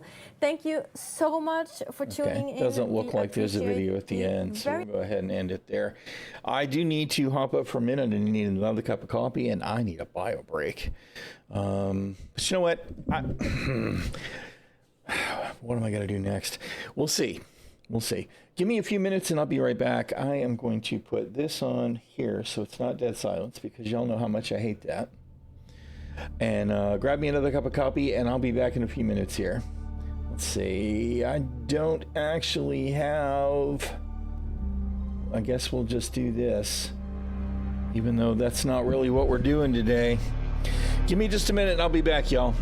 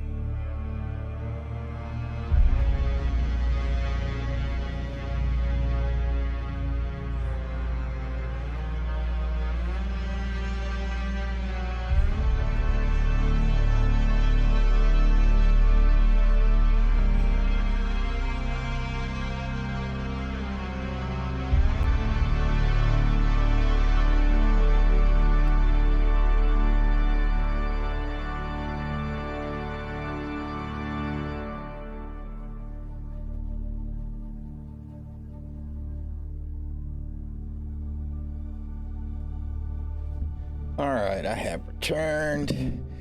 All right, let's see here. We watched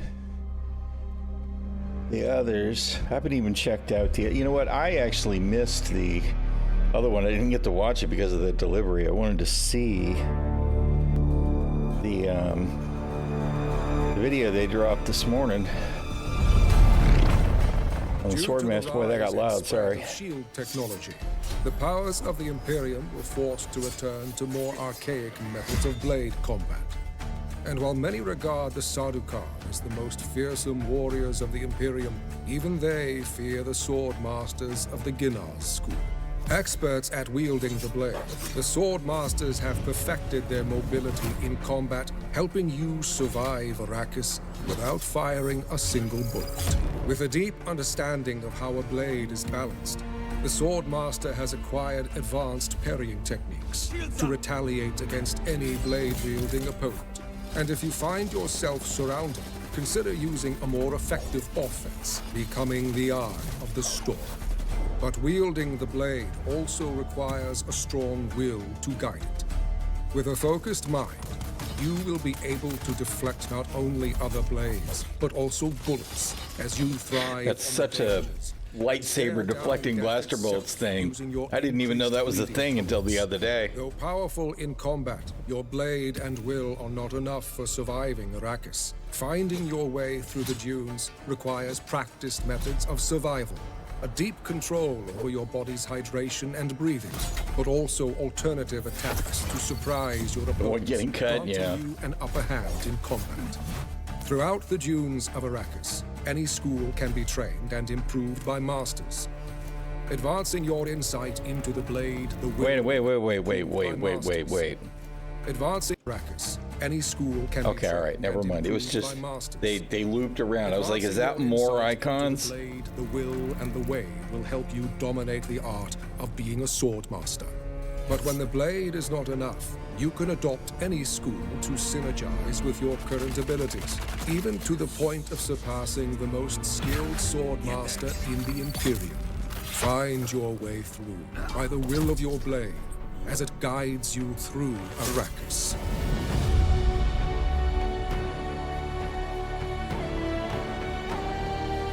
You know, one of the things that I really like about the game, show me the tree again. Powerful in... Right, is the way this is set up is very cool, right? Can I get my head out of the way? Because we have 3 abilities, and we have 3 techniques, and I know that the freaking subtitles are under the way, whatever. Can I just turn them off? There we go. Right, so we can equip 3 abilities and 3 techniques, which is interesting. The techniques are passives that you have equipped, right? Like this one he's talking about with the breathing, and there are some for the Bene Gesserit, and obviously all of the other trees as well. So you get to choose your loadout in multiple ways in the game. You do get to buy these actual passives, right? In the trees as you advance, you can. This one does long blade damage, I believe. This one I think was all blade damage. That's a technique, an active technique. So you can stack those, but like there's a short blade damage buff in the Bene Gesserit's school. So, you know, just spending points and building these passives up will make your character stronger. And then you can choose how you're going to engage in any given time, right? By equipping the active abilities and the techniques that you have assigned. There's a lot of depth to it. I'm going to be really interested to see, and of course the people that have been in closed beta for months, I'm sure they've got some stuff that's going to be gold to see when it gets put into play. But that adds an extra aspect of exploration for me, right? As somebody that, because, you know, I'll want to learn all 5 of the classes, and then I'll spend time respecing occasionally to try something different until I can find what I think really, really works for me. Because like Swordmaster, I do think that this will be a staple for me. The knee charge, I think, is going to be a staple for me because it's something that has some mobility and it delivers damage, right? I could totally see using the Shigawire and the knee charge along with another ability depending on how things are playing out.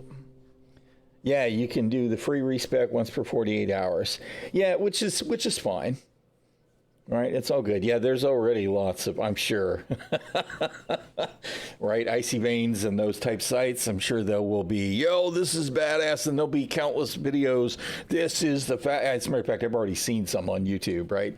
This is the best build for leveling. This is the quickest build for blah, blah. This is the most lethal build, and everybody's got their own flavor. So it'll be interesting to see. I'm looking forward to it.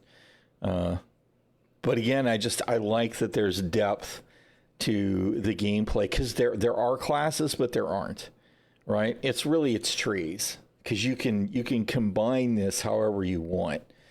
So I like that a lot. The first server that I started on, before I realized that they had opened up the world that Detox and GT Matt and whatnot were playing on, I started with Swordmaster. I could not get the timing down on the Retaliate, right? But there was some janky desync going on in the weekend beta. So don't watch best build vids from anyone younger than 90.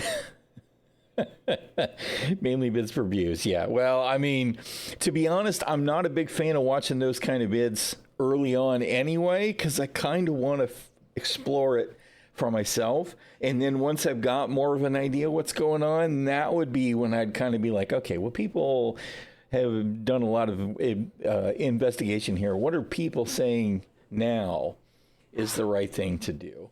But I have no doubt that I could get a list of suggestions from some people I know that have been playing for a while already, that, you know, this is the way. But I started Bene Gesserit last time, and I will probably start with Bene Gesserit again. I am considering making the change and going back to Swordmaster, but it'd be one of those two because they're the longest to get to, right? And then it's just, I like the Bene Gesserit's, the desert survival stuff in the first tree. The passives that all make it easier for you to stay alive are really good. And so are the ones in the Swordmaster, right? This first tree here in Swordmaster, also great passives. So one of those two. I'll probably go Bene Gesserit for the sprint, though. And then, of course, we'll go to grab Trooper and get the quest to get the Sugar Wire. And from there, we'll see how things play out. But I like the way that Bene Gesserit worked. I used the sprint, and what was it that I was leaning on? I went back and forth with a couple of the abilities that I didn't really like a lot. I was definitely missing the knee charge. It was the one that I wanted in the middle. I was doing Sugar Wire, because I didn't really use the voice a lot. I didn't much care for it. I guess it was the one where you teleport behind him was the other one that I kept on the bar pretty regular. But I really wanted the knee charge. I think it was sprint, Sugar Wire, and then the one in the middle wound up being more often than not the teleport behind him. Although I have seen a couple of videos where it's like, man, I don't know, the voice looks ridiculous. So I may have to give it a try. I know what'll wind up happening. I'll be like, well, this is so cool, but I wish I had a fourth ability to keep in play. And of course, you can re-equip those. Right, we saw him do it in the first live stream earlier, where the player that they were watching play live swapped out some of their abilities for their two abilities at the time, for the turret and the and whatever the other one was, I don't remember now, but switched over, which is cool. Again, it leaves me wishing that we had a way to quickly swap builds, but I don't think that they're going to do that. As a matter of fact, I think they have said they are not going to do that, because they want you to have to take a moment to change out equipment. And that's not just tools, but it'll also be these passives and stuff. Why is my wife uh-ohing me?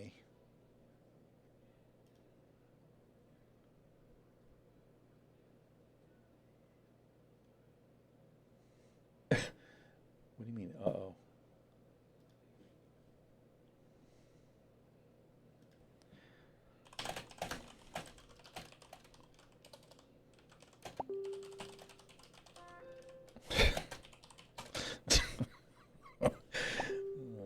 man, the wife.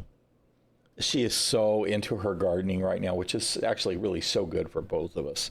We're definitely getting outside and doing stuff more often. But my wife, like I said, she's a disabled Marine Corps veteran. She's got some physical issues, but a lot of what she's got going on is PTSD and agoraphobia, etc. We don't need to go into all of that, but she doesn't get out.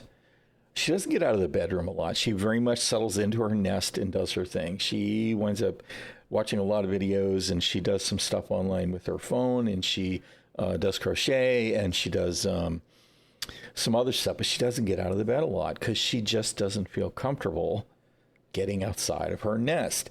Sometimes in the past, we have had situations where, like, she's got an art table here in what would normally be people's living room.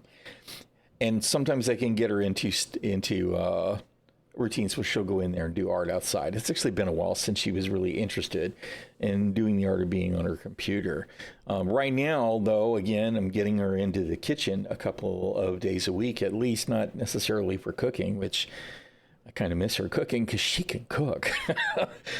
But she sits at the table and messes with her gardening stuff, and then we go out on the deck and actually deal with the gardening stuff. So it's been really good for both of us, but especially for her. But she's constantly looking for, what new plant do I need to order, yada, yada, yada, blah, blah, blah, whatever. And we're existing on a limited budget, mostly off of her disability. So, but yeah, I'm probably going to start with Bene Gesserit, and we'll grab, Trooper and planetologist, and then we'll do some research and try and get our stuff up to snuff so that we can get our buggy built. And then I'm going to want to push towards Mentat, which I believe is in the third area. And then the fourth area, from what I'm hearing, is where we can get Bene Gesserit or Trooper if you don't already have those. Not Trooper, Swordmaster. So that's kind of my plan. Obviously, I've not gotten to see anything past the second zone. Before I move away from the second zone, though, I'm definitely going to want to hit, I think, the science station. That's not the right word. The research station 10 or whatever it is, because that one's supposed to be pretty tough and have some good loot. But I'm going to want to, I'm a collector, so I'm going to want to grab all of the unique schematics, etc. I'm going to want to try it all. I had gotten the what was the name of the still suit? It wasn't the Kurab. It was the damn, I can't think of what they're called. I want to say something like Howler, but I don't think that's exactly what it was called. But it was a still suit, and it had like 67 armor points or whatever on it, which was way higher than anything else I had. So I wound up rocking that for most of the beta, with a different gloves or hood or boots, depending on what I could either make or find. And it was pretty effective. I didn't have a whole lot of trouble with maintaining my hydration, which was kind of nice. But we'll see how it goes. I know some people are all in with heavy armor. Here we go. I hope that there is a distinctive flavor for each kind of equipment, whether you go light armor or heavy armor, and that it all doesn't just boil down to this, it's some kind of meta where it's like, well, this is the right load. Because I feel like that's what we get in New World a lot, is it's like a medium is a waste of time. Either you go heavy because you're a tank, or you go light if you're doing anything else. That is really the push in New World if you're doing PvE content. Medium is okay for PvP because then everything's a little bit different. But the PvE content in New World is very much, if you're not 5-con light armoring it, then no, you're not doing enough damage or you're doing enough healing, which is kind of a pain in the ass because it's just not always true. So I hope we don't have a whole lot of meta shit in Dune, although I know there will be some abilities like Shigawire, so must have. Probably most people will have Shigawire equipped most of the time, unless they're going to be spending a lot of time in a vehicle. I guess then it will be less important. And then you can, hop out of your vehicle and change your Shigawire in if you need it for doing stuff.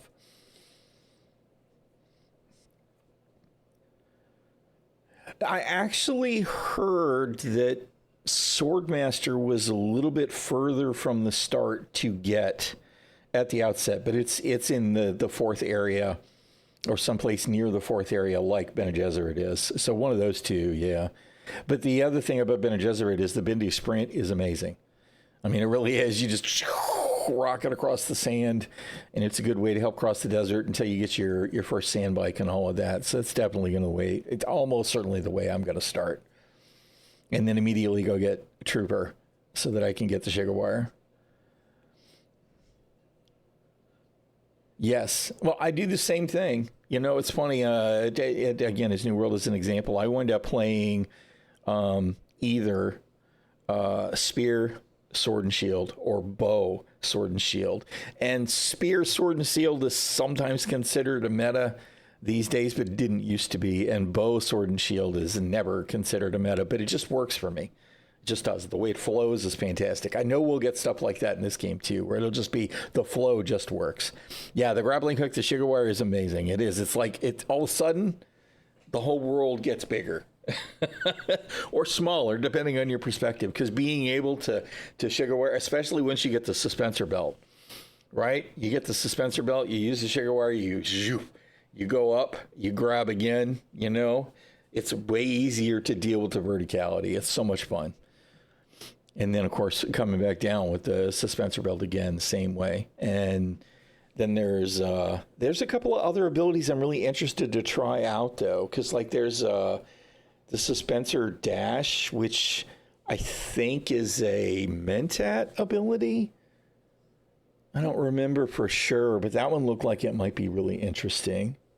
I did watch the stream yesterday. Yeah, I watched that was the first live stream that I actually have watched. This was the first Dev live stream that I had, because I came kind of late to the party. I was kind of eyes down when it came to Dune, because I've not been much of a survival game player.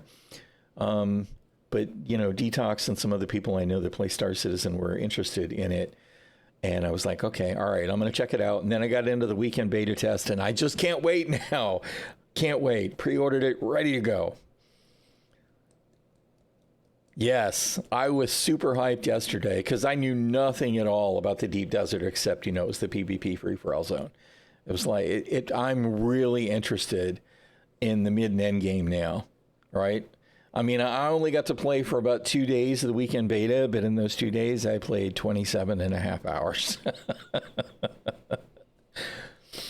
Yes, right? They're talking about 10 years of story content. They're talking about lots of DLC. They're talking about being able to leave Arrakis and go to other planets. You know, Gedi Prime is going to have to be a thing, and they're going to have the arena. Right? I want to see the Oceans of Caladan. I want to see Ix. I want to see all of them. I want to see all of it. I can't wait. I'm really excited about the whole thing. I hope that it does as well as I think it will do. Because, I mean, there were some issues, and I won't pretend there weren't, during the beta weekend, especially when it came to the PvP. There was a little janky desync stuff, right? And, coming from somebody who plays Star Citizen, it's not unexpected. It is disappointing to experience it in a different game. It's awful in SC, of course. The desync is far too common. It's absolutely awful, especially in PvP combat. But I think, they've said that they're working on it. And I went with the deluxe as well. I'm like, yep, early access, yes. Because I don't want to wait anymore. I'm ready to play today, right now. And the DLC season pass, yes, I'm gonna give me all the content that you can give me. I would give me it all, right? And then the extra fluff, I'm not gonna complain about. I'm not gonna lie. I'm a bit of a tramp when it comes to the cosmetic stuff. If it's available, then I want to at least have it available. So give me the swatches, give me the skins, give me all of it. I probably will wear that movie still suit as long as I can. So I'm looking forward to it, though. I can't wait. Absolutely can't wait. And all of the videos, even this one, which is obviously a couple of months older, there was stuff in there that they mentioned. It's like, oh, yep. I'm ready. I am really excited. Really excited. And this right here, this salute, this is almost certainly one I'll have to start as an Atreides. Now, we're going to play with some of the guys from the IMI. I don't know how familiar you are with Detox, who streams Star Citizen, but his organization is got a number of people that are playing Dune, so I'm going to hop in with them. We'll see how things go from there. I know that some of them are 5-day head start and some aren't. And it sounds like, especially after talking to Super and some others today, that won't be a big deal. That the ones not head start should be able to join the same world, so we shouldn't have to worry about having to restart. But I don't know how many people are actually in and what's going on as far as that go. I'm as excited to play with other people again, because the last game, other than Star Citizen, of course, that I played with other people aggressively was New World, and they all quit. Nobody's playing New World anymore. I say nobody. I mean, obviously some people are playing. It's just none of the people that used to play it with me. They all abandoned me. So I'm really excited for that too. Even though I do tend to do a lot of lone wolfing, and I will definitely be aggressively pushing hard towards getting my own base and technology up to snuff. But I'm also looking forward to being able to get into the deep desert with everybody else and get wrecked and have fun and win some stuff and lose some stuff. Yeah, and I mean, I totally understand it with the people who left New World because, man, the AGS fumbled so hard so many times. They really did. It was a mess. The game now is in a pretty good place if it was a year old. Right? They're adding stuff finally. Everything's relatively stable and working. They were going to do this. They're doing this hardcore seasonal world. I think they finally have figured out what to do with seasonal worlds, because we're going to get some kind of a reward back from completing the seasonal achievements that will benefit our main character. I think that New World is going to find its groove this year, right? Which is great. But, you know, all of the people that were ready to jump in with both feet 5 years ago, they're done. Yeah, I saw that. The transmog thing with the variants, I think is a cool system. I have mixed feelings about the still suits can only be still suits and light armor can only be light armor. I understand it though, right? They want the classic silhouette, right? If you see somebody in heavy armor, they're actually in heavy armor. So I can respect that. That's cool. Yeah. So it will be nice to be able to apply the still suit that I like to any still suit. Yeah, I think that's pretty cool. Refuse that as one place to tell the difference. Yes, exactly. Right. And as you know, especially with a game that isn't all PvP, but has a significant, important PvP portion, I do agree that I think it's important that what you see is what you get. Right. One of the things I hate about New World is like Star Wars The Old Republic, is you see people running around and all the time they look naked. And they're not, but they look naked. They're wearing the invisible chest piece or gloves or boots or all of it. And it's like there's no identifying what's going on there. And I think that's cheese. So I can totally respect it. Suspensor Dash is in the Trooper skill tree. Thank you, Kennedy, because I couldn't remember. But that is one that I want to try to go along with the Sugarwire and some of the others. You've got 86 hours in Dune Awakening? Nice. I was talking to TDL. He says he's got like 250. I was like, holy crap, man. I wish that I had gotten interested earlier so that I could have had more time in the beta, although I would still be sitting in the same place now going, launch. I'm so ready. That will be tricky, right? It will be to stay organized, because the friendly fire is only protected in the group, and you can only have, is it only 4 people in a group? It is going to be tricky. I guess we'll see how it goes. I suspect that if it turns out to be too terrible, that maybe Funcom would consider changing it to at least allow 8-man groups or something. But it would be interesting. New World has got the Mists area in Cutlass Keys that's a free-for-all zone, and it actually is just individual free-for-all. Even groups are not protected from friendly fire. And you see packs of people working together. So I know it's possible for that stuff to happen, but that tends to be small-scale engagements, right? Watching that stream yesterday and seeing the spice op with all of the ornithopters flying around and all of that, I do wonder how much chaos it's going to be if you've even got just 10 people from one side and 10 people from another, and then even just a few third parties in the mix, with being able to identify each other. I mean, you can change the color of your armor. People will probably choose uniforms, kind of like we do in Star Citizen, right? Like IMI uses the, of course, now I can't think of the name of anything, the type of armor, but they're specific, the Sienna shoulders and helmet, and then the Morozov.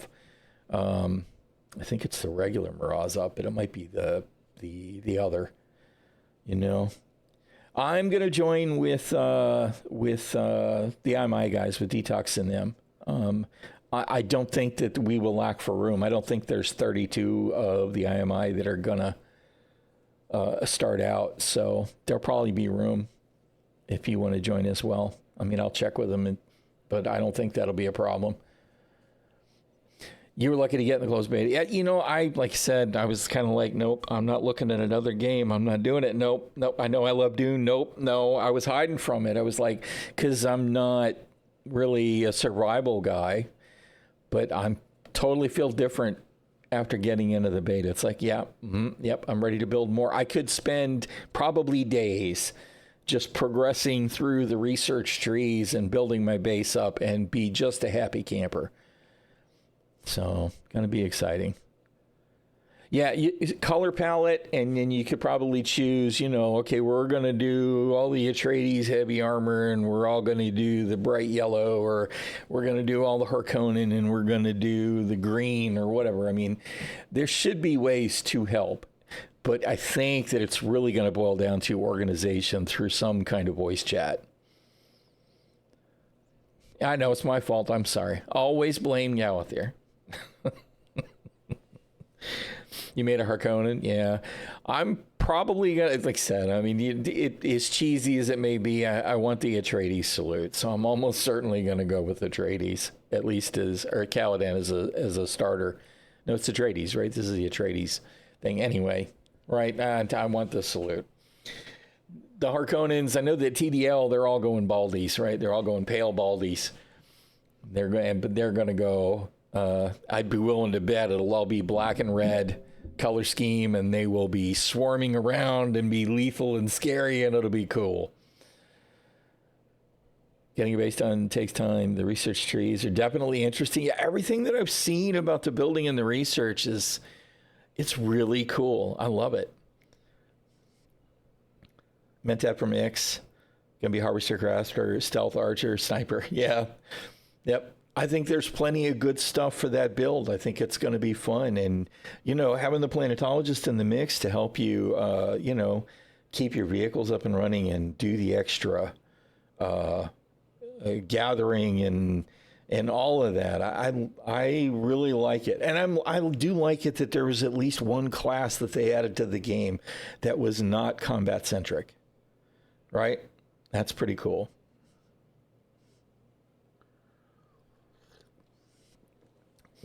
You will certainly want to grab Trooper so you can get the sugar wire at least. But you can do that in the starter zone, so.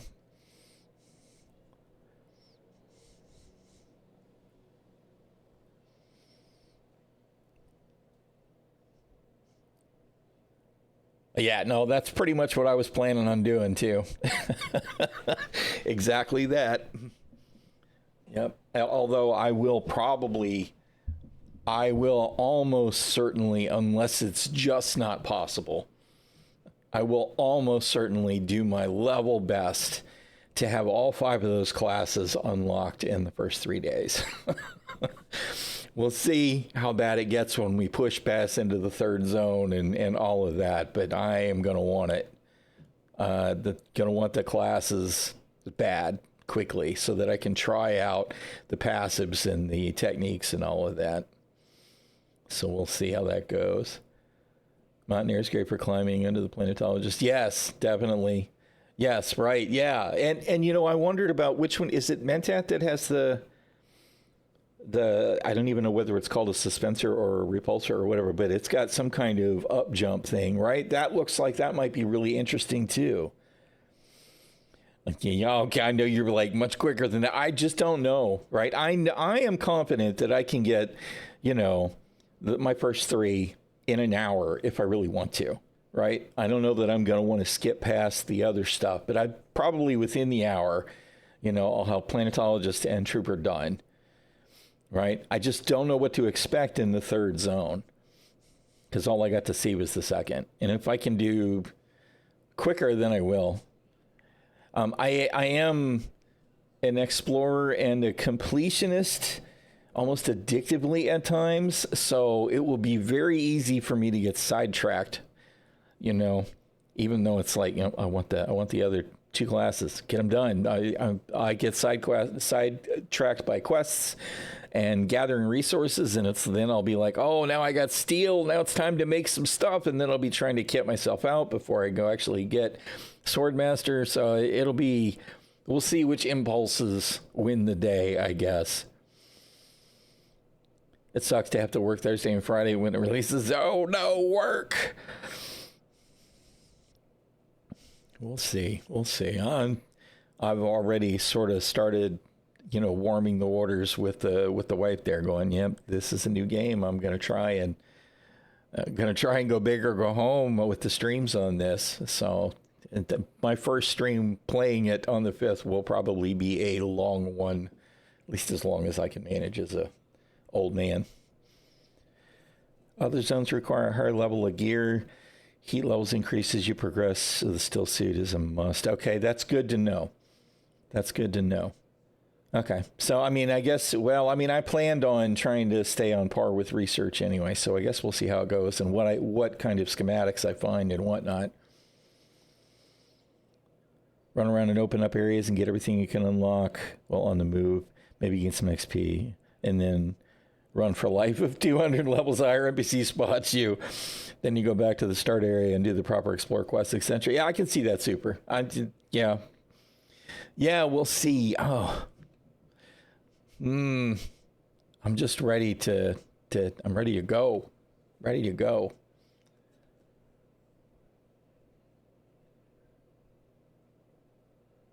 You work from 6:30 to 3:30. People already have ornithopters by then, right? Yeah, I don't know, man. Some of these people have been refining their approach, you know, in the closed beta for months. I am wondering how quickly will people have the first ornithopter? Will an hour? 2 hours, if they're working together, I wouldn't at all be surprised to see a guild pop off and say, yep, we had our first ornithopter in an hour, right? And I'd be like, what? But you know how it goes. Some people that's their drive, man. We'll be at Steel in 3 hours. Yeah.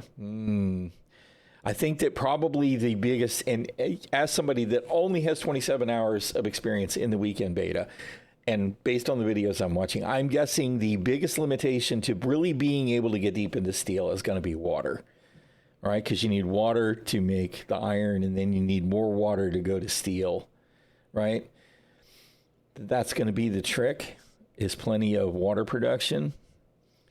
And I don't even know. I know that you can get them from water from wind traps. You can get it from the dew reapers, and you can, of course, convert blood. But I guess we'll see. Water is a primary concern for me once my base gets going, because it just sounded like it was going to be the thing.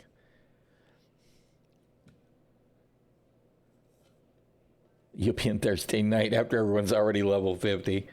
Nah, 50. Shoot. People will be 75 or 100 too quick, I'm sure. Aluminum for the Ornithopter is in the 3rd zone. Right. Yeah. Grab a dew. See, because I didn't use the dew collector until late in my beta weekend. I was like, oh, I didn't realize that was the thing. I had not even seen a dew collector. So obviously I wasn't paying attention to something. I didn't see it in the research or whatever. And I was like, oh, I was just converting blood into my leader johns and carrying those.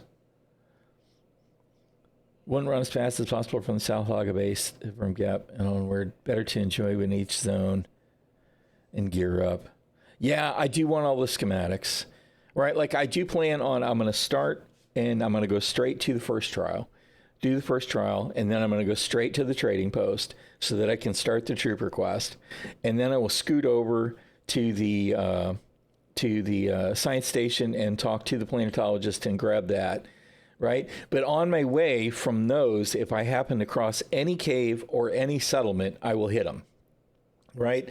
And then I'll hit all of those caves on the northwest, although for you guys it's over here, on the northwest and kill the 3 dudes that I got to kill for that, and so that I can turn that in. But I'll go all the way around probably the outside and the bottom of the map and loop all the way back around to the trading post to try and collect everything that I can collect on the way.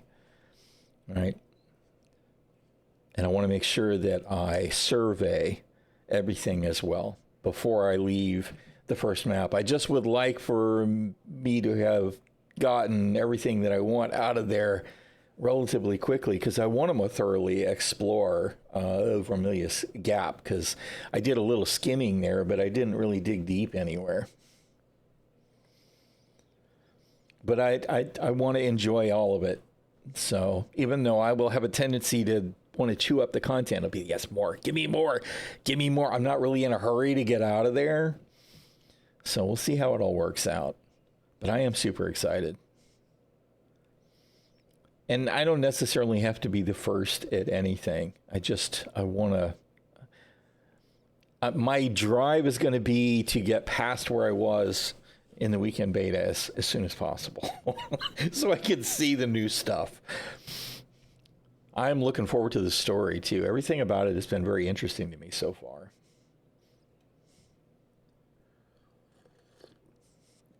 Wow. Can move quick, but being quick isn't a Selpa goal. Just enjoying, right? Yes, that's it for me too. Yeah, that's it. Yeah, that's with me, New World too. There are certain things I just can't pass up. I have a hard time passing up any herbs in New World, and I can't pass iron ever. I just can't. Iron? Yep. Give me the irons. Fuel cells are really important for bases until you unlock the wind turbines. That's good to know. I'll definitely make sure I grab hold of those too then. I'm ready. It's a week. It's not quite a week now, right? We're 5 hours less than a week. 6 days, 19 hours. It's time to go. Let's go. I got to, I think, 34 at the end, which I felt was not bad for me since I was a noob. I had not played any of it, but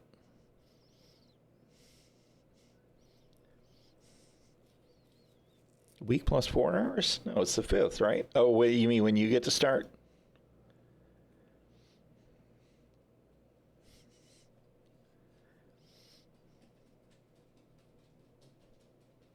Yeah, that and stocking up for sure. Yeah. I look forward to that. I will definitely be curbing the impulse that I had in the first beta weekend, which is to spend time developing stuff in my first base. I feel it's a little bit evil that, you move into the second zone and one of the first things that they want you to do is, okay, now dismantle or abandon that first base. It's like, what? No, that's evil. But I definitely want to move, move out of the starter zone and build someplace at the north end of the Vermilius Gap, I think, is where I'll settle in with my first base. And if some people are like, go northeast, some people are northwest near that, the radiation and the shipwreck or whatever the heck that is that's over there. For me, I guess it'll depend on where I see a spot that's got plenty of resources to gather. I guess that'll be the real trick. I didn't hate where I wound up the last time. It was just south of the big island in the middle, and I kind of started up high and then added building down on the bottom, and there were 2 outposts that were right nearby to hit for resources and blood, and it was just a hop, skip, and a jump over there to that shipwreck that I can't think of the name of now.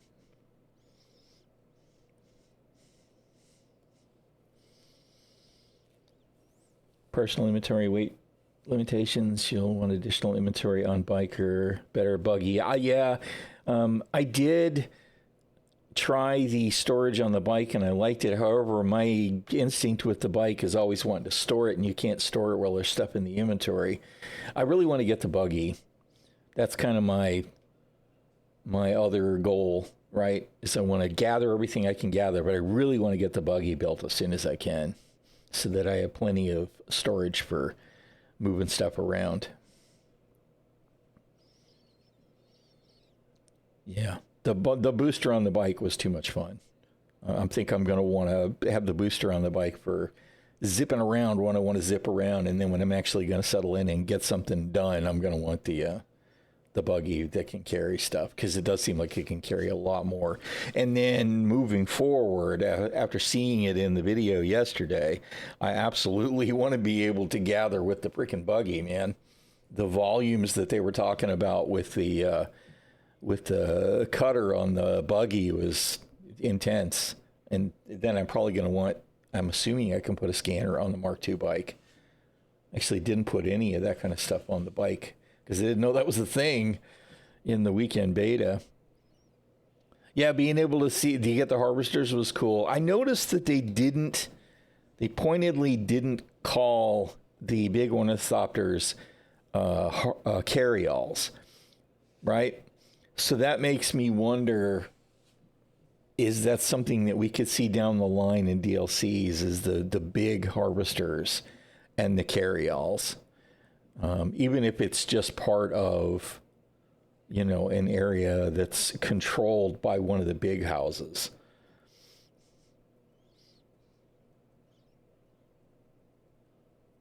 There I am. I'm already stuck in Hopium thinking about the next DLC when I haven't even finished devouring the game as we've got it. I can't actually remember exactly what they looked like in the movie now, even though I just watched it the other day. In the old movie, they did look kind of like big balloons. And the harvesters were weird, big dome-looking things with big round wheels.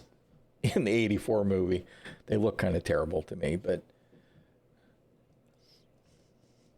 yeah, they were not ornithopters in the book. I don't think it was clear that they weren't. They were using some kind of balloon or suspensor technology, but there was big, giant stuff to grab the big, heavy harvesters.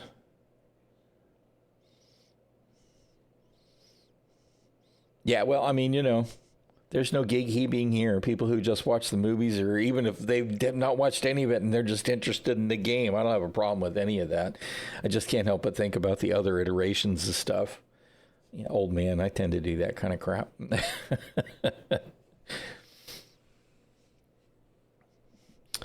And the death still, on the subject of technology that I definitely want to get a hold of as quick as I can.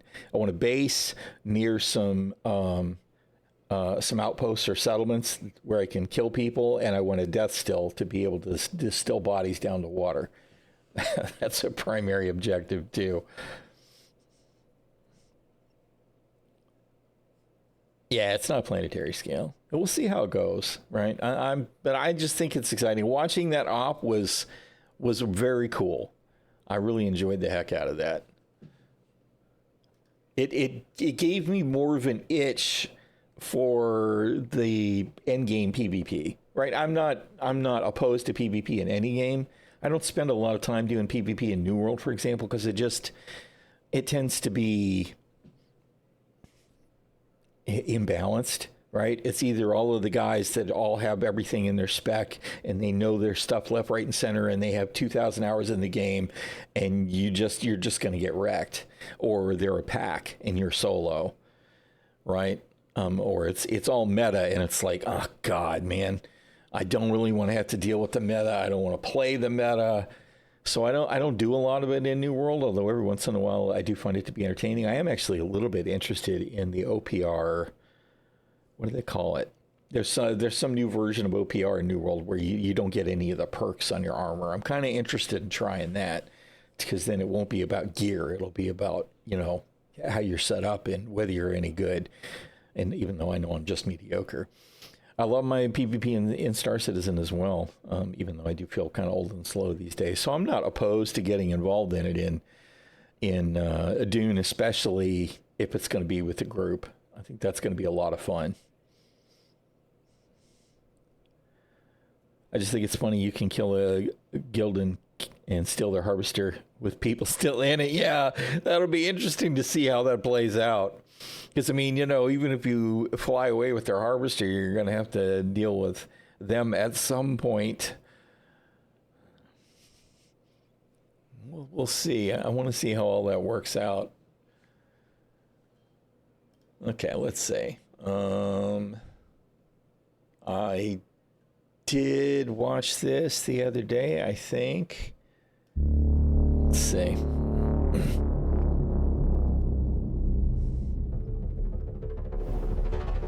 Developed out of the need to replace thinking machines, the Mentats, trained on the principles of philosopher Gilbertus Albans, became one of the most important people in the Imperium.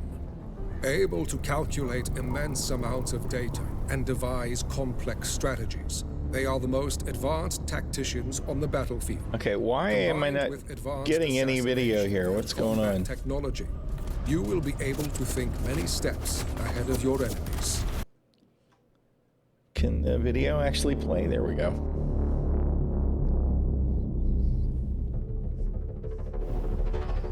Developed out of the need to replace thinking machines, the Mentats, trained on the principles of philosopher Gilbertus Albans, became one of the most important people in the Imperium. Able to calculate immense amounts of data and devise... Yeah, being caught in a storm sometimes is quite sudden. Tacticians on the battlefield. Combined with advanced assassination and combat technology, you will be able to think many steps ahead of your enemies. With a significantly higher cognition, as a Mentat, you can calculate trajectories and weapon handling to find weak points in an opponent's defense, or even guide the calculations of an external sentinel turret to assist you with extra firepower. Focusing on strategic control over raw strength, a Mentat is an expert in assassination technology, using poison capsules to trap enemies in a cloud of death. Yeah, 1 minute is not a lot. Send in a hunter seeker before the enemy. I got caught in one at the end of day one. Tactical advantage, the Mentats fortunately, it didn't kill me. It did incapacitate me or whatever, and I was able to heal back up and live through it. A projection of yourself will confuse. But the best I could do was try and take cover right behind a base, and it didn't have any overhangs or anything, so I was unprotected or whatever. I was nowhere near anything. I was like, where the hell did this storm come from? In any situation. But to reach the highest tactical operation, adopting other schools of thought will increase your mental complexity, opening up further possibilities. Focus your mind and calculate each step forward to find the optimal probability for your survival on the ground. Nice. You've got a good one there then, Shadow Wolf. Play all day on Saturday. Yes!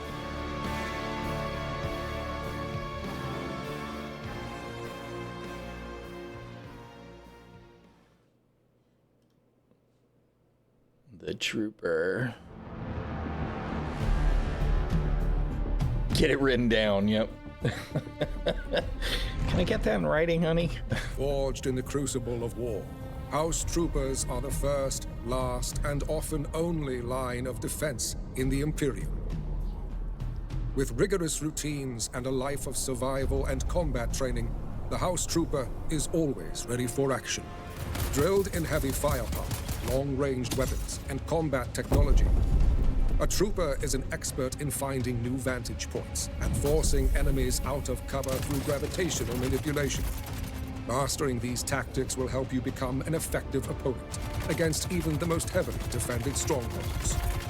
At the heart Look of at the scatter on that machine lies a gun. perfected muscle memory for all kinds of weapons, increasing your accuracy and handling at long ranges. This perfected handling will also help you with increased agility while carrying more destructive options. You will also learn to master the Holtzman anti-gravity technology known as suspensors.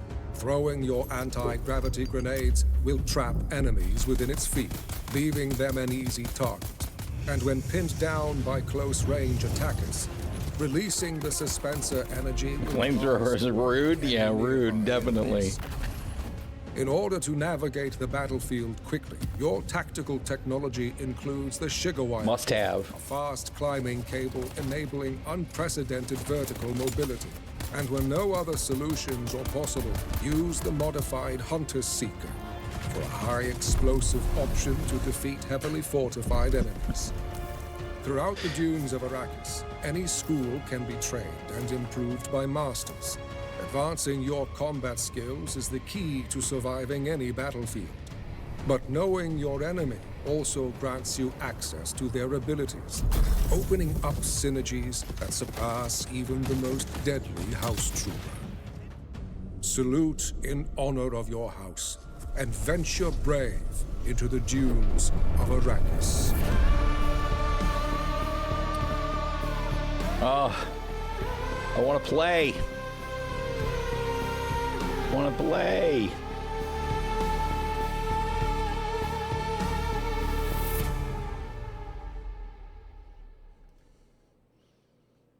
All right, let's see. I think that Bene Gesserit is the last one that I've got to poke at again.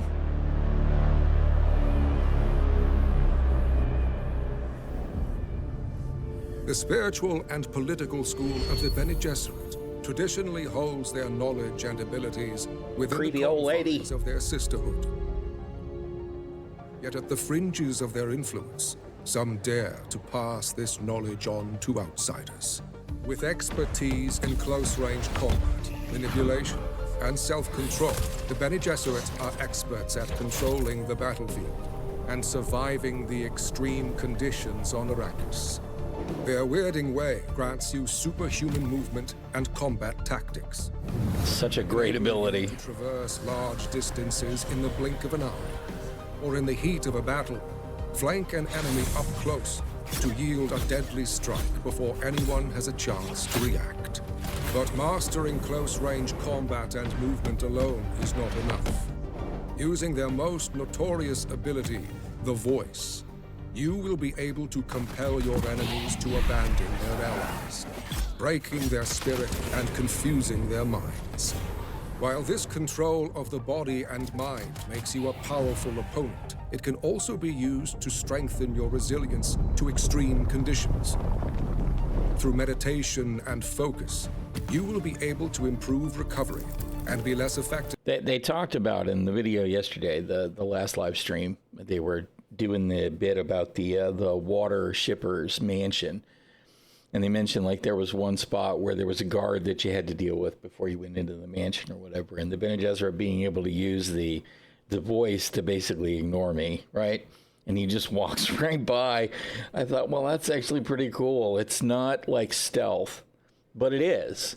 Because stealth is a real problem in most games. As soon as you give players the ability to be invisible, essentially against the world, right? Because that's the problem when you get like WoW or something. Is you don't just hide yourself from one person. You're hiding yourself from everybody that's not in your party or whatever. The game balance kind of goes out the window. So the way that they do it in this game actually is pretty cool because you do kind of get the ability, but you don't. I don't think they have one for the planetologist yet. No, the first one that we watched, the Swordmaster, they just released that this morning. So I don't know if there will be one for the planetologist or not. It's not a combat job, so they might not. Although I kind of hope that they do, because I think that the flavor for the planetologist is good. I mean, Leah Kynes was kind of a major character, even if it was short-lived in the movies and the book. So, I guess we'll see. They still got a week, so they could still pop one out. By the dangers of toxins and the harsh burning sun. Throughout the dunes of Arrakis, any school can be trained and improved by masters. Advancing your knowledge is the key to surviving your path forward. But the wise will also school themselves beyond their foundation, granting synergies that empower you to reach beyond the shadowed influence of the Bene Gesserit. Embrace the bloodlines of the Sisterhood and master your survival on Arrakis.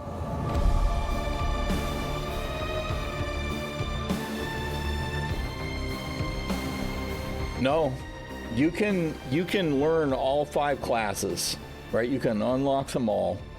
You only get to equip 3 abilities and 3 passives. Not 3 passives, 3 abilities and 3 techniques, right? So no matter how many classes you have, where's the skill tree again? No, with the blur. Dang it, come on. Extreme conditions on Arrakis. All right, so you just get the 3 abilities and the 3 techniques. My post-stroke brain is definitely in full action right here. Now, there are X number of skill points that are available for you to learn, like to max out one class with all abilities. Actually, I don't even think that matters. I think the maximum amount of skill points that you can assign is 200.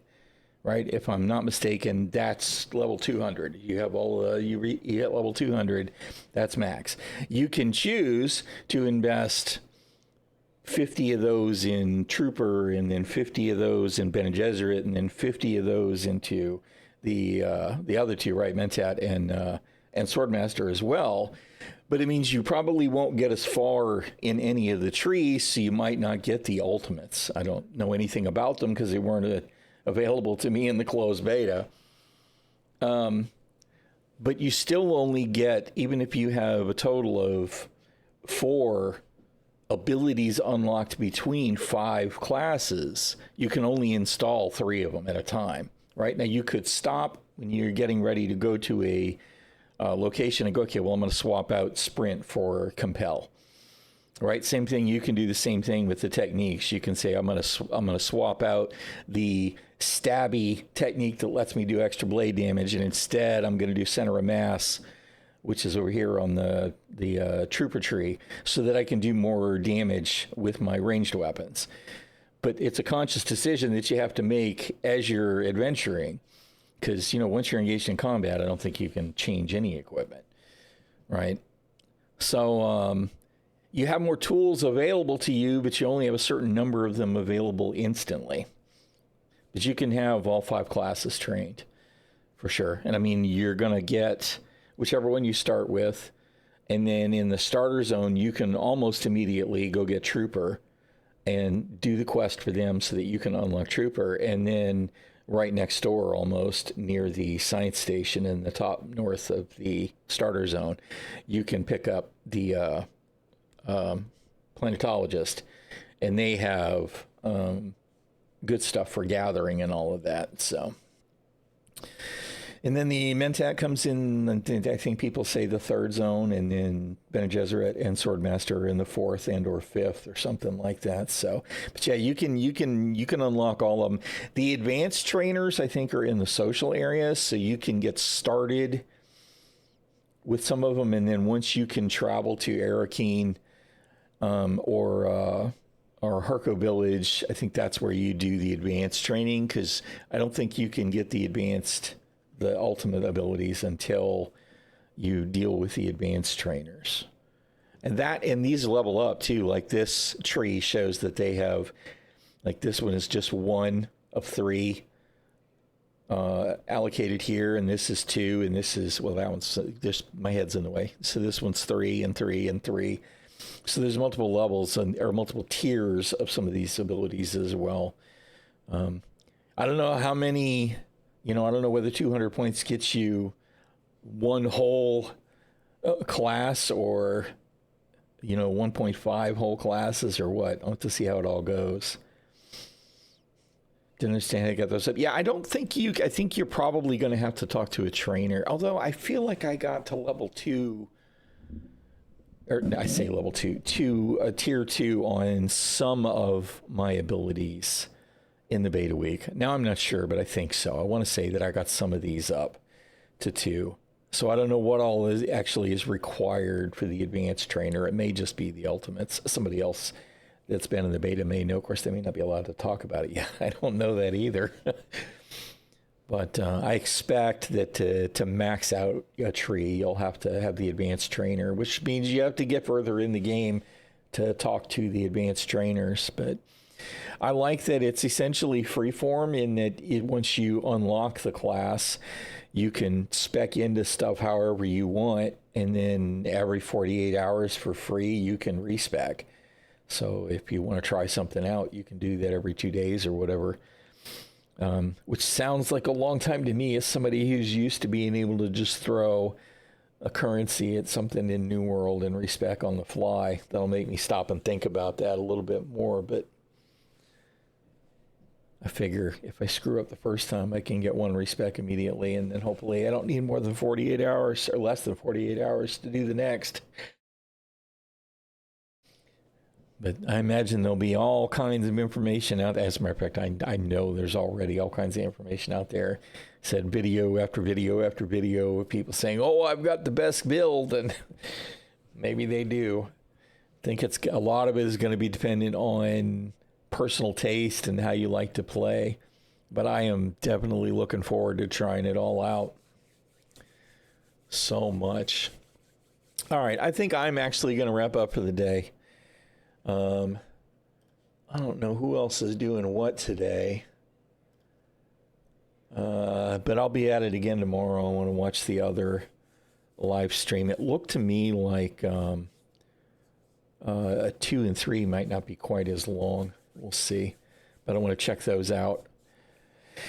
Oh man, and then we'll have less than a week. We got a little bit less than a week now, right? I just can't wait. I'm so ready to start playing.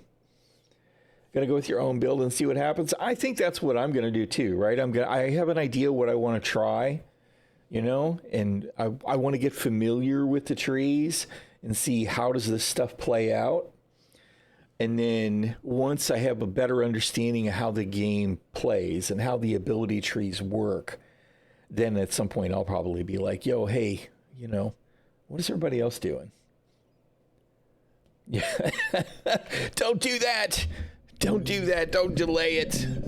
If we can get in early, now that would be great. No delays. I am definitely suffering with the DTs, man. Mm-hmm. There you go. Can we launch now? What about now? How's now sound? Please. Please and thank you. And I am definitely, I'm ready. I'm ready. I love my Star Citizen when it's behaving. And I like being around in New World too. But both of those games right now are just really kind of pissing me off. I am ready to play something new without any of the baggage attached. And just hop in and enjoy it for myself for a while and play with other people and enjoy it with them. I am super excited to do so. I'm glad it's only a week away, but I wish it was sooner because, ugh. That said, if they had not delayed it, for whatever reason, I wouldn't have been ready to start playing it at launch, and that might have stood in the way of me playing it anytime soon. So maybe for me, it's lucky that they delayed it until June.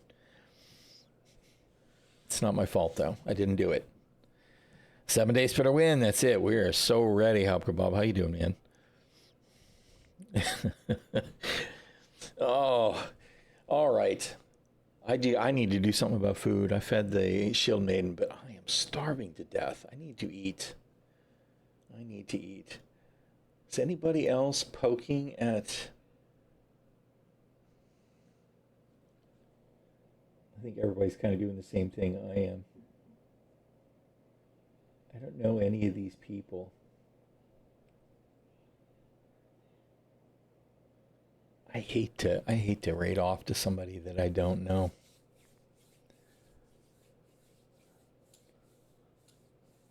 Somehow many of us enjoy the quiet, calm atmosphere before the words set in.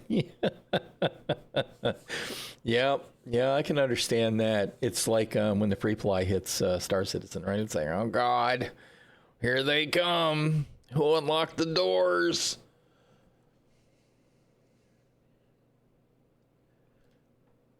You know, we're gonna let's raid Expat. Oops, well, I don't know why we're not muted still. We're gonna raid Expat and see what she's up to.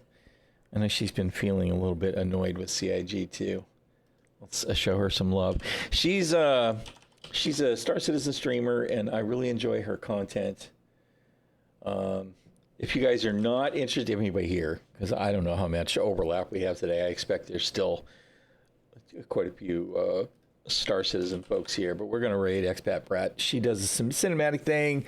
She's pretty entertaining. She's mostly chill and enjoyable. If you like what she's doing, show her some love and drop her a follow. I'm going to get out of here and make some food, and I will be streaming again tomorrow. So we're going to look at live stream number 2 and again, chomp at the bit for Dune. Until then, I'm going to get out of here. Thank you guys so much for hanging out. I really appreciate it. Y'all remember to stay safe and stay healthy, because being sick sucks, and I will see y'all around the verse.